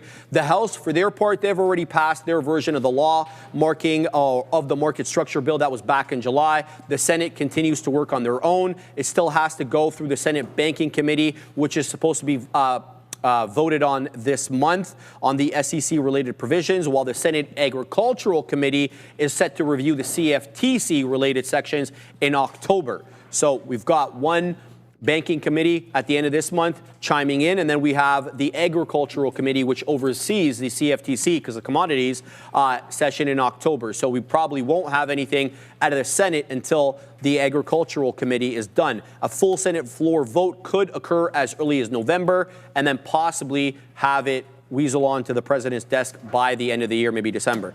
Even though Republicans are fully backing the bill, 7 Democratic votes will be required for passage, highlighting the importance of here the bipartisanship of this vote. And there's been some good bipartisan efforts on the crypto bill. Senator Cynthia Lummis, is a leading sponsor of the bill, looking to garner more support for it, Joey. Yeah, I mean, it's the same thing when we were talking about traditional cell phone towers leading into satellite. And if the states want to remain at the forefront of essentially everything and in the crypto space, I think it's best that they probably don't necessarily go against tokenizing everything. In my opinion, what is it going to lead to? Obviously, you're going to better some of your businesses as you lead to more transaction fees, etc. But for me personally, I don't know. I love tokenization. I love how we're moving everything to a digital aspect. Adara, do you think this is kind of a way to put the kibosh on tokenizing equities and trying to tokenize everything? Or is this just about, setting boundaries as to what is governed by the SEC and what is controlled by the CFTC? I think it could be either. I think to the latter point, we know that was a lot of issue with these acts that we have going forward, right? And a lot of when you hear, and again, I listen to very, very many of these Senate hearings, right? So when you hear a lot of these senators discuss crypto, a lot of it does have to do with the regulatory aspect, right? As long as we know who's governing what counts under what category. So I think with that in mind, it very much could be on that end. Now, I do want to talk a little bit about the makeup of the Senate here with regards to this vote. You do have Tim Scott, leader of the Senate Banking Committee, incredibly pro-crypto, but the ranking member is Senator Elizabeth Warren, not necessarily known for her love of crypto. However, she does believe there should be, stronger regulation for crypto. That's my interpretation of her stances from what I've heard. So with that in mind, what I'm trying to say is, I think even across party lines, we could get a vote for this because people on both sides do seem to believe there needs to be more regulation. So we're going to have to wait and see what happens. I think there can be a case that we get this put forward. We know in general the SEC under the leadership of Paul Atkins has been much more active and forward about crypto than prior leader Gary Gensler. So we're going to have to wait and see what happens there. I think that this leadership right now has been trying to, for better or worse, propel these cases forward, right? I guess, work on these issues. And it hasn't even been a year, and we've already started to see progress. So I think either way, the fact that they're even going to be voting on this is a sign of progress, and I actually think they have a shot here. Yeah, all right, I agree. We'll have to wait and see. Hopefully we'll know by the end of October again when the Agricultural Committee votes on it. Let's go on to the next topic. Yet another IPO weaseling its way onto the scene. This time is StubHub, a company I've known for a very long time. And I hate them, by the way. Yeah. Them and their fees, bro. Yeah, God, I don't just know. keep getting more, but that's how you make money. $9.2 billion is what they're targeting, Joey, in terms of a valuation. So they announced plans for a U.S. IPO. Targeting said valuation with a goal of raising as much as $851 million in the IPO. The company will look to sell about 34 million shares. The initial price here is at least between $22 to $25 a pop. They do plan on listing under the NYSE, another NYSE listed name. What is going on here? Under the ticker STUB, S-T-U-B. It's going to be underwritten by, yes, your repeat offenders here, JP Morgan and Goldman Sachs, acting as the lead underwriters in the IPO. We know what the IPO market's been doing. Lately, it's been great in 2025. It was very much stalled from basically 21 to 24, due to basically regulatory headwinds in 24 and 23 with the wrath of Lina Khan. Then we got the tariff-related uncertainty in the earlier half of this year. So we'll keep an eye on that. They're among StubHub, that is, among several high-profile companies delaying their listing. We heard about Klarna, obviously, earlier in the day. We talked about Gemini last week, I believe. So their listing will be watched closely as a barometer, sort of for demand and consumer focus. But there is tailwinds here, industry tailwinds, Joey. The live events industry has been booming in demand as consumers prioritize out-of-home entertainment experiences. Just ask the Rogers Stadium there, which I live near. Record-breaking ticket sales for Beyonce's Cowboy Carter tour boosted major revenue players like Live Nation under ticker LVY, highlighting the strength of the ticketing market, Joey. And they've sold over 40 million tickets in 2024 across 200 countries. Just talking there about StubHub. So definitely one to watch. Yeah, as you mentioned too, just racking up the fees as well too, continuously. At what point? But see, this is me personally, though, right? I enjoy watching something aside from the atmosphere is fantastic. I enjoy watching sporting events more on television. Really? That's just me. Better view? Yeah. I can see better. Right, I can see better. Yeah. I like the commentary as well too. Obviously, you get the atmosphere aspect of things, but with the consumer starting to slow down, unemployment starting to get a little bit of an uptick, do you see this industry start to cool off as well too? Because people have less money.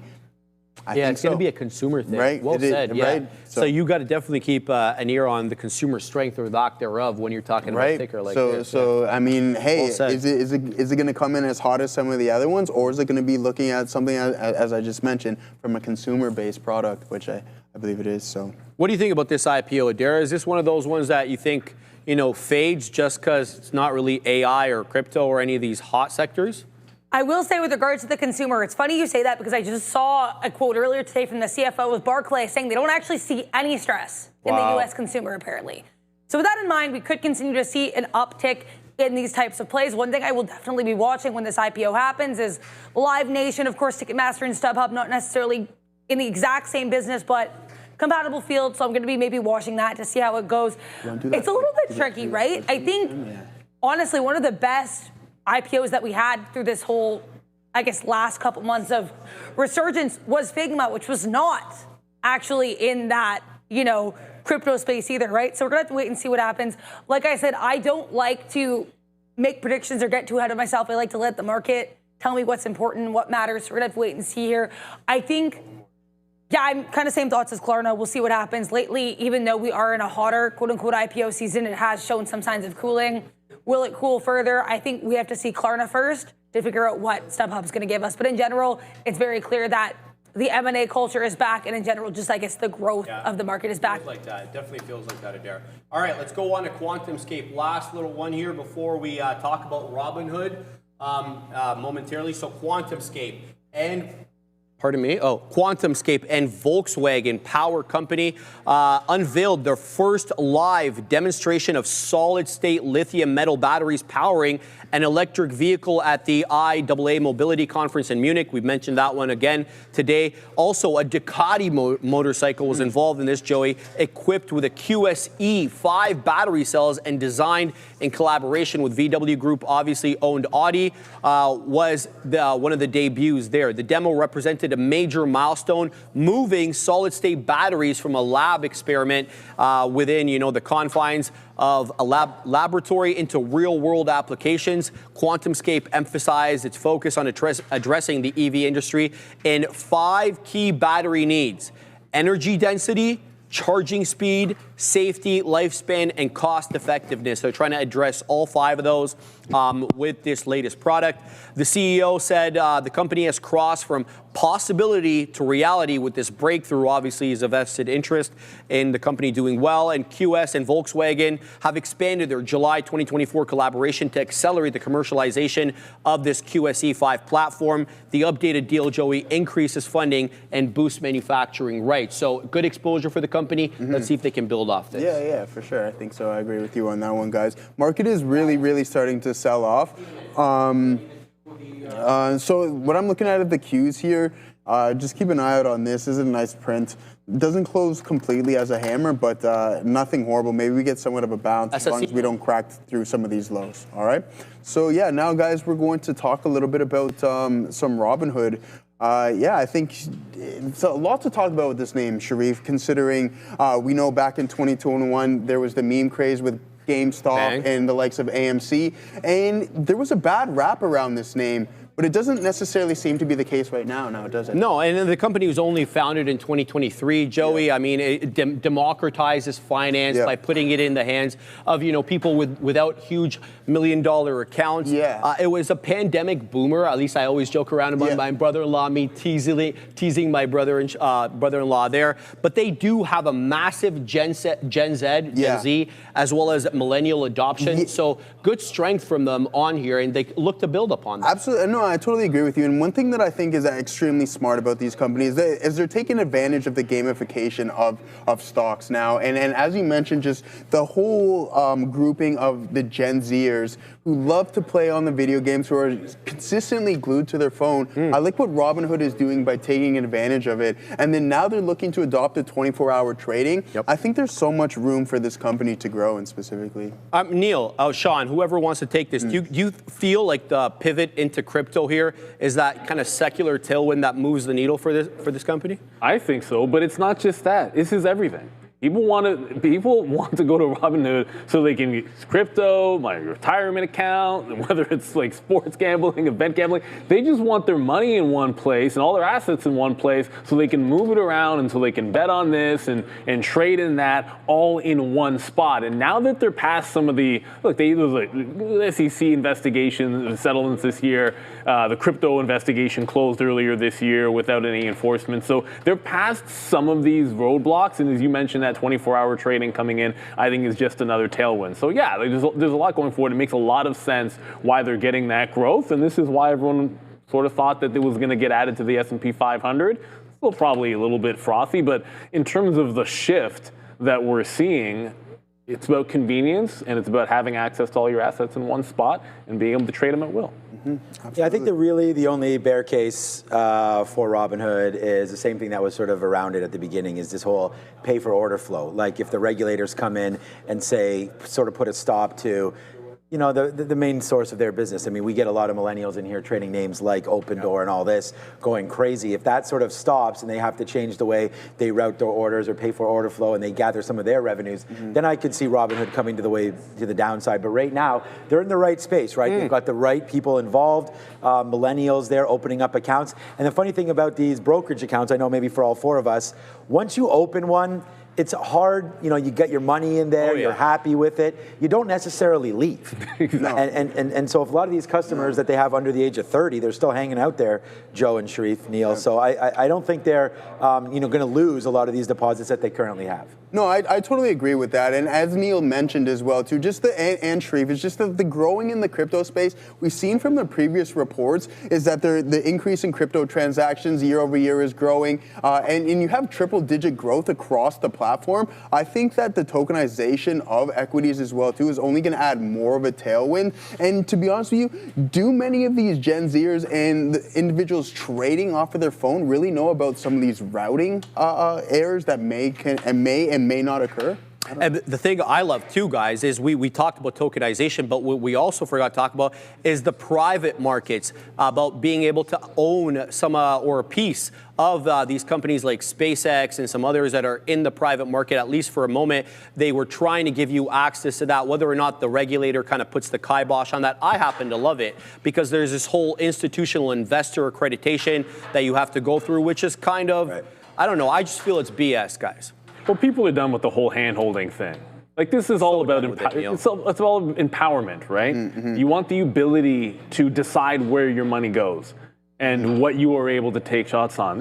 You can't tell me that you're going to allow event betting and sports betting and all this kind of stuff and be okay with it, but then you can't bet on some private company that's in the early stages. Risk is risk. And I think in a general sense, the market is opening itself up to more people being able to take more risk, for better or for worse. It doesn't really even matter what your opinion is. It's all happening, so who cares? It's happening at the end of the day, so you can either be on board with it or not. The other thing, too, is the stock has tripled this year. Yeah, literally. So it's a huge move. Can it withstand it? We'll see. You know, right now, great story for Robinhood. Yeah. But, one more thing, Katina, man, is when did the Gold membership come out? It's not that old, and you already have over 2 million subscribers on the Gold membership alone. So that's fantastic for the company. So that's another paid incentive right there for the company. All right, guys, thanks for chiming in. We're going to have to go to Adair momentarily. She has breaking news at the big desk. Keep an eye here in PUBM, Pubmatic on watch. We have a report here from Adweek, which is a tech industry publication, specifically in the ad side of things. Pubmatic PUBM is a supply-side platform helping brands buy ads on various properties. They are accusing Google of illegally monopolizing the ad tech market, and they're expecting billions of dollars in damages in this antitrust suit. So PUBM, antitrust suit against Google. Not a ton of volume on this, but a volume spike with this catalyst. Again, I think it's about 300,000 shares traded so far in the day for PUBM. Back to you. Thank you for that, Adira. And as Joseph and I sign off, send it to the big boys, I want to bring to your attention SNTG. We brought this one to you guys during the news segment. It is back into the area high, 875. It's up 318%. This one's really going SNTG. Trade it carefully. Joey, leave him with a thought, baby. Guys, it's a little bit of a choppy session throughout the day. We had a major runner in Octo, so that's some phenomenal stuff. Well, guess what? It's only Monday, and we got the rest of the week to trade, Sharif. So keep those risk measures in place, and let's rock and roll. Good to have you back, brother. All right, big boys. They're they're not that way anymore. No, they're kind of like that way now. They're southeast. Bang.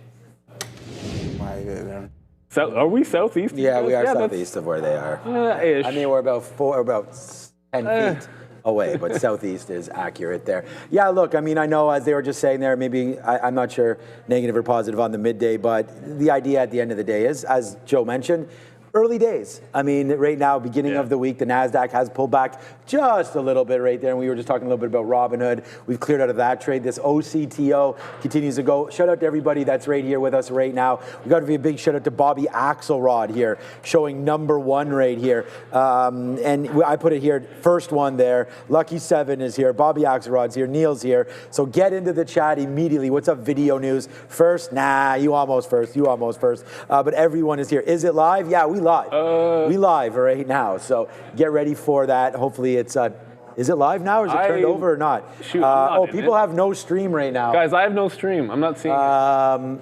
Andre and everybody else, maybe we are not live after all. I'm going to try again. But I don't know. I thought we were live. So we'll just keep on going there. Yeah, I don't. All right, there we go. I restarted it now. Restart it now?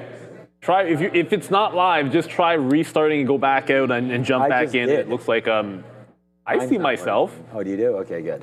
Oh, wait a minute. No. Stream is not live. Okay. No, it's not. Do we have anybody working here? Is it good? Can you hear me now? Can you hear us now? Can you hear us now? Okay, so we're locked a little over on it. If you're in the chat, what's really cool, and I'll keep the chat up here because we might as well be talking to you guys. If you are not seeing anything, stick with us, but we should be good. I wanted to give a shout out to Bobby Axelrod as well because he mentioned something which is really cool. I'm a bit of a baseball fan. I mean, people probably know this. Dale Murphy put him in the Hall of Fame and then mentioned he was friends with Dale Murphy. Long time and one of the best center fielders of all time. He's one of those dudes that had, his peak was brief, but if you could say you were the best in the game for like 3 or 4 years or 5 years, then to me you should be in the Hall of Fame. OCTO may not last forever, but it's going to be one of those types of, if you remember seeing it go up 4,000%, actually more than that, because I think at the actual peak it was over 5,000% to the upside. Then you'll never you don't forget things like this. You don't forget things like HKD. You don't forget. GameStop, obviously, was the other one. But Tom Lee at it again because BitMine, BMNR. Yeah, they bought. They bought. Oh, they're in it. Yeah. They got their. I mean, are they still in it? I have no idea. But they bought $20 million worth at $1.46. I'm going to assume they've taken profit. I feel like that's a safe assumption at this point. But because if you haven't, that would be completely insane. But yeah, OCTO with the WorldCoin treasury. I actually looked up WorldCoin. It was crazy because WorldCoin actually stopped moving at about 11 o'clock, and this thing just kept going.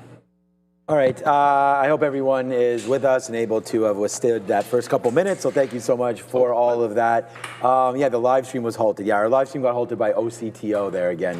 So many halts happening today. I've been shorting. I haven't done anything really all afternoon, just looking for Amazon short. We did get stopped out right there when it broke the top, but got back in on a 50-period break, able to take a little bit of profit. Just trying to see what Amazon does up into this level. But yeah, it was. We just did a little thing on Robinhood, and that was, for me, the trade there. We got it right early. Good break there on S&P 500. Good break of 112. So we had the 112 first, then we had the 110, then it started popping, and we got out right there on the break of 116 downside. So that turned out to be okay. High of the day right here on Robinhood, 116.81. I have 117.70 as all-time highs. So we'll wait to see if we can get up to there. It's looking more and more like we can. So yeah, so far so good there today. And then Alibaba, we've just added a little bit to that trade right here. Again, it's been really sideways. But I just realizing now that we're bouncing off view up, so maybe we'll take some out here for Alibaba, but this has been a trade that we've been working on pretty much all day. We were long, then we were short, and we just add to it right here. So we'll give it a second right there. What's up, Silverado Blue? You're welcome for all the help today. I don't know exactly what I did, but you're welcome to there in the chat. The thing is, too, guys, get into the chat like ASAP. You got to hit the like and the subscribe on the feed, which is now working. So here's the feed right here. 28 likes. That's going to be wrong, of course, if you refresh it. That'll update a bit. So hit the like, hit everything. There he is. What's up, Roaring Kitty right there? Or that's Tenev. Roaring sorry. Kitty. Looked like Roaring Kitty there. It's not Vlad Tenev. Right there, 100 likes, only 1,300 watching. There had to have been a mistake. Oh yeah, the rollover, I guess, did not work. Yeah, people will probably matriculate. Yes, in? matriculated. That's too much of a school word. Way too Right there. too early in the week to say matriculate, apparently. We're getting ready to have these guys move beside us. Yeah. I asked Mark for an ETA last time, and he was right on. So, Mark, any ETAs? Mark's not playing around. This week. This week. Okay, so pretty soon we'll get the double barrel action coming in. Oh, the monitors still need I to thought come I in. saw the monitors. Oh, those are the yeah, those went into the back of my car, but okay, the other gotcha. ones maybe will come in soon. No, Yeah. We're waiting for new equipment. Hey man, the kids got to get new monitors. These are what, too, 24 inch? 27 inch right now. So I came in and everything was like, right? Just like the rims, right? Yeah, exactly. Just like the rims. Yeah, exactly. Monitor, rims. You know, They 20s. one or the other there. They but, spin in.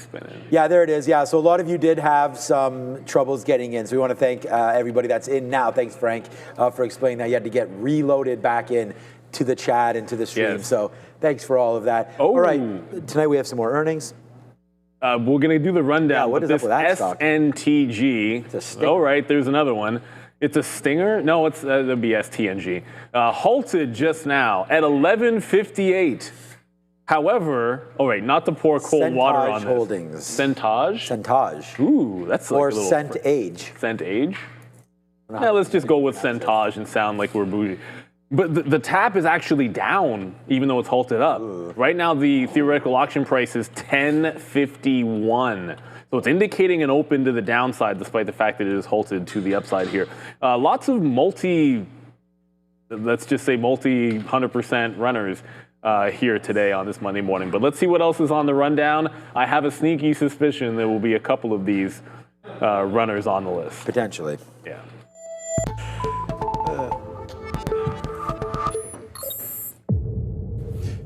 You are absolutely right, Neil. Welcome, everyone, to the Afternoon Rundown, the show where you decide what we talk about every afternoon. The big boys are locked and loaded, and they're ready to look at tickers as decided by you. But the only way to get those tickers on the top right of the screen is to get into the chat today or any day and vote for your favorite tickers. Throw in that $ before any ticker of your choice. And Octo making it here number one. We don't often see a small cap gapper at the top of the list, but this one, all sorts of strong guys, over 5,000%, getting to the high of 83.12, but it is breaking down substantially now, losing that $60 area. And looking to sort of retest these areas of resistance and support again. I just want to mention before we throw it back to the boys, I was so excited to talk about a small cap gapper at the top of the list. I forgot to look at the market in general. The NQ guys leading all four major averages on the day, up 0.5%. The ES faring second, up 0.1, barely green on the day. Likewise with the Dow Jones, it is up or is down 0.12. And the Russell 2000 also a little negative on the day, down 0.11. What's the look on Octo? This thing. Octo. Well, never heard of it before today. No, well, of course not. That's that's one look. I want to know who knew about this before today. I know who knew about it. Well, I would look obviously outside of Tom Lee and What a surprise. and Co. and everyone else involved. Well, it's coming back in real. But it is actually coming back in a little bit here because this thing has been. Look, this is what we get at, like, who knew about it before, right? You pull up a day, like, there's no chart that matters except for the intraday chart right now, like your 3-minute, your 5-minute, your 1-minute. But at the end of the day, it was 2.8 million float. Anybody even heard of WorldCoin? I don't think I'd never heard anyone even mention WorldCoin before this morning. Certainly had never heard about it. I heard Randy mention it. Oh, Randy was okay. Yeah. I mean, like, where was this when we were talking about Fartcoin is what I want to know. I know, Michael. Look, this has been one of the most impressive, like, squeeze rallies that I've seen, we've seen in quite some time, no question about it. And the fact that it'll do 200 million shares with the bulk of it, even like this afternoon, like the bulk of it's over that initial, like, that 9:30 halt up, right? Like it never regained that price. And then when it held in 36, 37, ridiculous. So you're going to do it at most of this volume at an average of over $20, which is insane because Really, even that's 1,000%, because it was a $1.45 stock. We always talk about the back end of this being nasty, and this morning, like, there's usually a couple of days of gains. Sometimes it lasts a little bit longer than that. I think that's what you want to be cautious with as far as the afternoon trade goes. What it's holding on to right now is this halt price. At the 55 halt up, which was also where it reversed and halted down. So technically, you got the 55 level here where it halted down, and then you've got this 55 halt up, and it's kind of double barreled at. If you lose that price, who knows where the bid's going to be on this stock? Be real. It probably halts down if it loses this 55 support level, and if it can break this trend, whoops. Let me draw it here. If it can break this trend before doing that, then maybe you get another run at those highs. But yeah, impressive rally. It just goes to show sometimes if the right people and voices are behind a hype train, you just want to get on board early, regardless of what you happen to think about it. This was no different from like an IPO trade. It just moved more. Yeah, so WorldCoin is right here. It's up 70% in 1 week. Nothing like the stock today, but there goes WorldCoin right now. This coin focusing, I just was looking it up there. Identity, and it says here, WorldCoin and cryptocurrency focused on digital identity and authentication, of course, coming from Sam Altman's coin there. They are rebranding to ticker Orbs. So that should be something that we look forward to in the next little while. So that could be, something to look at here. And then, of course, OCTO. I mean, Neil just nailed it there and started talking a little bit about some of the price movement today. Just absolutely wild. We just bounced off the 200 period moving averages. But in 14 years, there's been 0 hacks, 0 excuses. BTCC.com delivers it when others don't. Trade Bitcoin up to 500 times, even Tesla, gold, and Forex. With smart copy trading, you just don't watch the pros, you trade like them. Regulated in the US, Canada, and Europe, trusted by 6.8 million traders. Trading TV Live exclusive for you. Scan the QR code and click the link in the description box for a 15% deposit bonus. BTCC, where the pros trade. Get on board with them today. BTCC.com. So, yeah, I don't know if you can trade WorldCoin over there or not, but WLD is the one you would want to trade if you're looking at Octo as well. But, okay, another big, huge runner lately has been Opendoor. Let's go see what it's doing today. It's the same story, Katina, man, every time. I mean, just retail interest over here. And EMJ Capital founder, as we know, Eric Jackson, he's helped push this stock higher and higher, waiting outside Drake's house with a sign, et cetera, et cetera. This one was a little unusual, though, in the price action. In the pre-market, we were all the way up, and then at 9:45, we actually hit 10% up on the day. But look at that. Since we hit that 732 high, guys, we're down about 16% or so off those highs as it tries to recover off that $6 area. So more retail interest and erratic price action. I was just turning this on. We'll get to open in a quick little second. I was just saying to myself, we were saying to each other, the next one that they do this in the pre-market, we're going to get in and they're going to ruck it. That's what I mean. It's like we were talking about getting in earlier. I was like, when it breaks $18, I'm getting into Octo.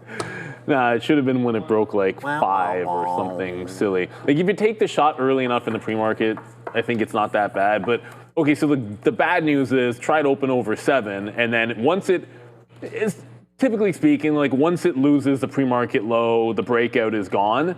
And Opendoor down 7%, but look where it's bouncing. Right off the same place it bounced on Friday. I'm not in it. That's a fail.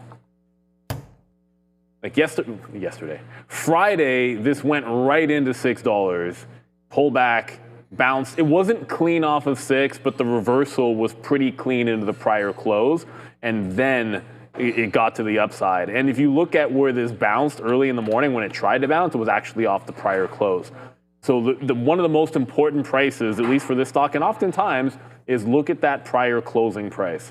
Because the bid has come in there so many times on this stock, bid comes in at the prior close.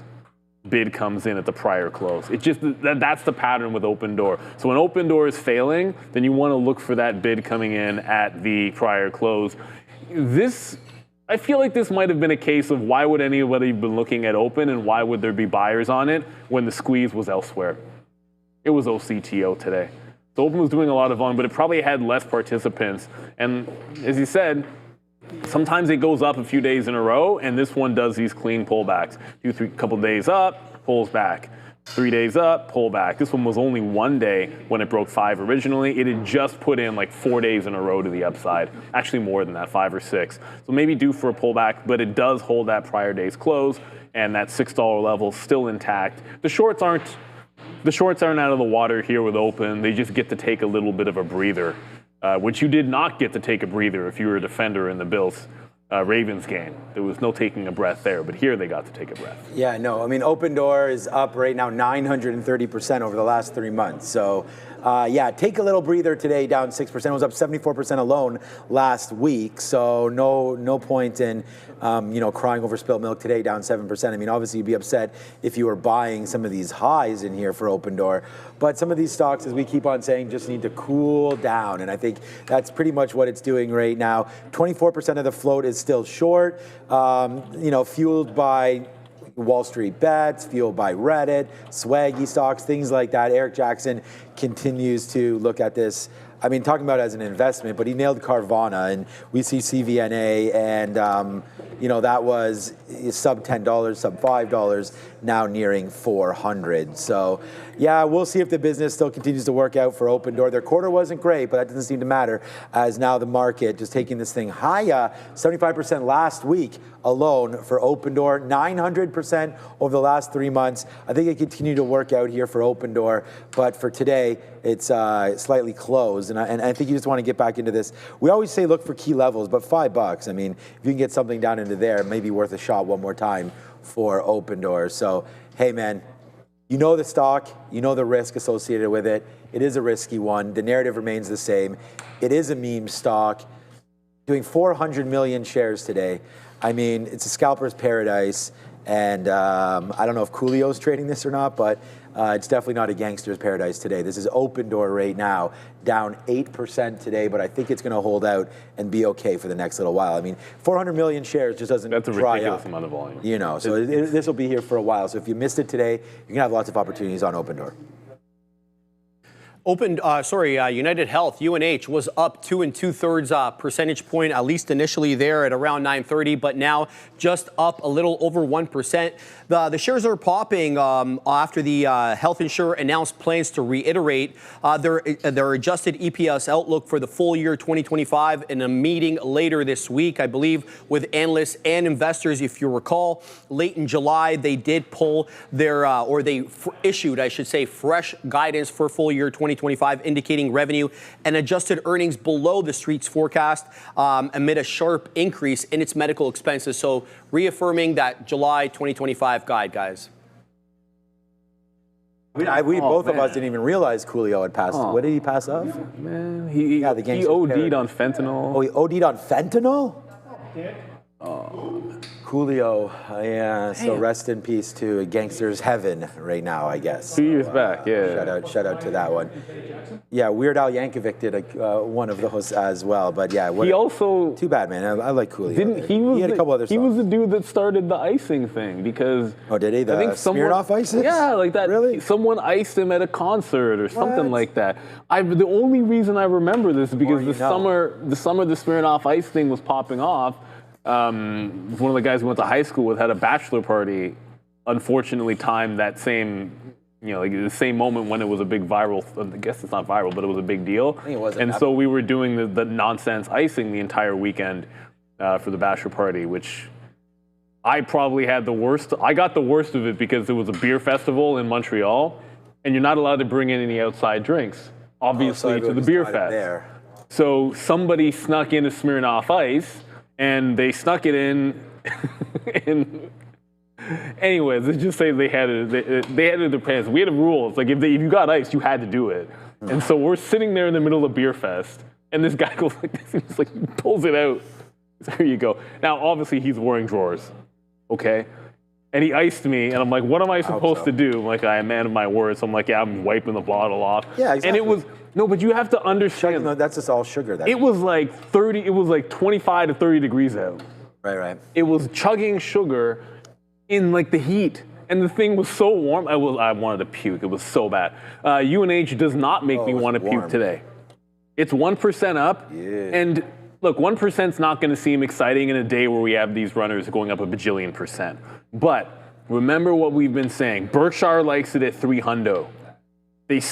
Somebody's buying it at $300. It consolidated there before, it's consolidating there now. And last week, it was almost like a perfect rounded bottom off that 300. The only thing left, and this fool me once, shame on me, fool me twice, we can't get fooled again. I'm in it for a second time at the 300 level. This time, if I see it reject again, this 330, which it has yet to test, then I'll probably take something off for like the whatever 5%, 10% that you're able to get. But I think this is the time that UNH is actually going to go. Looks a little bit different. You made a double bottom on the daily. So I think this is the time that UNH has to make a run through that 320 and fill in a larger part of this gap that got put in a few months ago. So yeah, it seems like this consolidation is working out for UNH. All we have to do is break $330, and then I think it's got a lot of juice ahead of it. So we'll see. It was the second time in that swing. I gave you 10% if you took it. I think I got out flat last time. Small win. But this time looks like it's a little bit different. We're just getting into some Alibaba here as it just broke through 140, so a little bit of a short there, trying to get some out. We're only short right here at 10s, so we'll wait for that. Look, Oscar, how about Oscar? Right here, that went up to 20 and change. This is looking like potentially breaking out as well. I mean, if the space is healthy overall, then I think this continues to work as well. So, we just did a thing on Robinhood there, changing the game a little bit. Oscar's an app, so you get into there with some of the health care situations, them directing you towards, the proper care and whatnot. We don't have it here, so I don't know exactly everything about this, but I like the stock. We talked about that. Total addressable market going upside. They've had a nice little run, OSCR. But yeah, for me, buying the diamonds, that was a call that we had earlier on this year, and the DIA, the Dow Jones, with it being such a big component there, UNH. It's nice to see the Dow near all-time highs as well. Nice little recovery there. But yeah, man, to each their own. I don't know. Some people may not, just because of the practices of UNH and some of the policies there. I mean, the business is what it is, but, UNH looks like it's going to work out. And what a great, I don't want to say generational, but that might have been a generational dip buy opportunity there on UNH down into 240s. But to stand in there with a falling knife was tough. I think the best way to do this is to average in. This is where dollar cost averaging in a name that you believe in may work out. Let sort of the, the pain of this trade hit you, and then at some point there's some bounce levels, and it looks like if you draw a line here and you say everything above 300 is legit, everything below is just that like euphoric dump off, you might have capitulation down there and in around 240 after 4 or 5 big moves down, then a couple moves back up. So that's looking like a pretty good bottom to me. I'd say you're long until we break through 290 again downside. This, you may never have to get out of this. So there goes UNH. Congratulations.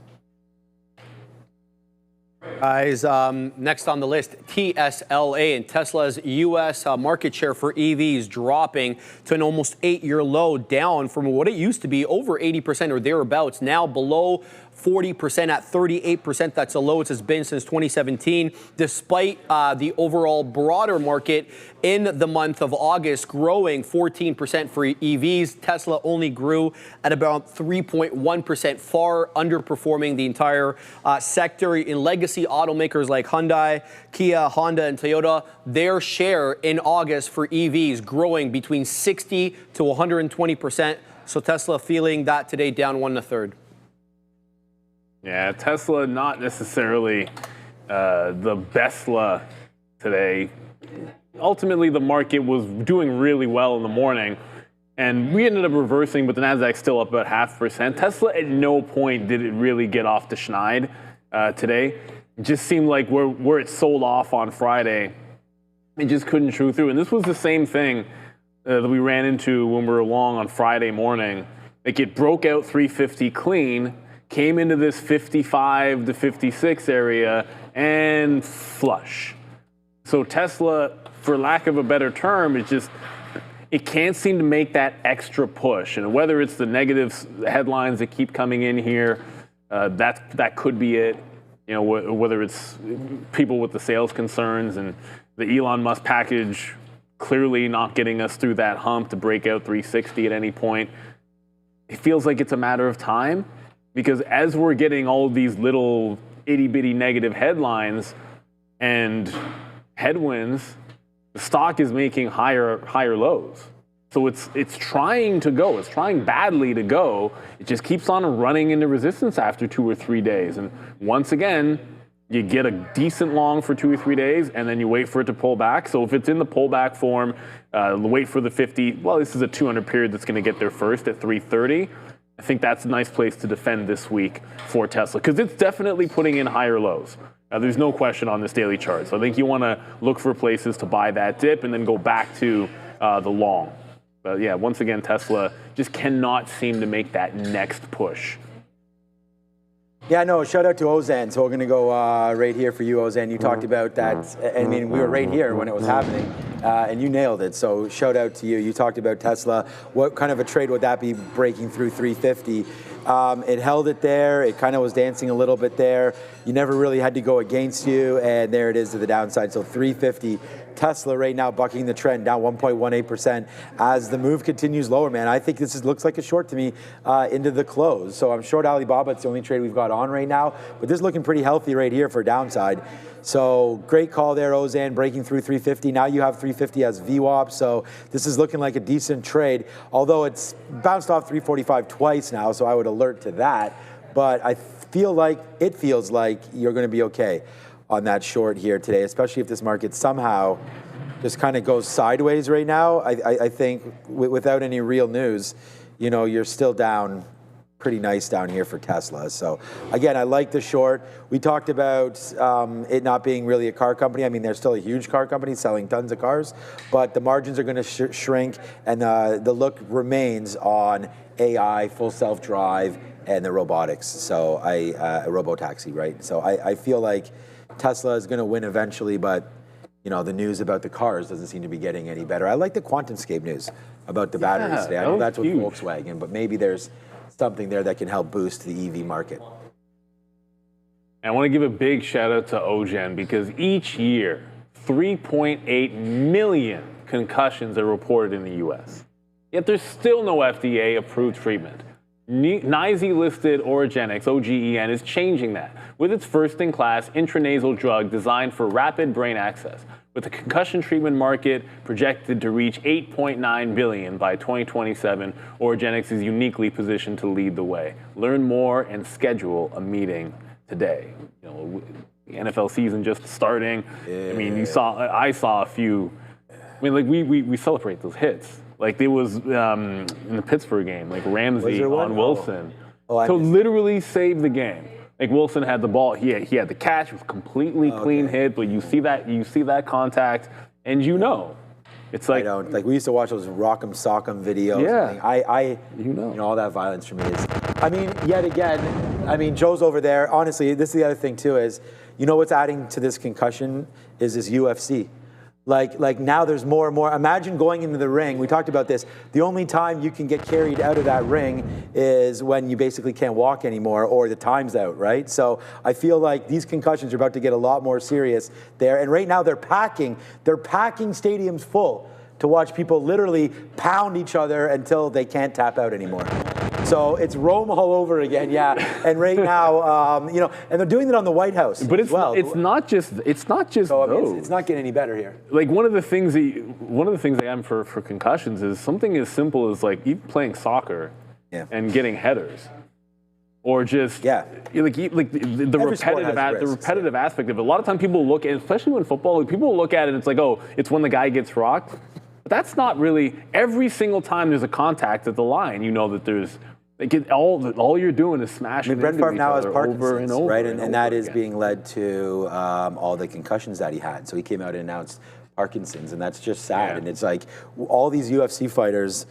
I mean, I hope they get paid now and then they retire ASAP because, like, I really feel like in a matter of 10 or 15 years, these guys happened in boxing. It's already happened. It already happened in boxing. No, but boxing, I mean, compared to boxing is worse because in boxing you take more headshots and more trauma because. But you don't take elbow shots. Andre, tap me in, brother. Tap me in, Andre. No, but this is true. The cumulative aspect in boxing is higher because the gloves allow you to make more hits, allow you to absorb more contact. Katina man. Honestly, shout out to Don Cherry's Rock'em Sock'em. Grandpa owns so many of those videos. Fantastic stuff. But as for the UFC, the thing is, what happens is in the UFC, if you get hurt, you're going to get finished, right? But to add to Neil's point, with boxing, you get hurt, you get dropped, you have 10 seconds to recover, and then stand up and get beat up even more. Joe, I've watched lots of UFC, man. These guys get beat up to the point where you can't even see their eyes, and they get back out there. It does not get stopped, dude. The ref will but the dangerous is boxing. The danger's in boxing because you continuously get up and take more blows to the head. They're both bad, but the experts I've listened to or read anything suggested boxing is Don Cherry, Rock'em Sock'em, I literally grew up on that stuff, man. It's fantastic stuff. So good stuff, guys. Don Cherry. I can't even, like, now that my daughter's into hockey, it's like, and there's huge hits, like she gets hit all the time, and she's only 11, and it's just like, oh my God, I couldn't even imagine. I remember when we were kids, I remember dudes running catchers when I was 13 or 14 years old. I mean, like, straight up forearm shiver, taking out the catcher and not thrown out of the game. Like the other team trying to, we were at a tournament and we were the Brampton team, so I played for, and the Brampton team a year younger than us. We were in the semifinals playing our own city's team that was a year under us. Right. And one of our dudes still blew up their catcher, and I'm like, I remember seeing it happen, and like people wanted to fight, but he wasn't even tossed. Right. Like he didn't even get a warning for that. Like that's how it used to be. Now they toss people real fast. And you know who it was. I'm not going to say it, but I think you know who I'm talking about. I know the story here. That did it. But let's go talk about a little Robin Hood. Let's get back on track. Shout out to Neil. You brought up soccer as one of the sports where there's a lot of concussions. I agree with that and more, Neil, because they don't have a concussion protocol in the same way that the NFL does in the Premier League. You just get hit. You go head-to-head for a ball, and you get whacked in the head. No independent neurologist comes and looks on you in field. No timeout, no nothing. You're just checked out by the team, and off you go back in. So love to see them take that a bit more seriously out on the other side of the ocean. Let's go into the last topic here. Robinhood up markedly 14.5% for the decentralized finance name. So this one will be added to the S&P 500 coming on the morning of Monday, September 22nd. So be on the lookout for that. Just to give you an idea of what kind of metrics we have here, up 211% at the time of this writing of the article year to date, 11.5% month to date. But here is the all-time high. I want to bring your attention to August 11th. That's when we printed $118.45 an intraday all-time high, but we did not close above that level. If we close at these prices, near these prices today, this will be an all-time high close, so be on the lookout for that. Robinhood up 14.5. Yeah, I guess it is an all-time high close. For some reason, No, 117.70. That's the all-time high, but on a closing base. So say again? Anyways, it doesn't really matter. It doesn't really matter. The signal has it at 117.70. Yeah, that's what I'm looking at up here. But it doesn't really matter. Like the stock was at, what was it in April? $30?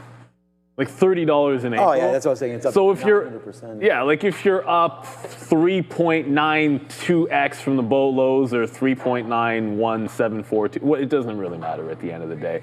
At the end of the day, it finally gets added to the index, which is what it's seemingly everybody's been waiting for so long. And what's interesting about it is, if you keep in mind one thing about the S&P 500, like there's certain things you have to do in terms of profitability to get in, but they don't actually have to explain why they pick one company over the other. They just do what they're going to do. So if they want to throw more fintech in the next time something comes up, like don't just assume. Like some people on Friday were like, oh, it's probably not going to be Robinhood because they did IBKR and they did Block. It's like, and Coin already got in there. So is it going to be Hood? So forget about all that stuff. I could easily still see SoFi. I never believed SoFi would get in before Robinhood, but I think SoFi it's definitely on the short list. As a matter of fact, I had Kalshi up. Kalshi doesn't have SoFi on. They've got Vana, Ares, and Cheniere are up there, and then MicroStrategy's like fifth. So those would be the three. But I think SoFi is gonna find its way in the next probably in the next year, because the 24-hour trading going in, crypto, tokenization, all of these things play in, and fintech is the place to be. Yeah, for sure. We like the fintech spot. I mean, I like Charles Schwab, and there's some other plays as well. But I mean, look, the P&L darling today is Robinhood. And I mean, we have the 112 long. We took the break, and then we also brought it back. We called 116.50, by the way, right here, potential move into 116.50. I mean, it actually got extended through there, and that was pretty much like what's the high of the day? 116.78.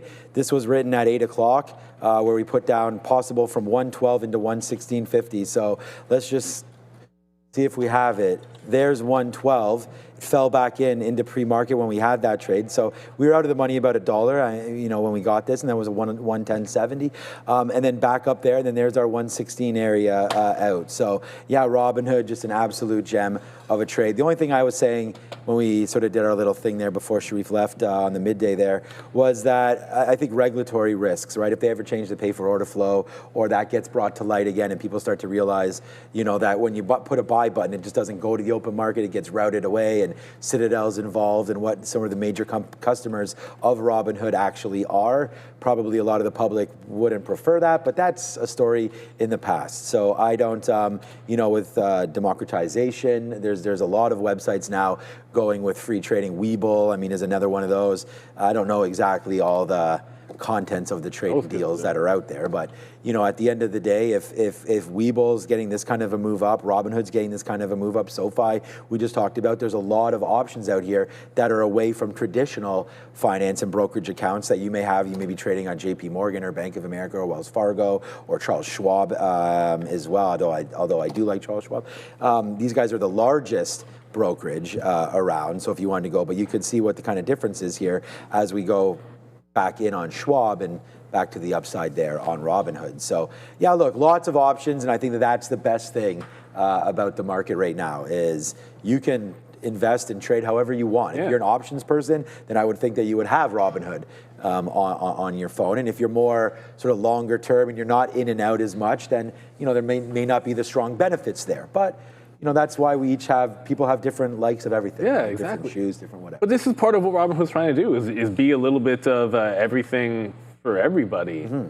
And even when they want you to be able to bet on the thing is, too, whatever as you trading goes down, whatever you want. The thing about it is, too, is like Open Door, like a lot of these trading revenues are coming from these stocks that are doing 400 to 500 million shares a day, like this Octo, like Robinhood. So if the environment ever does change, and I actually think trading will slow down with 24-hour trading. I don't think that's rocket science to think that. So I actually do not think that that's necessarily great for them, but we'll see, right now what winds up happening. It depends on how you define slow down. I feel like it'll be People obvious. People won't be rushing to be trading. Yeah, the average amount of volume that gets done per hour will naturally go down. But I think then the fact that you'll just be getting more people in a general sense, especially outside of North America, I think that's where the big draw is. Like you're gonna get more people involved in trading the U.S. capital markets outside of the U.S. I think that'll be a big grower. But here's what we also want to do to grow things around here. Let's see if when we pull up the visualizer and I ask everybody, when you're putting in a symbol, it goes for anybody, a Reza, you have a question about Meta, make sure you hit the $sign. Just type $, symbol, and we're going to do a little bit of a restart, just to give something else a chance. Because if we don't restart this, then Octo's going to... even when we did restart it just didn't matter. Obviously, it was at the top of the list. So $, whatever symbol you're going to be interested in, just throw them in the chat, and that way we'll know what you guys want to talk about. Certainly, sometimes just find out what is moving. And there was a question in the chat before I asked for this. We were asked to go over SoundHound. So I'll do that. We'll throw that one up. And just keep on throwing those symbols in there, and we'll see what you guys are interested in. But just for SoundHound, there was no particular story that I found, but sometimes you just get squeezes that cause other squeezes that felt like what it could have been here today. And this is on an all-day, I don't want to call it an all-day trend, because this is like almost it's almost a coincidence. Like the VWAP trend line that it's on right now almost connects with the all-day trend. But that's what I have eyeballs on for SoundHound. This is actually a good-looking chart on the daily as well. Higher highs, higher lows, into what looks like resistance to $17. So I think there could be some continuation here for SoundHound. But for now, at least this afternoon, I'd be careful of this potential trend break. Like if it breaks this trend, usually I think you're heading down into the volume-weighted average price. So that's the look here on SoundHound. I don't even know if we have free locates on it. My guess is no. You'd have to pay for shorts to be able to take that breakdown. The volume's pretty good, 90 million shares. It's crazy. There's a lot of small cappers doing a bunch of volume today, just leading across the board. Like NVIDIA probably. SNTG is what it Yeah, SNTG opened up and kind of lost the bid there. Remember we said it was indicating an open down? Well, it did open down, tried to break out through $12, and then faded back in hard. And this is sort of what you're concerned about if you're buying any of these afternoon highs when a stock is up 200%, 300%, and looks over 4,350%. You know, it's a different beast trying to buy these up here. And this, obviously, OCTO stands out. There's just no way. Octo. Like, who could actually... It's one thing to hold along up here. It's another thing to be like, yeah, I went long at $64 on Octo when it was a $1.40 stock yesterday. Well, that's part of it, right? I mean, it's like, who knows about that Friday, besides, other people? What I would be curious to know, and I'm not involved in any of these pre-market chat boards or whatever these groups that do this, these discords. But I'm kind of curious as to like what was the kind of stuff that was getting said on this morning. Like was there like people were always people talk about these things all the time, I guess, on these little like pump and dump, whatever. Sometimes I guess you should just call it a pump, but sometimes they don't dump.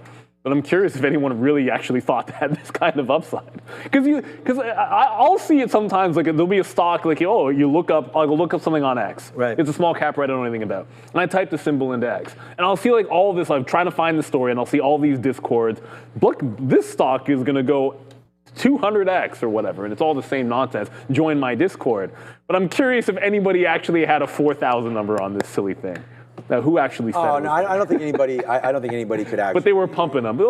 Nobody thought it would do this. But yeah, no. Every now and then, I guess it does go.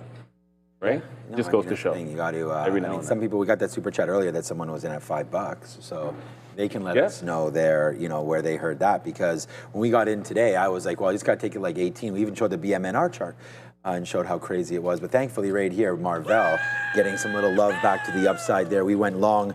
Well, we just added to some positions. We have multiple accounts with Marvell in it. But, we added to some Marvell here before earnings. They went whoops all the way to the downside right there. We added on day 2 of Marvell. So we got some 60.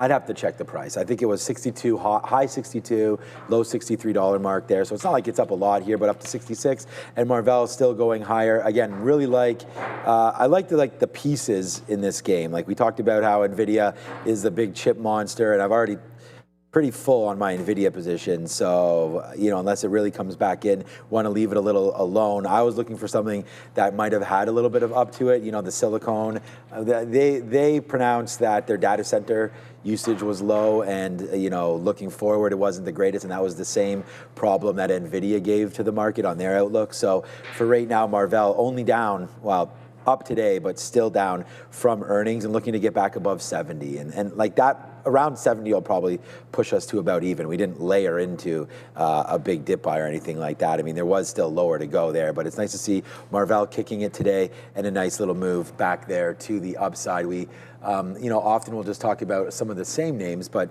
different stories here today for sure.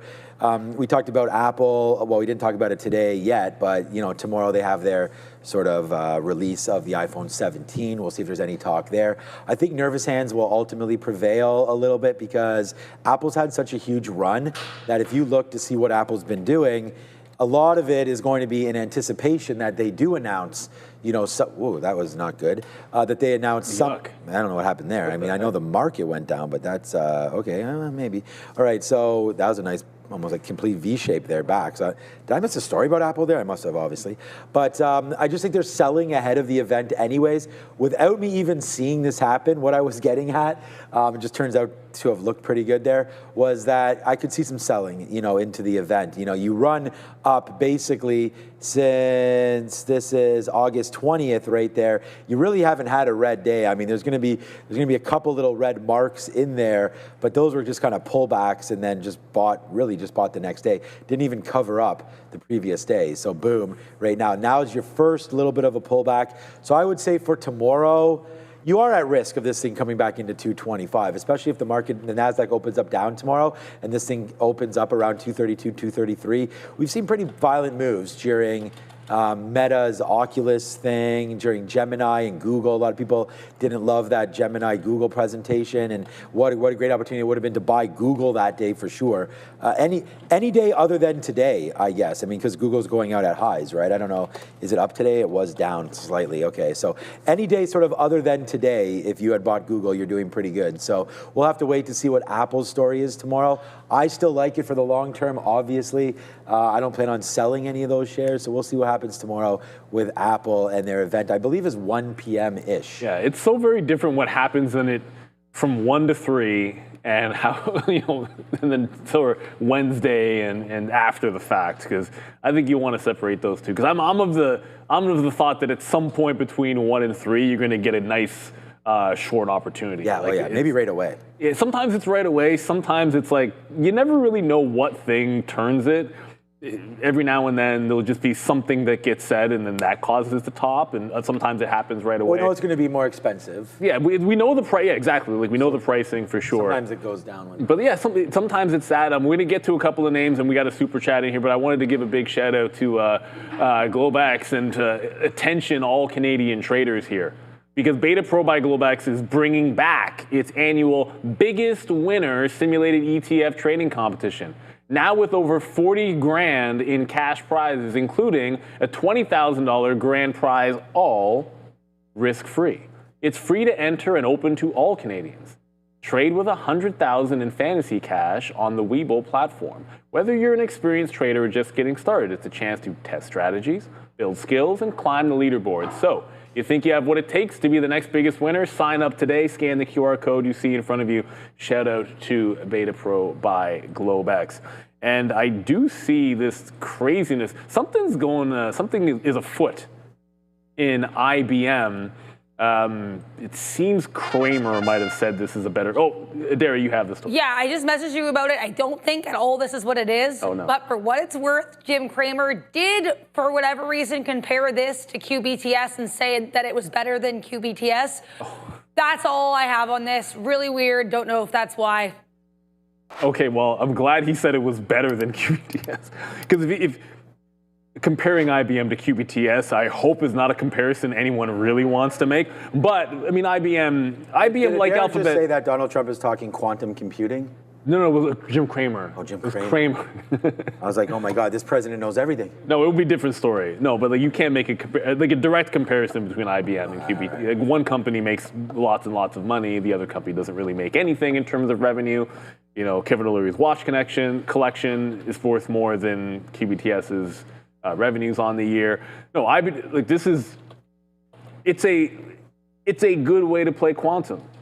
But so is Alphabet, right? And this has been true for quite some time. But it doesn't necessarily give you the same juice as QBTS or QUBT or Rigetti, or I always forget the fourth one. IonQ is the other one.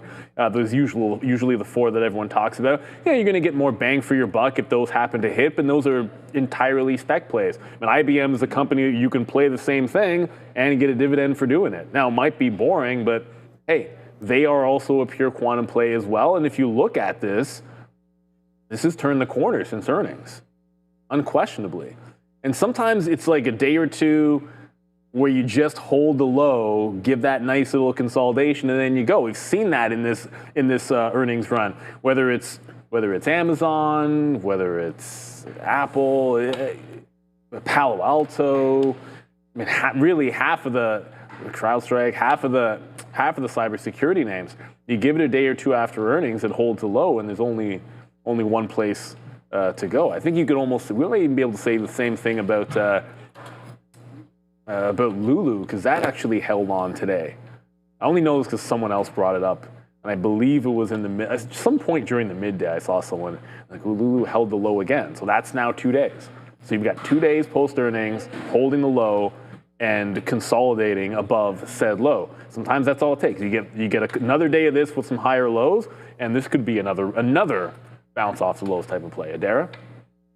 Couple of different things to talk about here. Bill holdings on watch, BILL. As you can see, spiking with volume. Reuters reporting that Starboard, which is previously reported last week to be getting involved in the company, has nominated four directors here to Bill as part of its board. They're looking for a proxy fight here. So BILL getting 4 directors nominated to its board by Starboard. Starboard is trying to push here in an activist way. BILL popping on this. Also, larger market news.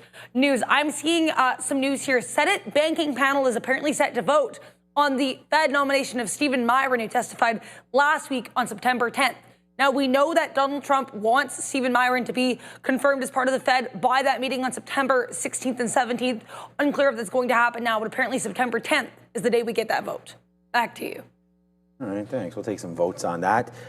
Just to talk about what you were saying about IBM, though, quickly, same type of thing is that like when you get a chance to buy, whether or not you believe, Jim Cramer is that quantum expert that he may or may not be. He knows more than Shkreli.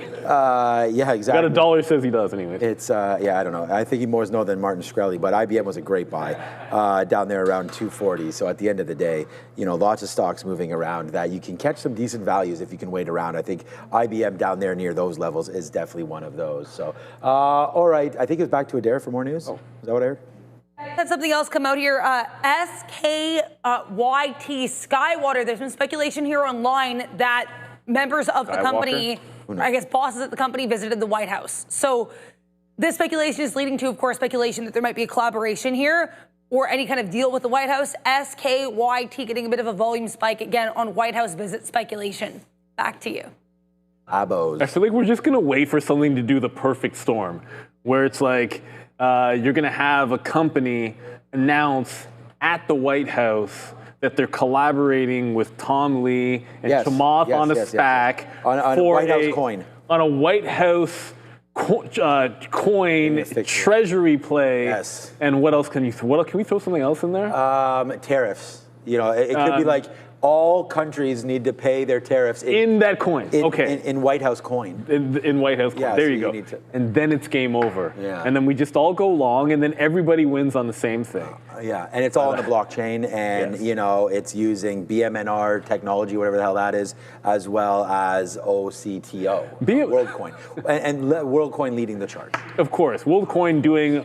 You know what? And some things are so obvious. What does WorldCoin? I mean, whatever. Soon to be launched TTVL. We talked about that, the Trader TV Live coin. That'd be pretty sick if that was the case, and then we could all see what happens there. A coin that we promised we would never rug. No, we're not. I know how to do that, anyways. There was that Hawk2a coin, of course. I know that you're invested in that, maybe, but wasn't that in and out? Not anymore. Not real quick. No. No. And first of all, we're joking around. I've never been in Hawk2a. No.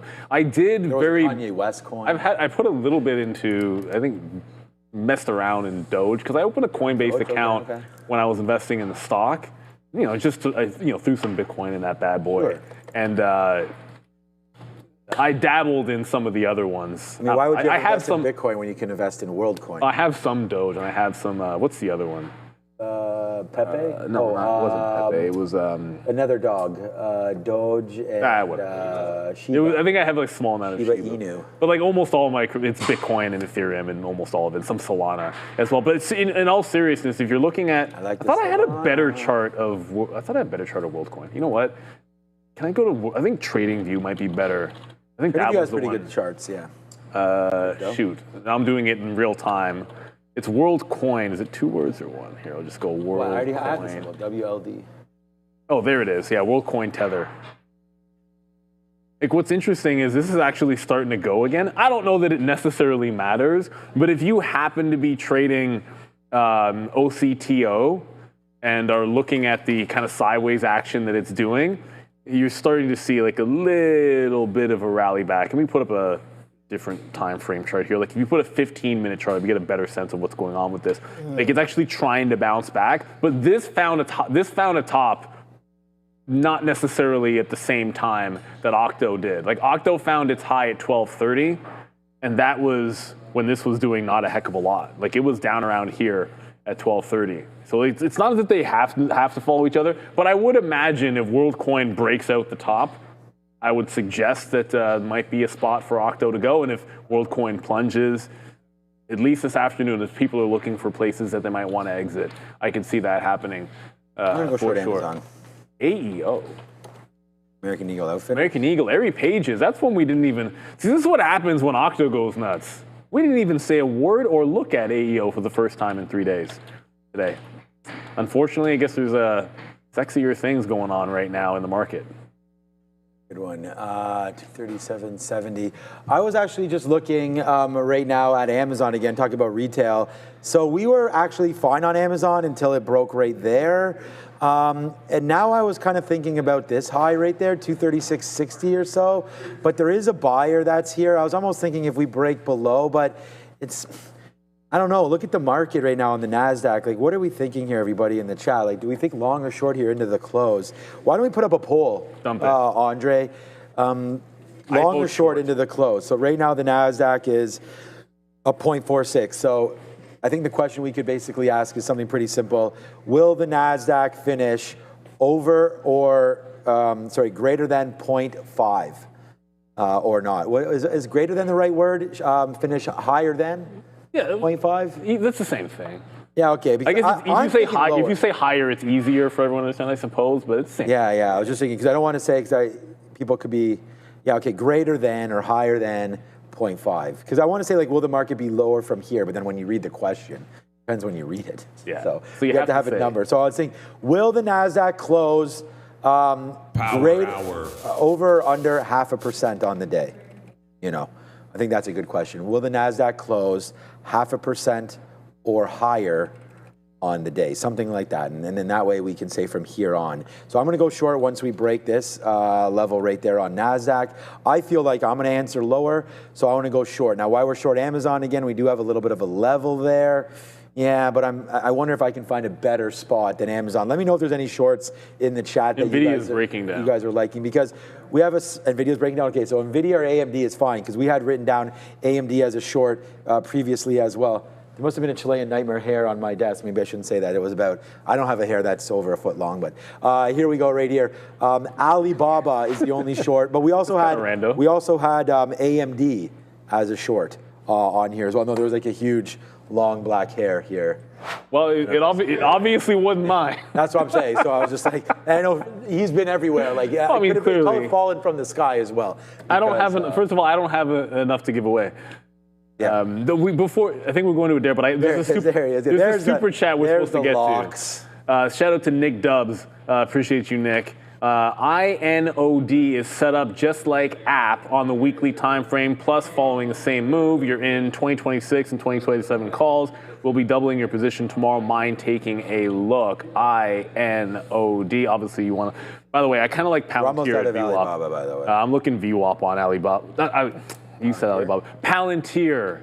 It's kind of funny how the human brain works. I can be sitting there looking at Palantir, but then I hear you say that. INOD, where do I find? Oh, that is on the NASDAQ. Okay, so we'll take a look for you here, Nick. Yes. Well, that's trending a little bit. Great one. 10% up. Oh my goodness. All right, here's the poll. Yeah, that looks really, really nice last couple of days. But you need to already be in this. Well, I'm assuming you're already in. So like it's been rallying the last few days in here. Clearly a trend break that you're feasting into. And some big time resistance at that 50 to 52, no question about it. But yeah, if you're in it early, then you got a good one there, Nick. I'm going, so here it is. Yeah, perfect, Andre. I think this is what it is right now. 150 votes in right now. So just me looking, we're only talking about the NASDAQ here. So part of the reason is underneath VWAP, underneath the 50-period moving average for me, I think lower. But not only that, I was just saying about Apple. I think with such a huge event tomorrow for Apple, Apple is in like 650 or something ETFs matched only, I think, now by NVIDIA. So I just wonder that if Apple continues kind of downside right now, and I know it just had that huge move, but like with Apple doing this heading into the event, I'm going to go and vote right now, and I'm going to vote lower. So let me see. Oh, wow. Okay, Neil, you may be the deciding vote. We'll get Neil's vote. Oh, sorry, I already did. No, it's okay. Well, what did you vote? Higher? I voted lower. Okay, lower as well. So, okay, so right now, 50-50 on the chat right here, higher versus lower. But Adara has news. Yes, I do. IBM, we have an actual catalyst here. I just found this out. The CFO is speaking at a Goldman Sachs conference, saying that the company is going to be exiting the first half of the year with over $75 billion worth of, I guess, book worth of business there. That's about 80% of which is going to be consulting. So 80% of their more than $7.5 billion book of business is going to be consulting. CFO also saying that the company currently has over 75 quantum computers in production scaling. We also got the consumer credit number, 16 billion, above estimates of $10.2 billion. Back to you. So no, Adara sent the earnings out today. There's no earnings at all. There's CASY. What is Casey? CASY. What stock is this in? Oh, Casey's General Stores. Yeah. Oh, yeah, I heard about this. Oh, we don't have any of these. No, they're we don't. Convenience stores. Yeah. So Couche-Tard or something like that. So shout out to Casey's right here reporting after hours. I think this stock's been super hot. I have heard of this in the past. Yeah, exactly. Look at this stock here. Since this was 370, didn't even, I mean, that's going to be April. Actually, the April tariffs didn't even really hit this stock. It did. I mean, you get one candle down, but then it was like the very next day, the cat came back and it was goner. But right into here, Casey's General Store. Let me know in the chat, like you guys know about Casey's. I don't know. Wouldn't you? Because it's a general store, wouldn't they be probably less affected by? I would presume less affected. I mean, it depends. I don't know what they sell in there. Like if they're selling like little trinkets and stuff. I'm just guessing. I don't know either. I'm guessing. China. Sounds like that would be true. But apparently they have a great breakfast pizza.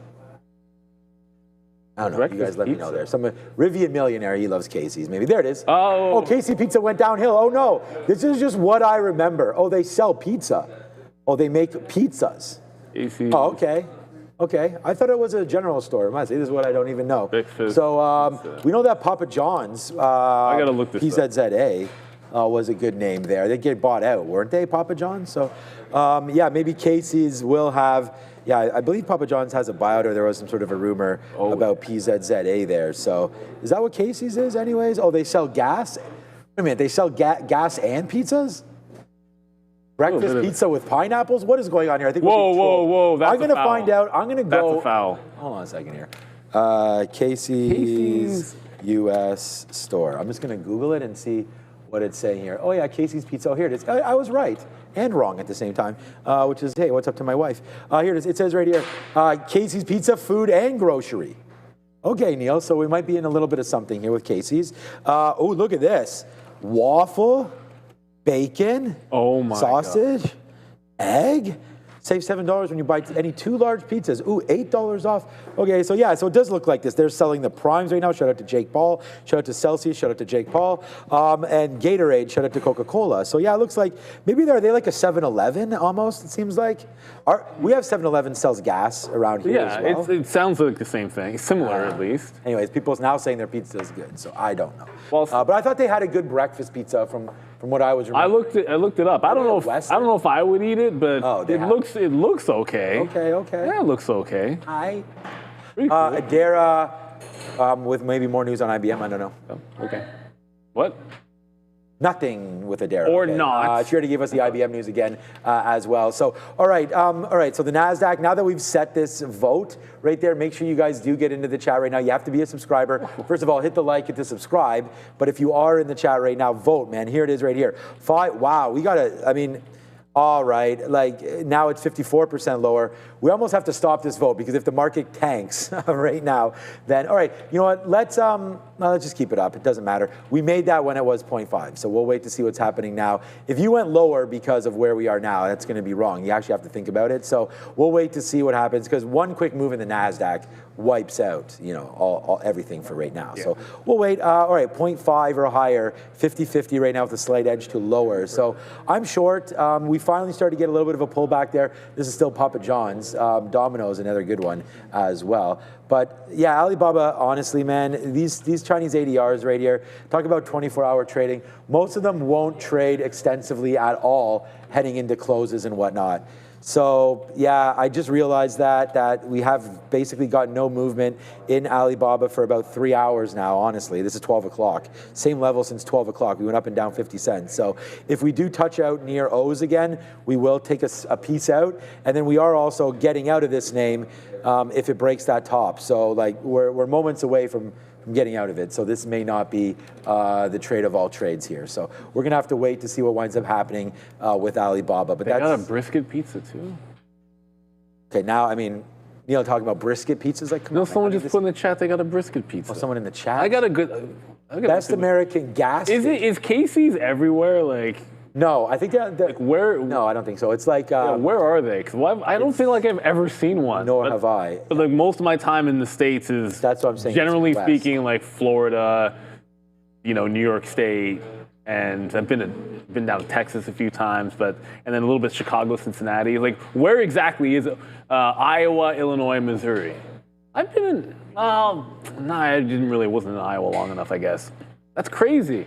All right. Well, that's shout out to that. So anyways, they're reporting tonight. They report tonight, but I think the bigger story is going to be where is OCTO? Because I have a feeling, look, in the aftermarket, you can't halt, and Octo could do some wild nonsense in the aftermarket tonight. And we'll keep track of it, no questions asked. Obviously, no one's going to be trading this thing. Maybe some people will try to take advantage of liquidity that might still be there in Octo. But for now, it was grinding higher and just had this candle. Like it just pulled back, had a $10 pullback candle here.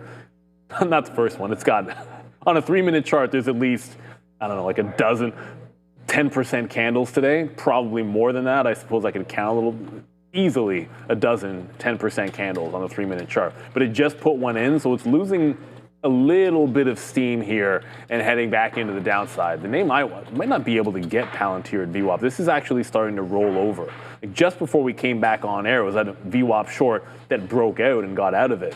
This is now starting to accelerate, so I might have to move a little bit further down to try to catch the next available pop here in Palantir. And this is nothing. I mean, Palantir's up 2% today. It's underneath. Ooh, I like that. It's underneath VWAP, and it's now all of a sudden, as opposed to what was going on the last couple of weeks where it was always closing above the 50 period, it's now closed twice below the 50 period on the daily. And that sits at 156, almost 157, like 156.80 or so. So the losing VWAP is also losing that 50 period on the daily and would go for its third consecutive close underneath that. So I'm going to bet the under because it just seems like that's the pattern right now on Palantir. I'm going to short the next available pop in that bad boy. Melvin Tejada just put in Uber. I didn't see Uber on our visualizer. It's still, we restarted it, but Octo is still winning. It's the same names and then just throw in IBM. Like if I look at it, this morning it was Octo, Hood, Tesla, NVIDIA, all the regulars. The only difference is IBM is in here after that move that we saw in HIMS. HIMS actually on the list of interest. I didn't realize that was doing anything today. Sort of the stuff that was going, that you were looking at last week, some of it went to the wayside. Yeah, HIMS, nice double top. Wow. That is a clean double top on HIMS. It's very clean, and it failed that 50 period again. HIMS seems like it's close. Like it's close to making another one of those bigger runs. Just needs maybe to push through that $50 level, which obviously it didn't do today. Yeah, unfortunately, as we said, sometimes the squeeze play needs to be the center of attention. And if it's not, then the follow through is just not there. All right, Tesla. I was thinking about Tesla here because Tesla right now, their lowest U.S. Market share pretty much ever. There we go. Alibaba just blew through. It used to be 80% blown through. Whatever, man. Alibaba. I just shouldn't have sat in there for that long. Be able to get some out, get some flat. It's a relatively flat trade. I'm still looking for that Amazon, but it looks like Amazon, although the market's pushing. Hey, what happened to my Amazon trade? Oh, I didn't get it. 236.40 I tried to get short. Oh, okay. My order's still pending there. Oh, it broke that seller, and I guess I didn't get filled. So, okay, now the market's coming back down to me. We made that call. That's why we put that sort of chat in there. So I do want to go short. Just a little bit, not the right price. We'll wait up there near 40 to see if we can get something a little more significant. But we'll try the Amazon short there. You know, would have been better up here. We had looked at it there. Fabian. We didn't quite get the price that we had thought there for Amazon, and it just went pending. We didn't get the fills. So we'll see if we can get a downside play here for Amazon, and so far, so good, but we'll wait. So if we can get back up to here, a break of this level, I think we want to get out of AMZN. So we'll wait for it, but there's the market. It was at 0.5, so there's a little bit of a thing. I should have taken the TQQs, but I didn't believe in that enough, but we did take it on Amazon. So there's a nice downside push here for AMZN. Of course, we get stopped out of Alibaba, which probably isn't doing anything as the market does this. So we'll say that was a good idea going short, but we have to wait now to get printed on something for that. So there it goes. Nice move down in the market. We'll see if Amazon can follow through with that. Octo, still 175 million shares, not doing too much. You're looking for it to break through there. If I had paid for shorts, maybe we'll have to go check out how much they are. I think this is worth the short rate there for Octo. That's $55 break. So I'm going to go in and I'll let you guys know how much it is for shorts. It had come down significantly. Yeah, I'm gonna go pay for it. But here it is right now, man. It's 20 cents in the money. So there goes Amazon. Yeah, happy, joy. Shout out to Ren and Damn Stimpy right now, because there it goes right there. A nice little win for your boy there. We just put this on. There's 25 cents. So, okay. I thought we could have been shorter earlier, and we talked about that, but there's a nice move down for AMZN. So at least we talked about the market going shorter there. So, yeah, sure, we'll talk about Casey's Pizza and all that, but I've always got an eye on the market and trying to make a few plays there. So there's Amazon. We'll take out a quarter of it. That's it at O's. So we'll take out a quarter. We'll see if we get something else. I mean, this level held a couple times. That's 80s. So let's put another bid there. I have one in the 90s. Let's put something in the 80s as well for like a quarter piece as well. And then we'll get off of that. So, and then we're going to go find out the pay for shorts. Yeah, I think it was $12. It was $55 at the maximum. It peaked at $55, and then there was a moment when it was like $12 when I had checked in the middle of the day. Or we'll see. I mean, you're going to check it right now, so you'll be able to find out. SNTG, which is the other small cap runner, that just caught a bit of a decent bid here at $8. Right in that morning, right into the morning highs, or call it like the early afternoon highs, so that's actually 1 o'clock, and bouncing clean off of that prior high. But it is running into trouble at $9. Seems like there's a big seller at the 9 to 9.5 that just showed up there again on SNTG. So if you happen to be trading that one, certainly some acceleration going on in that bad boy. Palantir seems like it's too far gone. But I'm going to go over to, because NVIDIA is doing this. Here, I'll show you NVIDIA. NVIDIA is breaking through support at 169 at the same moment where you're getting a bit of a curl on AMD. Right in here, this just actually broke a little bit of an uptrend. Broke 150.5, going to 151.5, and now you're breaking the trend back into the downside. So this gives some cover to be able to get into this prior high at 151.5 on AMD. After I saw NVIDIA break down. Ooh, some of the old stuff that was at the desk, which we forgot about, is getting put back. I haven't seen our Vegemite return to our desk, though. Seems to be missing in action. It's around here somewhere. Probably in the trash is where it should be. No, we do not need the Vegemite. It's okay. We just covered some more Amazon down there at 236. So far so good. Maybe the market does bounce back a little bit. So we'll cover a little bit more now out of 40%. We just got back-to-back covers there at 236. So one was 01, one is 02 or something like that. So good cover there. And you can see all of our trading, not only on the board, like AMD and Intel are both short for Neil's account right now, and I'm short on Amazon. So again, thanks for everything. And we just paid $12 for Octo to get short. So now it's $12 per 100 shares, and here it comes in there. We just talked about going short. It was at 60. Now it's at 56, 57. So coming in here, Octo. Let's see what winds up happening on this break. I'm going to try to get this short if it breaks 55. So that's going to be a play for me here, breaking the afternoon range back down for Octo. So, and if it goes against me and we get punched in there and it goes against, we're not trading a huge amount of shares or anything, but we are trading something. So breaking through 55, maybe we'll give it back up. I mean, $5 probably okay, up back above through 60, something like that, to see if we can get a break down for Octo. Play the 55 break, give it to 60. But I mean, look at the spread. I may not even get short on this thing. I think I'm only crossing 40 or 50 cents. So we'll wait on here right now. It's going to be tough to short it for sure. Like you're almost better off sitting somewhere here and then not paying the spread, although like, because right now the spread is reasonable. When this thing starts to open up and you're trying to punch in and out of it, it's going to be real difficult to trade. So I completely understand that. So we're going to wait to see if it does give us that break right there of OCTO. Hopefully we're able to get it. All right, so still waiting for Amazon. Obviously, if that one comes through, then we'll take that. So we're just going to wait around and see what's available to us here in the waning minutes of the day. It's 3:18. Only Casey's General Store, which apparently has great pizza and gas, they are tonight. So other than that, nobody. And Oracle later on this week. Oh, that's the big one. IBM's still going right now. So it's all good. Yeah, and just very quickly, there was a good question I tried to answer. Is T was up, yo? What's up, yo? What does it mean to cover? So if you ever hear us use lingo that doesn't make any sense to you, just always ask. There's no harm in asking the question.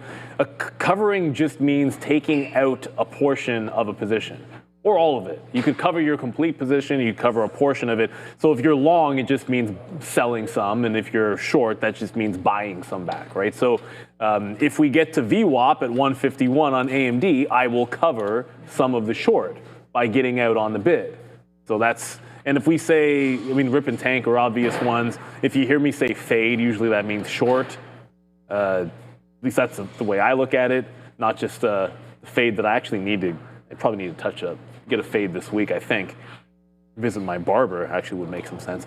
But no, a fade usually means short. But yeah, just don't hesitate to ask any questions. There's no bad questions like that. But Eric, it doesn't necessarily mean close the position. You can cover some of a position. Closing is a different story. Yeah. Closing a position means you're getting out of all of it. Right. Or sometimes I'll say flat. Like if I'm getting flat, then that means getting out of position. Which is weird because sometimes it could just also mean getting out at the same price you got in. You didn't make or lose. But the trading terminology kind of goes both ways.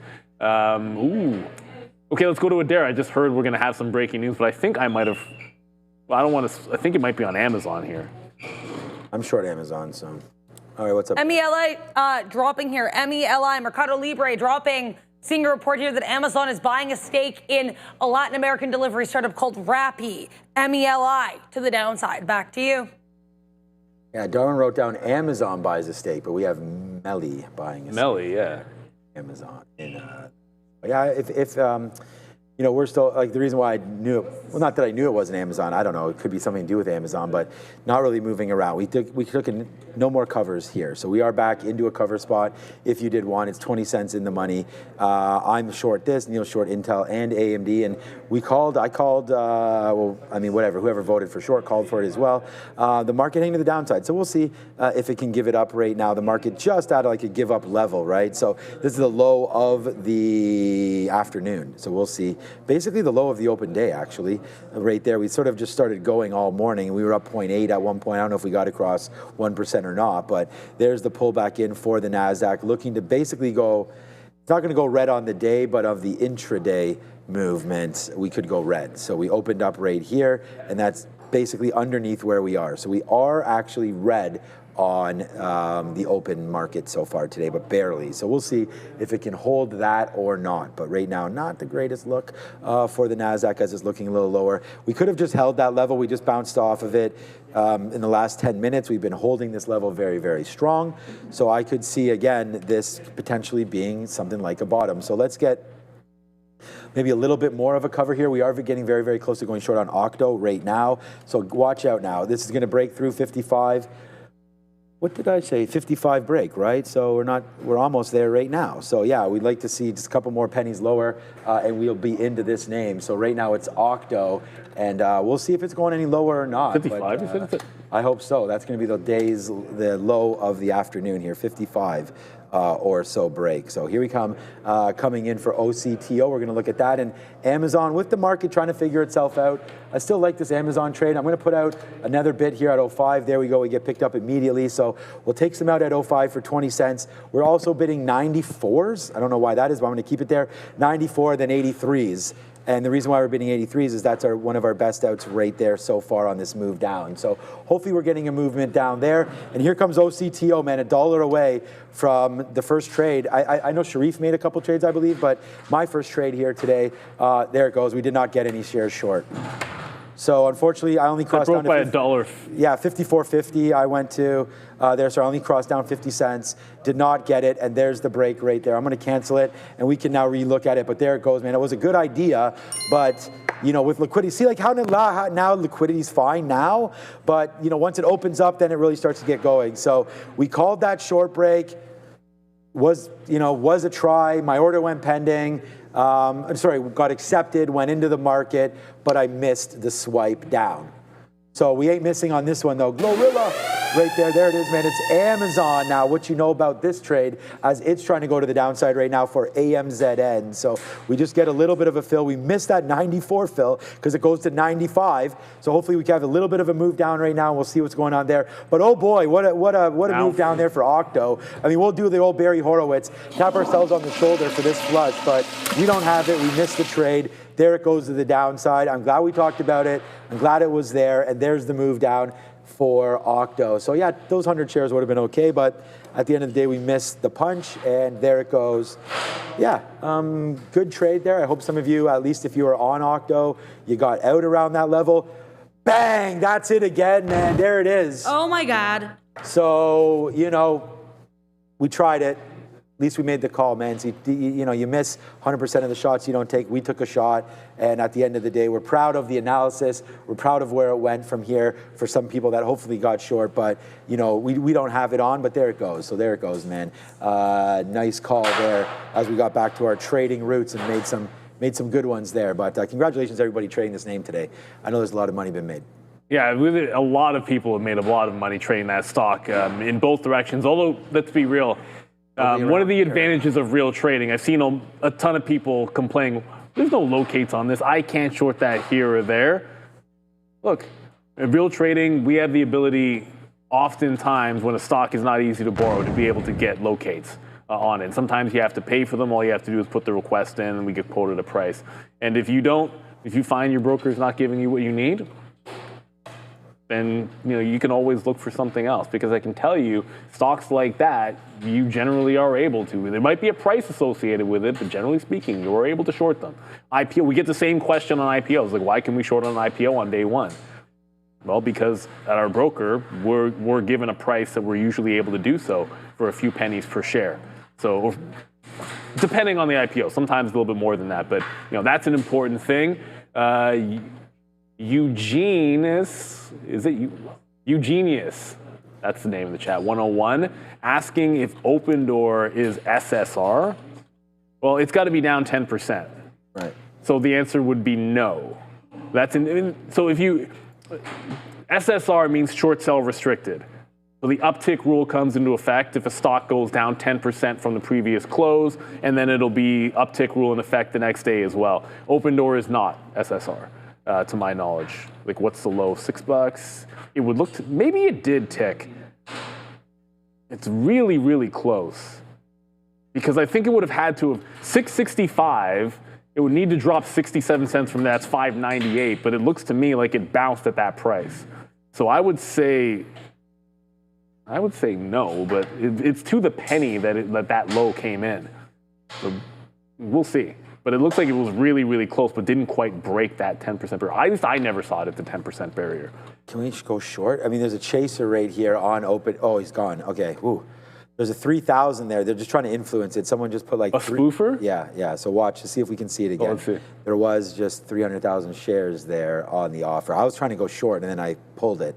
So we'll wait. I think when it says E on here, I think that means that it is extended. So I think it is. It did go SSR. I know the C is for my temporary guess. And I just saw a huge. There it is. See, there's a Nasdaq there. Yep. So there's somebody sitting there with 300 and 20,000 shares. But that could mean that could be somebody that's trying to also hit the bid and it's posting to the offer. Right. So we don't know. But if you're, and it's not that that's that many shares. I mean, it is as far as an account is concerned, but 440 million shares on the day kind of makes that look a little small, but still just under 1% of the day's volume. No, 4 million would be 1%. Yeah, so even under that, here it goes downside. Let's see if it follows it down. So you're looking for this 3,000 to come up here right now. So it was the NASDAQ. So let's see if this goes. See, now they're building it higher and higher and higher. So actually, you know what? I'll just try with 100 shares. Let me see if it's SSR right now. I'll try my damn self. Yes, can't go short. So on punch 16, I cannot go. So right now, it is SSR.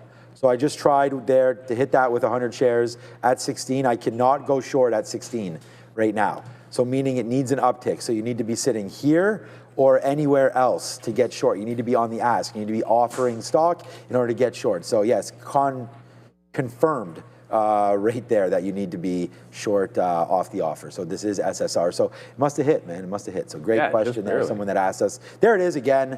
There's some more size pushing this thing down. I'm wondering now about Open Door. Maybe we should just get short with it and then wait till it goes back up to some of these levels, 620 or so, before we get out. Because there definitely is a chaser right here, bringing it back down in. So we'll wait. But that's the trade right now for Open Door. I like it. Potential, people in the chat there, maybe there's a secondary coming. That could happen at any time. Well, I guarantee you there's one coming for Octo. Yeah, like I wouldn't say that's specific to. Like if you're guessing when they're going to do an offering, it's so hard to predict, except for the fact that it happens. It's going to happen. It's just a matter of the when for a stock like Open. That said, for something like OCTO, it's like if you're doing a treasury play and you get price action like this and you don't do an offering at some point, what are you doing? Like if they didn't do an offering, then you can't just file instantly whenever you want. That's not how it works. You get paperwork, blah, blah, blah, and then X amount of time after. But my guess is you're going to see an OCTO. Of course they're going to issue. There's going to be offerings on that. Multiple ones probably in the coming weeks and months. So basically, I don't want to call it a flat trade because we just went over that, but it is a flat trade. I got flat and a flat trade on AMD. Was able to get profit when it pushed down into VWAP a little bit, but then it broke out and lost a few cents on it. So overall, that'll be a flat trade. It was actually a better long off of this trend break earlier that ends up being short. The market doesn't really seem to want to follow through. Like we just tagged the afternoon low and a little bit of a bounce. So just like a teeny weeny bounce there for the NASDAQ as it's trying to slowly grind to the downside. It is 3:30, so we'll get a quick early look at some of the imbalances. I didn't really see anything that stuck out. I am still in this Intel that's not going anywhere. It was a trend break trade, and then it's now resisting 24.5. So I had moved my stop from here to just above 24.5. And sometimes if you're going to move the stop and it's at a resistance spot, I'll just reload in front of the resistance and then put the stop there. And that would end up being a break-even stop. So break-even stop on Intel, and 330 just hit. Whatever MIR is, it's 5 million to the buy side. CNH, 2.6 million to the buy side. VICI, that was that new ETF. Was it not? Was it VICI? No, it wasn't. No, it was something different. I remember that name from. No, it was a different ticker. Brendan was talking about it this morning. It's a different ticker though. VICI. KO, 1 million to the sell side. So really just MIR, which I'm not familiar with. What is this? MedMira? No, that's not right. That's Mirion Technologies, that has done 7 million shares and has a 5.5 million imbalance. Well, that would be rather significant. So I'm going to throw this up on a side chart. Also, I'm going to double check to see if there's supposed to be an action on it today. So right now, yeah, I mean, I do see what you're talking about here. Here's the Open Door 5-minute candle. You talked about this bottoming wick right there, typical bottoming wick for short squeezing and potentially, the shorts getting run dry a little bit there. I do not disagree. We do have the same candle right here, similarly at 12:50, so an hour before, and that did spark a move up, right there. But, I would agree with you. I just wonder if we've run its course a little bit, waiting to see if we do have, and again, the 5 minutes is a good idea to look here because it does give you a little bit of a clearer idea rather than a 1 minute. Is just, you're not going to see a lot of these wicks on 1 minute charts, but I could sort of say the same thing there. Maybe the bulls tried to run this up to 627 there and it failed, and now you're pushing back in. But I just put a stop in. I'm just trying something. Like if we break 625, which is that's 627. I should have to change my stop order actually right here for open door. So I'm going to get a little bit more as we get closer to that, but it's going to be 6. Let's go to 631 if we break above right there for open and give this one a little bit of room into the close, because here it goes, right? I mean, it is going higher. So we'll play off that 624 level, see if we can get something into there, and then we'll play it. So we'll see what happens here with open door. There could be, again, I don't like all the volume. I mean, now it's starting to pick up. And we're short now at 1350. I am waiting. We almost got filled there. I'm waiting at 24s. So that was sort of always the plan, was to bring it. That's why I just changed my stop there. I don't know why I put it at 25. That's 25 right here. So this is kind of what we want. And we want to see if we break above 30s, which is that 50 period moving average. So we're going to have to get above there.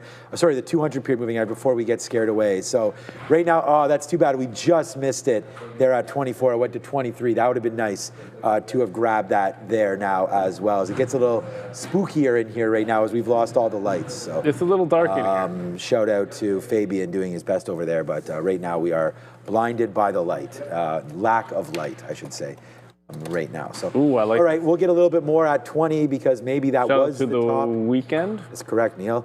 Blinding Lights, yeah, one of the most streamed songs on Apple and Spotify over the last 5 years. Blinding Lights. And I'm sure at YouTube Music as well, which I am now the only thing I use.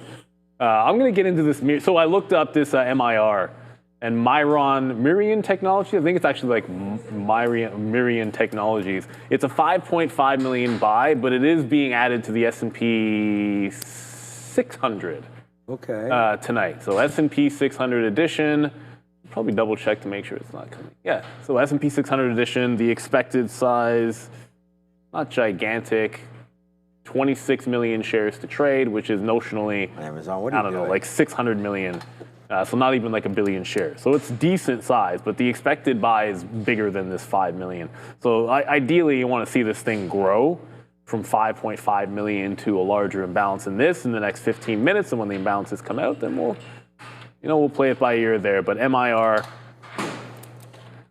Mirion Technology, it's going to be annoying because when I type it in, there's like some Toronto stock that comes up first, MIR. But anyways, it's off the lows as well, so kind of getting it off the lows. If it makes a fresh low at any point before the imbalances come out, I would just punch out. I'd still treat these the same way. Like if you're in it after the imbalance comes in, then you got the imbalance going with it. But if I'm in it before, then I'm going to get out if it breaks the low of the day. When is Klarna coming? Thursday or? I thought it might be Wednesday. Which day? Wednesday. Wednesday. Okay. All right. So get ready for some Klarna action. We'll take out a little bit right here. A little loud. We'll take out a little bit of Amazon there. We just got some 13s, I think it was, or something. So nice move down. Oh, sorry, right there. 14s or 15s right here on the 200 period moving average. We're going to wait to see what's going down with Amazon right now. I don't know. I'm thinking about just stopping out. We already have a stop out up here. It's probably too far. Let's stop ourselves out if we break 40s. We've already made money on this reload. I'm not going to wait around to hit this any sort of a lower trigger there. We have our open door trade. So 236.41 stop out there for Amazon on small shares. I mean, we've been getting out. So just there's the reload, or there's the new position at 27s. Outs, our best out is 93, so that's 30 or 40 cents. So right now, to stop out for a 15-cent hit minus slippage, I'll take it. We just got another out there as well. So far, so good on this Amazon reload. Look, man, I mean, I wish it goes into the money for us, but maybe not.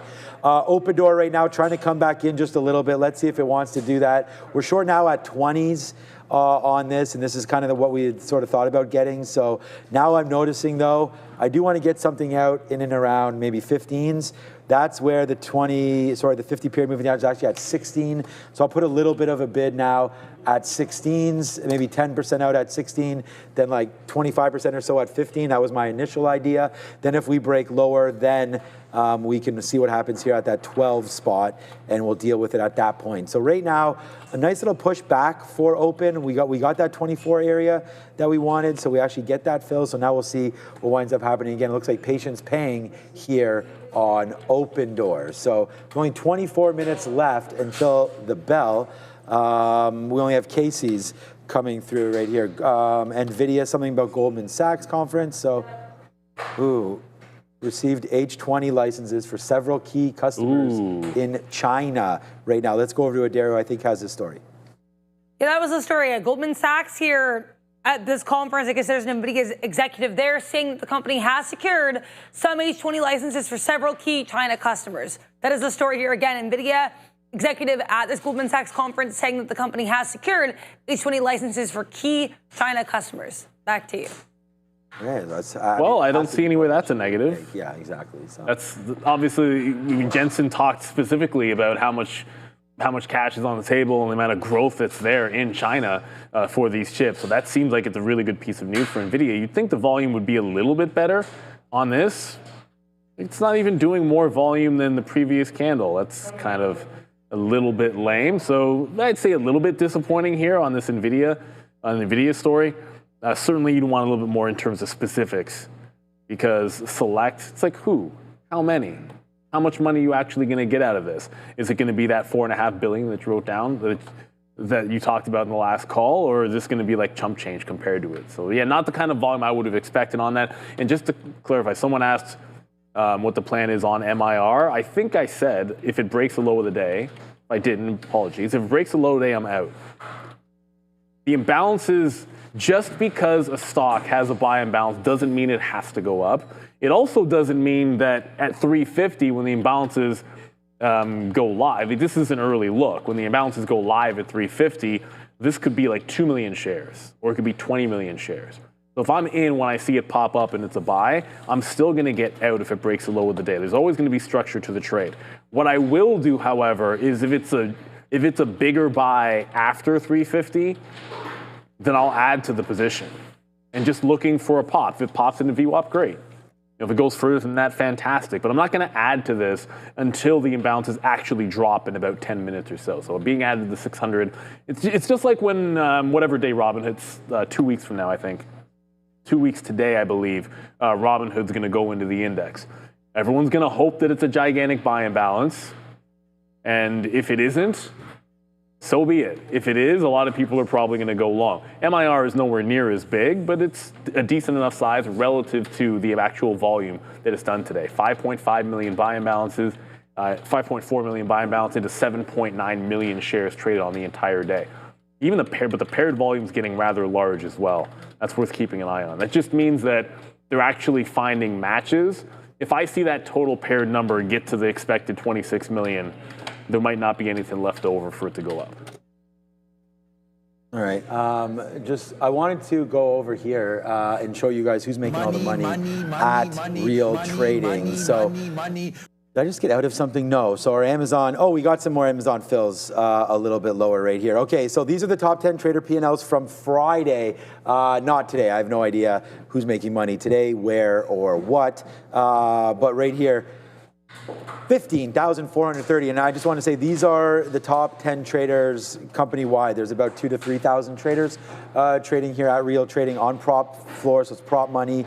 These are the markets they traded, and this is all US dollars. So even though you're going to see someone traded the Canadian market, the TSX, although I think it's TMX, that was $6,800 US, so 6,800 US there.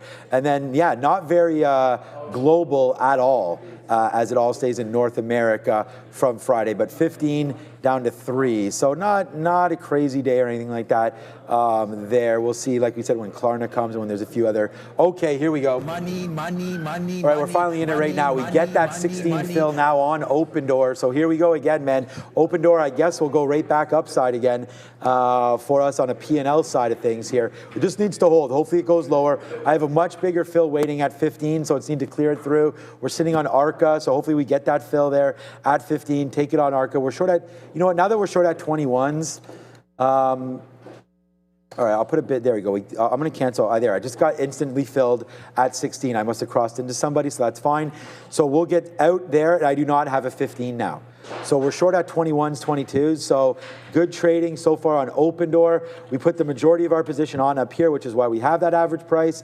And there it comes, breaking through 15. Let's go, man. Here we go. This could be a big one, Neil, man. Here we go on Open Door. Let's go right now. Good size position here. Let's see if we get a downside push with only 8 minutes left. Thank you. Appreciate that, Joe, over there, because this guy's grinding as well. So shout out to Joe over there sitting down and getting his trading right. So here we go, man. Open Door. Hopefully we get a nice downside play.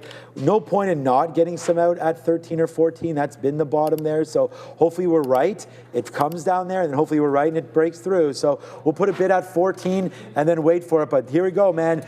Looks like it's going to be a good one. I do have an 06 bid as well.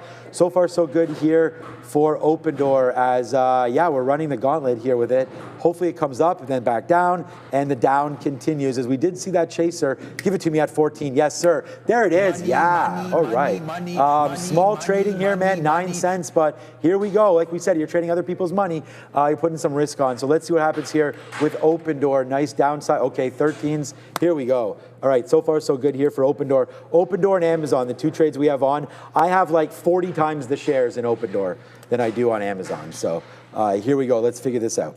Yeah, absolutely. Good look over there. I just wanted to quickly say, where was it in the chat? Oh, I tried to get to you. Aura Alpha. You'd think BMNR would hold WorldCoin. Well, they don't have to. The whole idea is that it's a treasury. Like, Octo is a treasury, right? So if they bought shares in Octo, then in theory, that's them holding. But I have no idea. But that's the other. You don't know. You don't know if Dan Ive owns any WorldCoin or whatever, or anybody actually is involved in it. You do know that Octo is doing it, and Octo continues to bleed as that just hit the low. Not the low of the day, the low of the afternoon. So they are giving up the bid rather precipitously here. Just hit 47, still up 3,000% at the end of the day. Like, this thing is, it's probably minted. Well, let's be real. There's probably at least a few people that have become millionaires off of this thing, because up 3,000%, people make bets on penny stocks and small cappers all the time. So I would imagine a few people are probably still holding on to this really well. And obviously BMNR bought at $1.46, $20 million worth. I'm guessing they've taken some out. If they have not done so, then they would be psychotic, in my opinion. Rusty Dutch, 4,000% is not good enough. I tend to think it's good enough. If you're not taking profit at 4,000%, what are you doing? They're going to do an offering at some point and buy more WorldCoin or whatever the heck that thing is. And when they do so, you're just essentially going to get rugged on it. So you might as well be taking the profit if you can. And a lot of people are doing it for sure. Any news on LAC, Caleb? Not that I'm aware of on LAC at all. If we are getting anything on them, who knows? The only earnings name that we're going to see, of course, after the bell is going to be that Casey's. And my curiosity is going to be, what the heck does Octo do? Because I can see that thing dropping or ripping $15 in the aftermarket tonight. The Qs are still catching a little bit of a bid here. So while the Qs are coming up, yeah, I should just punch out of this thing. We're going to bounce off the volume weighted average price. I can get flat on this, or just a couple of cents, then I might as well take it. Because 5 minutes to go, I want eyeballs to be on MIR. If it stays or grows as an imbalance, I want to add to this position. It's holding the low for now, which is good, but it's a 5.5 million buy imbalance while trading at the low of the day. So let's see if this one can actually be a large one. You never really know, but I want it to be over 10 million shares. It's supposed to be 26. 5 million isn't that big. And Pranet in the chat just asked, how do you get the imbalance locator? I can tell you here at Real Trading, we have it built into the system. If you have level 2 access at your broker, then technically speaking, you should be able to see it because it is in the SIP, but you got to ask your broker if they have it available for you to see it. If you're getting quotes, then you should have the chance to be able to look at it. All right, everybody, welcome back. Here's another. I mean, we only started trading Open Door a half hour ago, and there it is now, cleared out P&L, every other name. And the only other name that I have that's P&L, anything to talk about, is Robinhood. And now we add rate to their big-time trade on Open Door. So there it is, man. Now we're really starting to fall out of this trade. So we talked about bidding 06s. We just got that. So far, so good. Thank you, Salvador, and everybody else too, man. I mean, this is what we're doing, building a community here, and trying to show you that trading is something that, you know, with the right ideas and the right community and the right risk and all of that, that you too, you know, should be able to string together a couple good ideas, and at least we have one right here for Open Door. All right, so here we go. A 346 right now. Just a couple more minutes left. As we go, but here it is right now. Yeah, what's up to McCorby saying thanks for MIR. I don't know, Neil's talking about that. You're welcome, Yaneth as well, ATMV.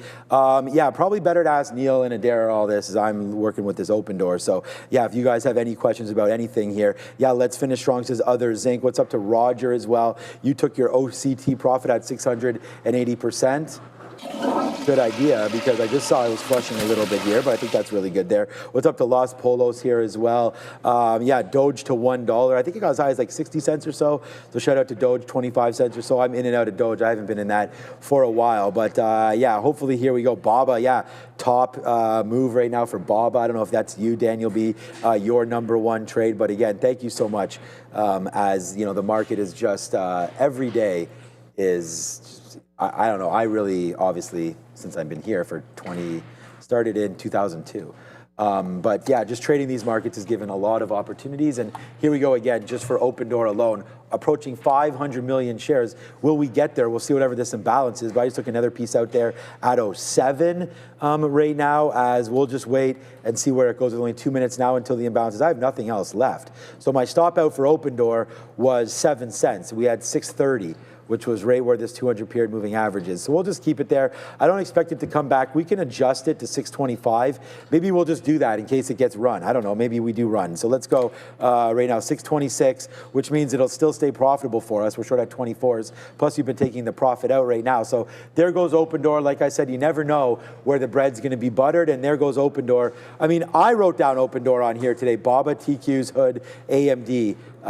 We did not actually write down Open Door, so we'll have to wait for it. Octo right here again, 46. So look, we paid for shorts to take this 55 break. We missed it, but the 55 break cash right there for Octo. Never gone against it, never even looked at it again. We came back into 53s or so, 54s, and but that 55 break, what a solid one, man. I wish we would have crossed a little bit deeper, but there it goes. Octo, good call. So we made the call on Octo, we made the call on Open Door, and yeah, all good right there. Whoever voted lower for the NASDAQ, right now losing. They just lost. Yeah, well, we'll have to wait to see. You're losing right now, so we'll wait to see here, but we're not losing trading today here. So, I mean, if you're green, we're green trading on this side, as I know some of you are, and some of you are going to be red, but it's Monday, so we got 4 more days ahead. So far, so good there on Open Door as it's getting good into here. What's up, Harry Lou? Yeah, look, I'll talk about it there at some point. We only have 10 minutes left. We'll talk about how we got involved as well. And yeah, hiring Neil seems to be in a good move. So we like that. And we'll see what happens here. 606, 607 right now for Open Door. I don't know. I'm looking for a 6 break. We'll see what these imbalances say in 3 seconds. Yeah, I got out most in front of VWAP on MIR, and then it came back, put the stop at break even before the imbalances hit, but it just hit at 350. I did not see an up, there we go. It's only 2.8 or now 2.5, 2.4 million to sell. And that's the thing, you want it to be larger ideally, but the move still came into VWAP, and I said that's what you gotta look for it in the volume weighted average price, and if it comes out bigger, then we add to the position. It didn't come out bigger, so we get a break even. But you always want to have a stop at 350 on those imbalance plays. NVIDIA's 3.8 million to the sell side.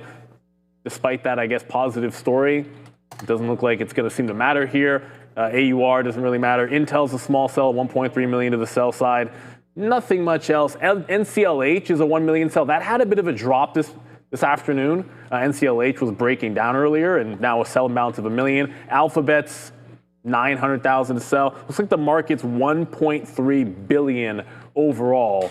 Of course, NVIDIA now 4 million to sell is going to be the biggest one, but it's a disappointing number for that MIR. You're expecting, I wanted double digits. If it's not going to be double digits, unless this thing starts growing, I don't think there'll be a hold to the close type trade. Sometimes the scalp trade and the momentum trade is the only one for these imbalances. And by the time it comes to the close, you better have already had it, and the move is already gone. That's exactly what happened here. So being able to play this, and that's why we show you guys the early look all the time, because it's information that most traders are able to see. Stocks trading at the low, it's a buy and bounce. You get in one time, it goes right into VWAP there. That's all you got to really take. If I see this thing in the next 2 or 3 minutes amp up again and get back 5, 6, 7 million shares to the buy side, then I probably try at least one more shot to punch in and then throw an order to try to take the auction. But unless that happens, I'll probably stay out. All right, 8 minutes left, and so open door coming right back in, man. I'm bidding O2s. We'll take a little bit of a bid there, and if it wants to crack through O's, let's just see the action. We're getting lighter and lighter. I only have 25% left on this trade because it is a little nerve-wracking heading into the imbalances, and when you got shares on, you just want to cover them. So yeah, this is actually done quite well there. The only trade of any real, there we go.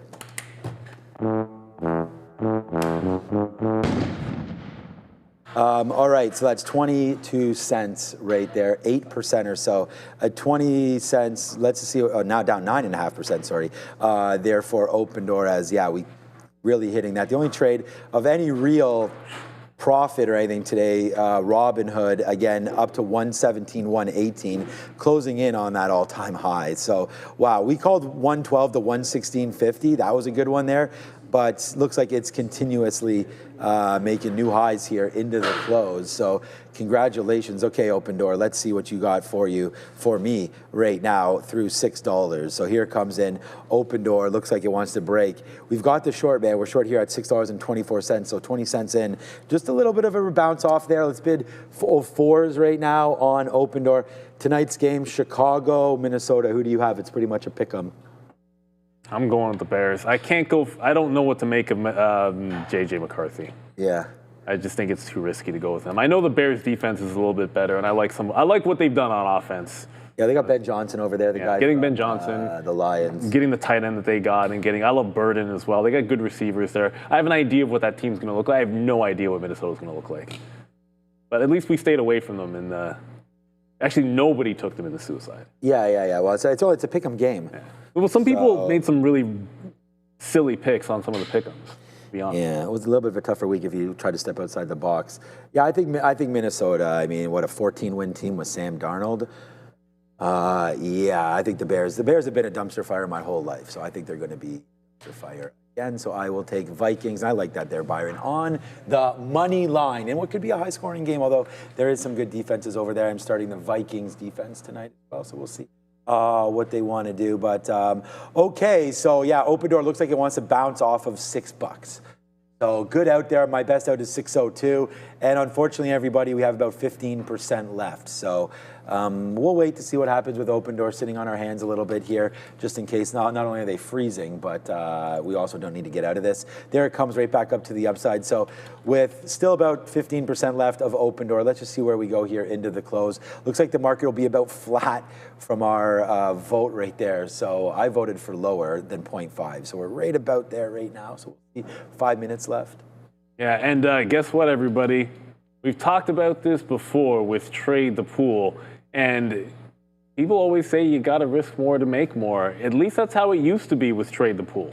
Now they're now changing the game. It's the new revolution in trading. You don't need a large deposit. Trade the Pool is built for any trader who wants to grow without putting everything on the line. Just small skin in the game, and you're trading real capital. So here's how it works. Pay a one-time evaluation fee starting at $47, and that is your total risk. From there, you trade real shares, no CFDs, using company capital. Head to tradethepool.com or scan the QR code you see on screen, and we'll welcome them in a couple of months. It's actually next month. What am I talking about? It's October. Yep. Literally 1 month from now, we'll welcome them.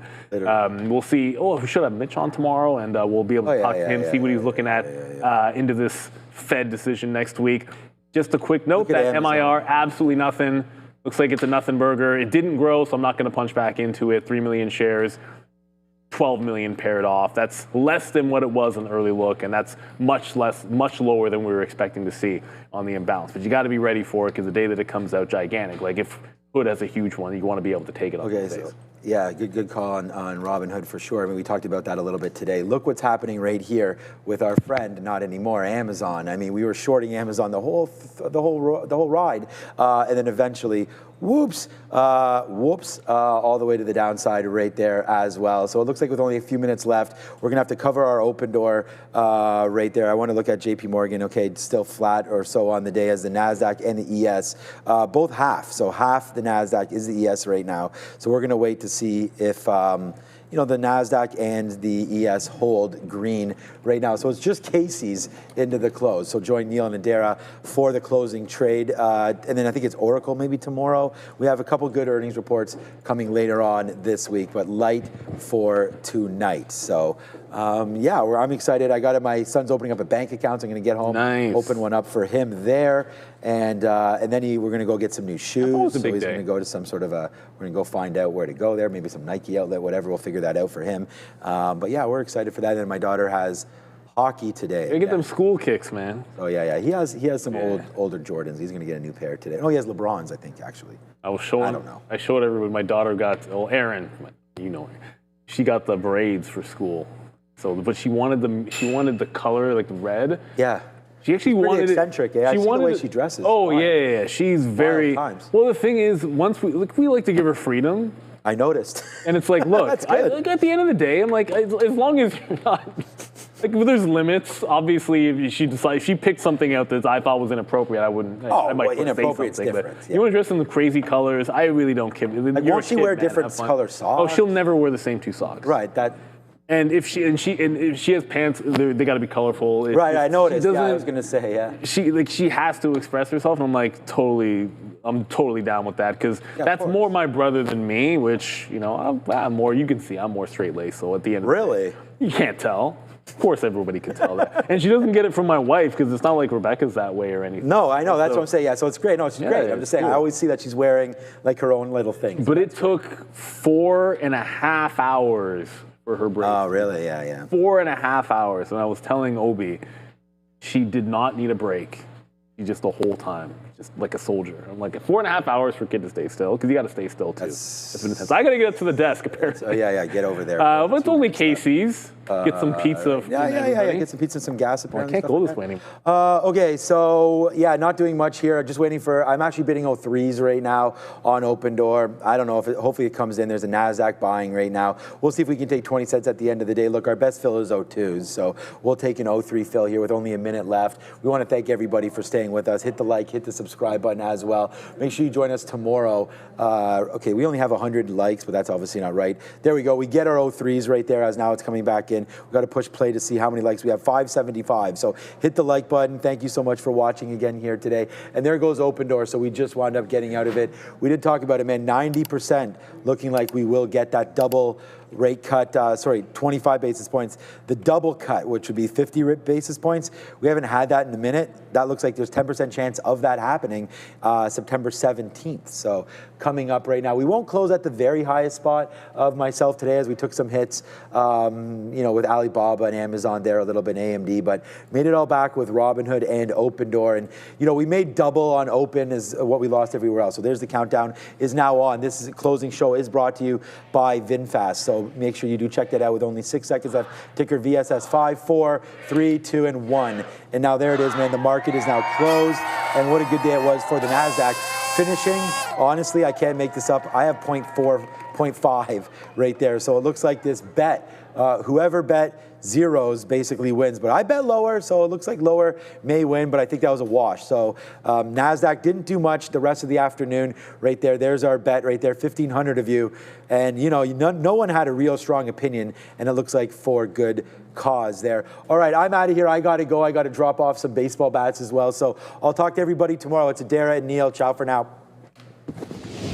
Thank you very much there, Sean. Your market recap show brought to you by Beta Pro by Globex starts right about now. And as Sean mentioned, the market closes kind of flattish. Not really. It's at 5% or 0.5% that everyone wanted. But you know what? The chat's undefeated because the way I see it, if it ends up pretty much where it started and the vote was more or less 50-50, then we were spot on. Like the market, the sentiment that everyone had in the chat was dead on. But there's no story.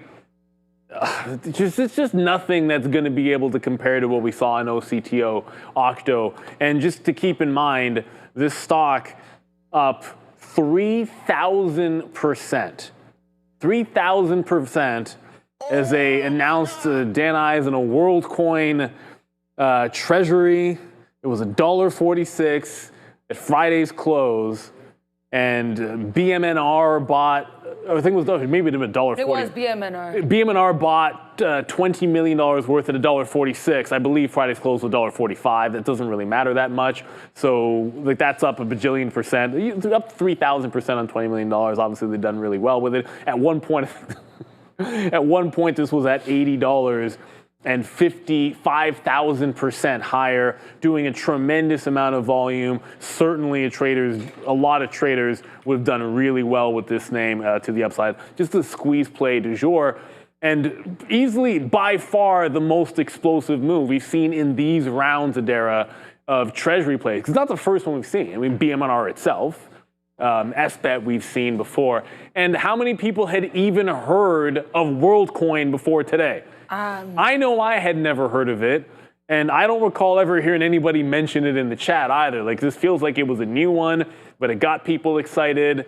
As always, all the caution that you want to think about buying something like this. It's such a ridiculous high, or ridiculous is maybe not the right word, but it seems like the right word to me.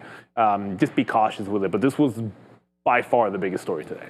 Yeah, I mean, great look there for Octo. Open Door also tried to continue to do its thing. Shout out to Eric Jackson and his friends over there in Open Door World. But yeah, with regards to OCTO, congrats to everybody in the chat who was in this. I know there were quite a few of you.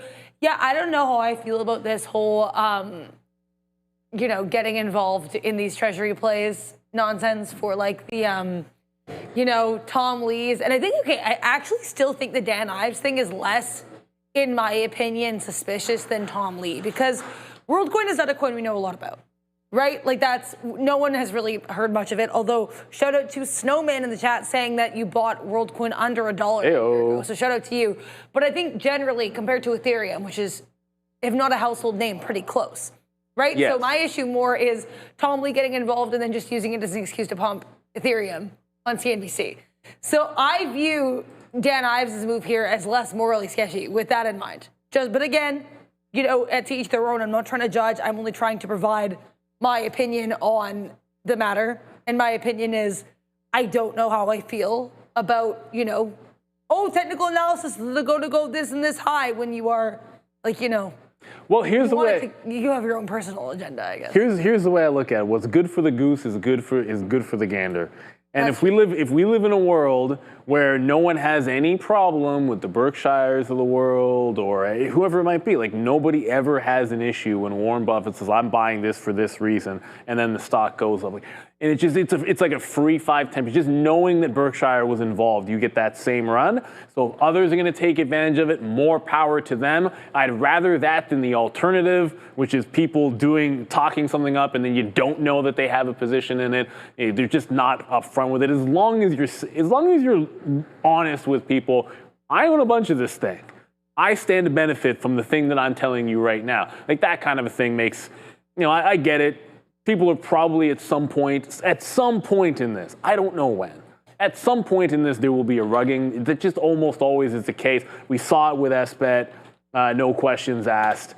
You throw up a chart of SBET, and this went to $120, and then within, call it a week, it was down at $30, and then after that hit $9, and what's it trading in the mid-teens right now. So you certainly can see these rug pulls happen in these treasury plays. Whether or not this one's going to be able to hold up here remains to be seen. But it's a heck of a lot of fun for anybody that was in the long. And then the other story, which started out the day, and when you came in, we sat down this morning, the Robinhood and AppLovin was the biggest story, Adara, and then it turned into the Octo show. But Robinhood and AppLovin being added, or will be added to the S&P 500, the wait is over. 2 weeks today. is when they're going to be doing the addition. I believe it's the 22nd. And Robinhood held out up double digits, highly anticipated, I would say almost the entire year. Anytime you even mentioned adding to the S&P 500, Robinhood's name came up. And it's finally happened. It caused it to go basically to an all-time high. Might have missed it by a few pennies in here, but strong day for Robinhood. And the continuation is certainly possible. Now, the only caveat I would say is almost all of these additions to the S&P 500 have at some point after the announcement ended up being a bit of a sell event to fill in the gap. They just tend to fill in the gap at some point. I think the trade desk might have been the most recent example of that. Yeah, trade desk didn't even really pop before it sold off. That one didn't even give you a really nice rally. No, but I think eventually it did pick back up. Like the trade desk, that's fair. It pulled back, it filled in the gap. It gave you your run up, it filled in the gap, and then eventually did do a run. But I would point out that usually like a day or two or shortly after you get that addition, you tend to make a high. And as much as we've concentrated on Robinhood, AppLovin probably deserves some credit for the move that it had today. It also made some fresh highs and had a strong day. It ended up double digits itself. It's just that it's not much of a day trading stock. And of course, more interest in Robinhood for obvious reasons, right? It's just the kind of stock that traders are going to be more engaged in. Yeah, sorry. So we have some Intel news here, guys. INTC noticing a whole bunch of leadership changes. So an individual by the name of Kevork Kechikian is going to be leading their data center group. Naga Chandrasekaran is, expanding their role to include foundry services.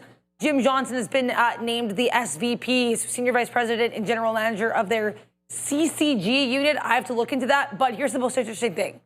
Michelle Johnston-Holthouse, who was briefly the interim CEO of Intel and also normally serves as their CEO of Intel Products, she's going to be leaving the company.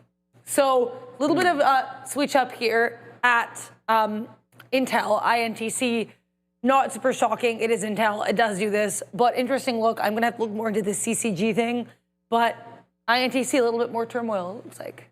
Yeah, you can just never seem to have a dull moment for that stock, except for actually looking at the sideways action on a longer-term chart. Like you zoom it out far enough, and Intel just can't seem to get off the schneid. But this was just pointed out by Kerwin, which I don't believe we might have forgotten to mention this. Because the current story on Robinhood is the biggie, obviously being added to the S&P 500, but the Hood Summit is tomorrow after market. Yes. Yeah, so the Robinhood, they just call it the Hood Summit. The Robinhood Summit is after market 5:30, so in tomorrow's recap show, like that'll still be pre that summit. So Robinhood, another catalyst is going to be incoming. As far as catalyst this afternoon, and we do have Casey's, but Casey's is not reporting until I believe, Adara, you mentioned 4:30. Yes. Yeah, so that we're not expecting that till 4:30. For anyone that wants the juice on Casey's, it is an expected move of 8%. It did more than that last earnings, went 11% on its last earnings run, and this is a name had a pretty good day here today and very, very close to its highs. Like it's just a stone's throw away from breaking out some of those highs. Oddly enough, it is priced that 8% implied move pretty much would take you, if you look at this gap right here, back into, I guess that's like June, right back into 480. It's pretty much exactly the 8% if it went to the downside to that support level. If they happen to miss, that would be something you want to pay attention to because it's like the first obvious, even 490s there, but 480, the first obvious area to look for a dip, and it just so locks up with that 8% move. A lot of times I find this to be true where a significant down move ends up hitting a support level on some of these earnings names, and that's just the options market knowing what they're doing and people making bets that make a lot of sense. But yeah, these treasury plays are a big story. Of course, earnings still a big story. We're gonna have Oracle a little bit later on in the week. I know we're gonna have Michael Noss joining us as well. I can't wait to get his thoughts on WorldCoin and what happened in OCTO because that was, you don't see something like this happen every single day, Adair. It's completely. It's unprecedented in the way that you might see over the course of 5 to 10 years, one name every 1 or 2 years that has a move like OCTO. I only remember one other prior to this. Yeah, and that's, to me, I can remember, obviously I can remember DWAC and HKD. Yeah. But things like this, Tempest, Yeah. it's just you don't see things like this very often, and it's certainly unique. Pretty well, yeah. Yeah, and well, do you guys let me know if we have Michael, because we are locked on. We do have Michael. Okay, we are ready for the Trader Talk. Just wanted to make sure that we had the NOS boss locked and loaded, and I don't think I'm going to be able to put him on the spot for this Trader Talk. He has to have looked at OCTO today. There's no way any trader didn't. My button's not working. Oh no. Michael, welcome back. We saw you this morning, and obviously this was before this the turmoil and the insanity that happened in this OCTO stock. So first off, hope the trading day went well for you. And did you look at this thing? It went great. I looked at it briefly and then reminded myself there's no way I'm going to touch something like this, and moved on to something else. Okay, so here's the first question. You've talked about crypto before. You talked about it again this morning. We always mention, and it's in the terms of we go through, it's Bitcoin rallies, and then other things start to follow along with it. This type of a move on another announced treasury, on a token that I don't know anybody even talked about before this gives you concerns for a top, even a little bit? These treasury companies don't feel good. Now I did listen to a podcast on the compound with Tom Lee, and he explained it and made me feel a little bit better about it. Like, I've met Tom Lee before, and I've met Dan Ives, who's leading this one before as well. I understand that the mechanics of them seem well thought out, and these are very intelligent people that are running them, but it does feel like it's something that we're going to point at in a couple of years. I don't know if it's next year or 10 years from now, and say, yeah, that was an obvious sign of the top. This, to me, feels like one of those things in which, if you zoom way out on this name, this OCTO, that even though the short float wasn't crazy, it was only 2% or so. This was like a $7,000 stock at one point that crashed all the way to $1. This to me feels a little bit more like just kind of hype and speculation, because if you look at the coins kind of around this, they didn't really move too much. And same with Tom Lee's stake of BMNR, didn't really participate too much in this move either, which doesn't make a lot of sense, because if this company owns that other company, you think they would get a big lift from it. So this to me feels like kind of a one-off end of summer retail speculative craziness. I expect to see this stock in a couple days back where it came from, and we'll forget about it. But we got to remember, again, BMNR did the same thing. It went from $3 to $180 and then came back to 43. So with OCTO, maybe it's not going to go back to $1. Maybe I don't know, it hits $10 or something, and that's considered fair. But definitely just a game of musical chairs, if nothing else, for people just buying and selling to the next guy. You're so right. Like, at one point, the position that the BMNR had in this was on paper worth like 12% of its own market cap. Mm-hmm. Like usually, like you think it would have a bit more of a bump when you see something like that. So it goes to show it is really just about the momentum at this particular point, and sort of, to everyone out there, just be cautious with it. At the end of the day, these things it doesn't have to make sense for you to make money in it, but if it doesn't make sense to you, it doesn't mean you have to hold it forever or try to treat it as some kind of an investment and not just a short-term trade. Well, and bubbles can be great, right? I remember always the famous George Soros quote that whenever I see a bubble, I run right into it. So it's one of these things that like the game of musical chairs. If you have a plan to be one of the last guys seated, you're going to have a good time here.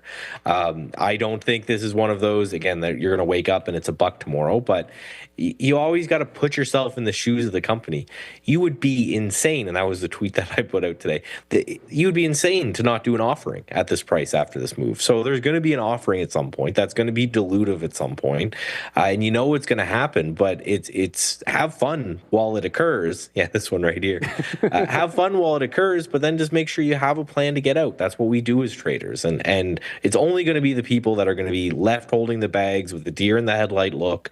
They're going to have a bad time. I think there's room for other people to have a fun time, at least for the next few days. Yeah, definitely they'll have some fun. I love that. I love that little tweet that you had there, or post, I suppose, on X. Rushing to get the offering letter ready. They'd be insane not to. I mean, come on. Like, it just, like, to be perfectly honest, it would be. It's just simply due diligence. Like, how could you not take advantage of that much volume and that much liquidity at high prices to not raise capital? That's the entire point of this game. I'd like to point out, I think I could take Forrest Gump in a race. Personally, I don't think he looks all that fast. Tom Cruise looks faster when he runs. I'm sure you could take him in a race too, there, Michael. But okay, so let's get off Octo for a quick little second. Like, what else? It stole so many eyes today, but there were some pretty traditional opportunities that were out there, whether you were looking at Robinhood or AppLovin for a lot of people. And I know you were looking at something that you posted, DBI, which that's not something that I have looked at. So something a little bit new here, Michael. Tell us about it. Yeah, I'm obsessed with these left for dead companies that seem to be kind of rising from the ashes recently. And, you know, I encourage anyone that follows me to bring me names like this. And this doesn't mean companies that are in downtrends that have sold off, but show me something that has stopped going down for around a year. So when DBI came through our system, and this is a pullback algorithm that we run at Stats Edge, about 57% or so accurate and like a 1.5 to 1. So a really solid strategy overall.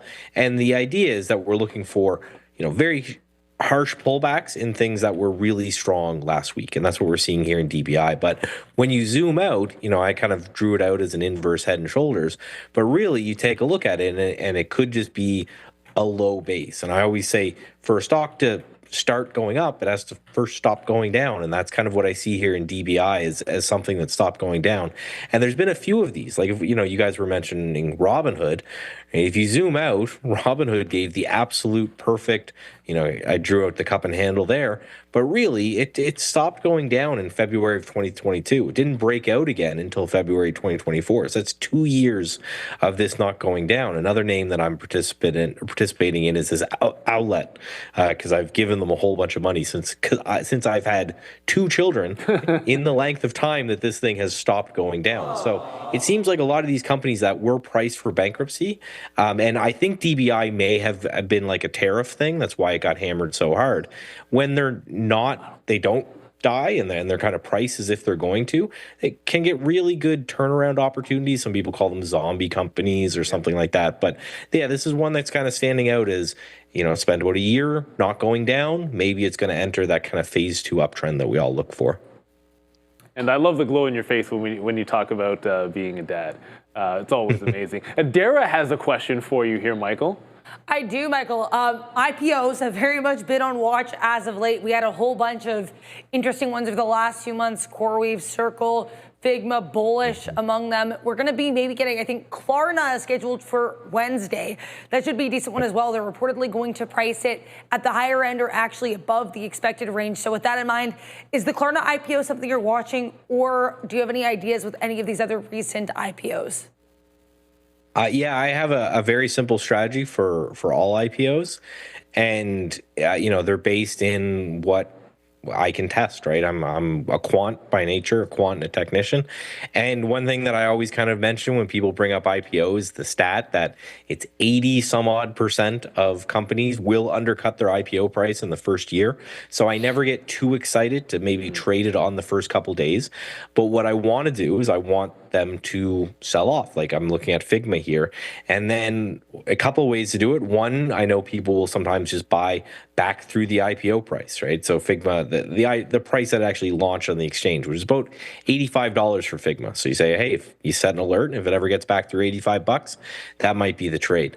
And then the other thing is this blue line right here is the anchored VWAP. And the reason I love this, and I love all of Brian Shannon's work on VWAPs, but this makes the most sense to me because it's kind of like your VWAP for the day, where the day opens and you track your VWAP through the entire day. Well, Figma opened, and this is kind of the birth of this company as a publicly traded equity, and you can anchor your view out from the IPO, and you know that sitting roughly around the same price, around $87 or so on this one, is where the average person who's believes in the company and kind of dollar cost averaging into it, that's where that they would sit, around $87. So I'm not going to trade it on the first week or so anyway, but if we get an undercut of the IPO price, we spend some time under there, and then we start to trade back up through it, I'm certainly interested to take those trades because A, you're trading with the trend now as it's moving higher. B, you know right where you're wrong. You're putting your stop at the low of whatever that move is. And sometimes, every now and then, you get a company that's going to be your next Google or Amazon or whatever that all IPO'd at some point. And the one that I always go back to show people, for those who want to know, it's not Facebook anymore. You're old. It's Meta now. If you look at this pattern, this is a monthly chart of Meta, and it did the same thing. So it IPO'd in 2012. Sold off from like $45 all the way to $17.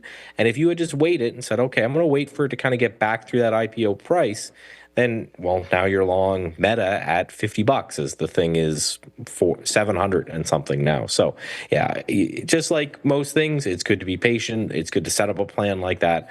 But with all these IPOs, I have them on watch for that particular setup. Yeah, and I think it's a great setup. You pulled up, Michael, the chart of Meta, but you could have actually even just you can use Robinhood as a recent example of that as well. And I happen to have that up just in case, because I think for a lot of people, if you didn't see Meta or Facebook at the time, Robinhood did a very similar thing. It was good for a few days and then just absolutely cratered. And this one, you can say it took a while, but it was a couple of years. And when it broke, whether you took it when it broke back above like the first day levels, that actually was a good entry point.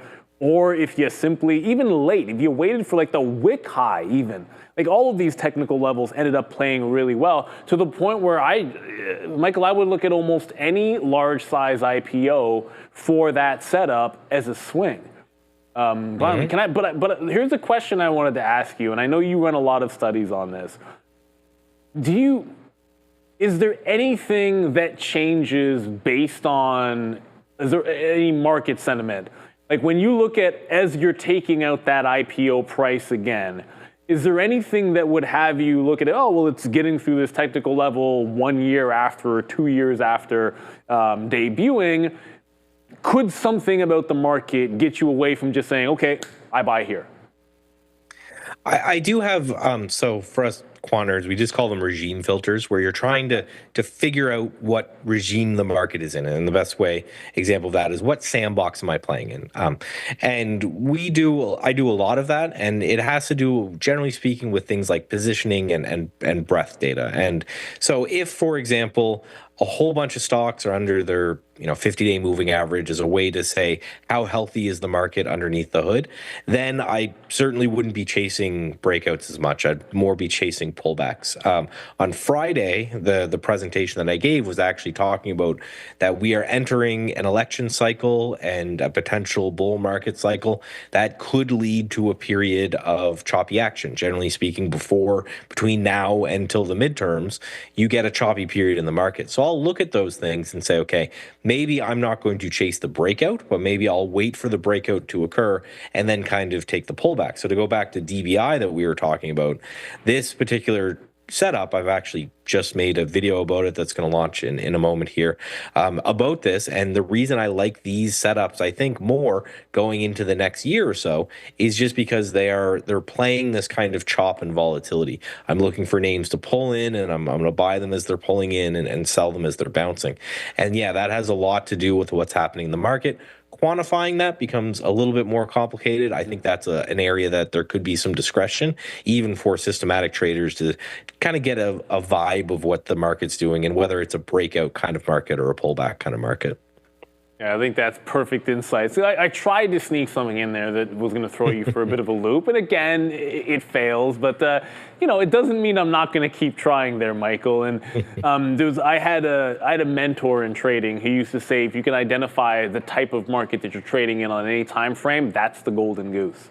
you always want to keep it in the back of your mind. But if every single day you could identify it to the T, obviously you'd be doing really well. And it just goes to show anyone with a process has to have some kind of a notion of, okay, well, a breakout's working better, or are we in a dip buy market? And if you can, even that small thing, Michael, it can do you wonders. Like an example, just for a day trader even, if you were looking at, say, Robinhood today, dip buy versus breakout, like at the open, dip buy would have saved you a ton of money versus the breakout. Both would have worked. But of course, the dip buy would have done much, much better if you'd been a little bit patient. I think that's sort of what you're getting at. Before we get you out of here, Michael, I just want to say there's a couple of people in the chat, I don't know if you were in there, that did want to say congratulations on being father 2 times over. And, Thank you very much. I just wanted to make sure you saw that. But anything else that you wanted to get to that you didn't get a chance to talk to before we get you out of here? Just crypto in general, right? I talked about that in the early session. I am currently working on, so stay tuned as things go on. I've been able to source data for many different coins going back a long time. What I'm looking for is to build crypto systems in which I can trade them the same way I trade equity systems, which is robotically and systematically and with an edge. However, just looking across the board here on crypto, it feels like something big is about to happen. So Ethereum, if you just look at the last couple weeks and even zooming into the last couple days, we've done nothing. And that's generally speaking not something to be interested in, but we've done nothing at this major resistance point, and Ethereum being a big one for some of these altcoins. And then if you look at Solana, it's kind of the same thing, right? Solana's been a little bit stronger today, but has been consolidating very, very tight and then right under prior highs here. So it feels like we are getting somewhere. We're getting volatility is mean reverting. So when we get really, really tight on crypto, at some point we have an explosion higher. The fact that we had a stock go up like 7,000% that was crypto related today, that is interesting to me. So if anything, I'm really watching for a potential next bull leg in kind of the altcoin, meme coin kind of area. And if we get that, obviously that will be a lot of fun because those things are always really fun to trade. No doubt about it. Maybe not as crazy as OCTO, but then that works in both directions because it's actually now cut in half from its highs. So it's only up bajillion%. It doesn't really matter. $40 that thing just got to. But Michael, it's always a pleasure having you. We look forward to, of course, talking to you again at the end of the week. And best of luck on all of your trades. Good luck over there on DBI. That's a new one. I haven't heard anyone talk about designer brands, and sometimes those bottom picks can be incredibly profitable. So best of luck on that trade. Thanks again, Michael. Look forward to talking to you on Friday again. Talk to you on Friday. Thanks for having me. Take care, brother. See ya. My button works. Oh my goodness. Fabian, this is the issue. I'm so used to the button not working that now I'm forgetting to actually hit my Trader Talk button. And this is it's muscle memory at this point. That the magic just gets done for me. Now I gotta hit my own keys now? What is going on here? You don't have to hit that. It's not I don't want anyone feeling sorry for me. I have to reach over here and just hit a button that says Trader Talk. It's not that difficult, but I just make it difficult. It wasn't that difficult if you were long on OCTO, although now it hit $40. I was saying it hit $40. The pullback on it has been real. Do not forget Robinhood, big story, of course, getting added to the index. They do have their event tomorrow. It is after the market tomorrow at 5:30. Yeah. For my purpose. I'll be busy with Apple, so we're all good. I'll get over it. Well, that's the big thing. Apple, new iPhone. Obviously, the stock has been doing generally pretty well, but let's be real, Adara. Sometimes on the day of the event, I did research on this. I can talk about the stats. Well, let's get before. Yeah, really hold on quickly, a second. Fabian, let's go to Adara first. We got an event tomorrow. If I may, I do want to get into this. So I did some research, and I know I had said previously, it mainly goes down on these days. So actually, when I finally finished all the research, which is now posted on X at TTV Research, there are a ton of infographics. I'll just show the kind of summary. There are 4 others, though, if you want more specific moves. So as you can see, lately, we've really steadied out. It doesn't really move more than 2% now on these days. But the average negative move is about 3.8%. The average positive move is only less than 2%. Yeah. And it moves, it was red half the days, green half the days. So with that in mind, you've got a 50-50% chance of red or green. But if it's red, it's going to be a lot weaker than it will be if it's green, like in terms of strength. You know what I mean? So the average move across these 18 days was just over -1%. It's like -0.97%. So we're probably going to have a red day tomorrow, statistically speaking, though if you actually go like 50-50, it could go either way. There you go. So the stats were weird, and I did a lot of analysis, excellent TTV research if you want to read all of those ramblings and notes. Oh, and also, well, because we made it to past 4:30, that does mean Casey's actually came out with their earnings. Yeah, I'll look at those. So Casey's General Stores did bump up here, only 3%. We were expecting an 8% implied move, up about 3 points here, 1.5 of that in the extended hours. Before we get to roll call, Dara, you can give the numbers. Neil, they're near all-time highs. I was charting them because I was like, I'm curious. Yeah, it's actually a really nice look here in the chart. This could be spicy tomorrow. So, Q1. EPS, $5.77, well above estimates of $5.07. Sales, $4.567 billion, above estimates of $4.476 billion. Now, their diluted EPS up 19% year over year.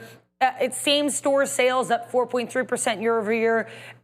Total inside gross profit up 14% year over year. Same-store fuel gallons up 1.7% year over year.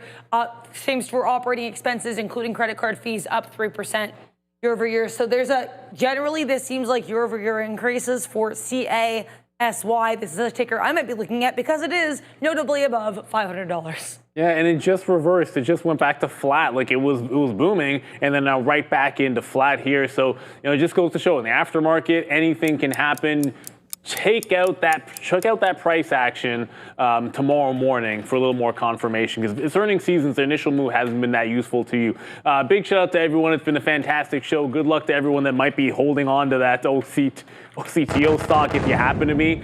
Good luck with that. That stock is probably going to be almost as volatile tomorrow. Nothing can compare to what we saw today. But if you don't know how to be in roll call, jump in to the chat, but hit the subscribe to be in the chat because it's a subs only chat. And Mr. Westermeyer, don't sleep on apple fritters. You're absolutely right.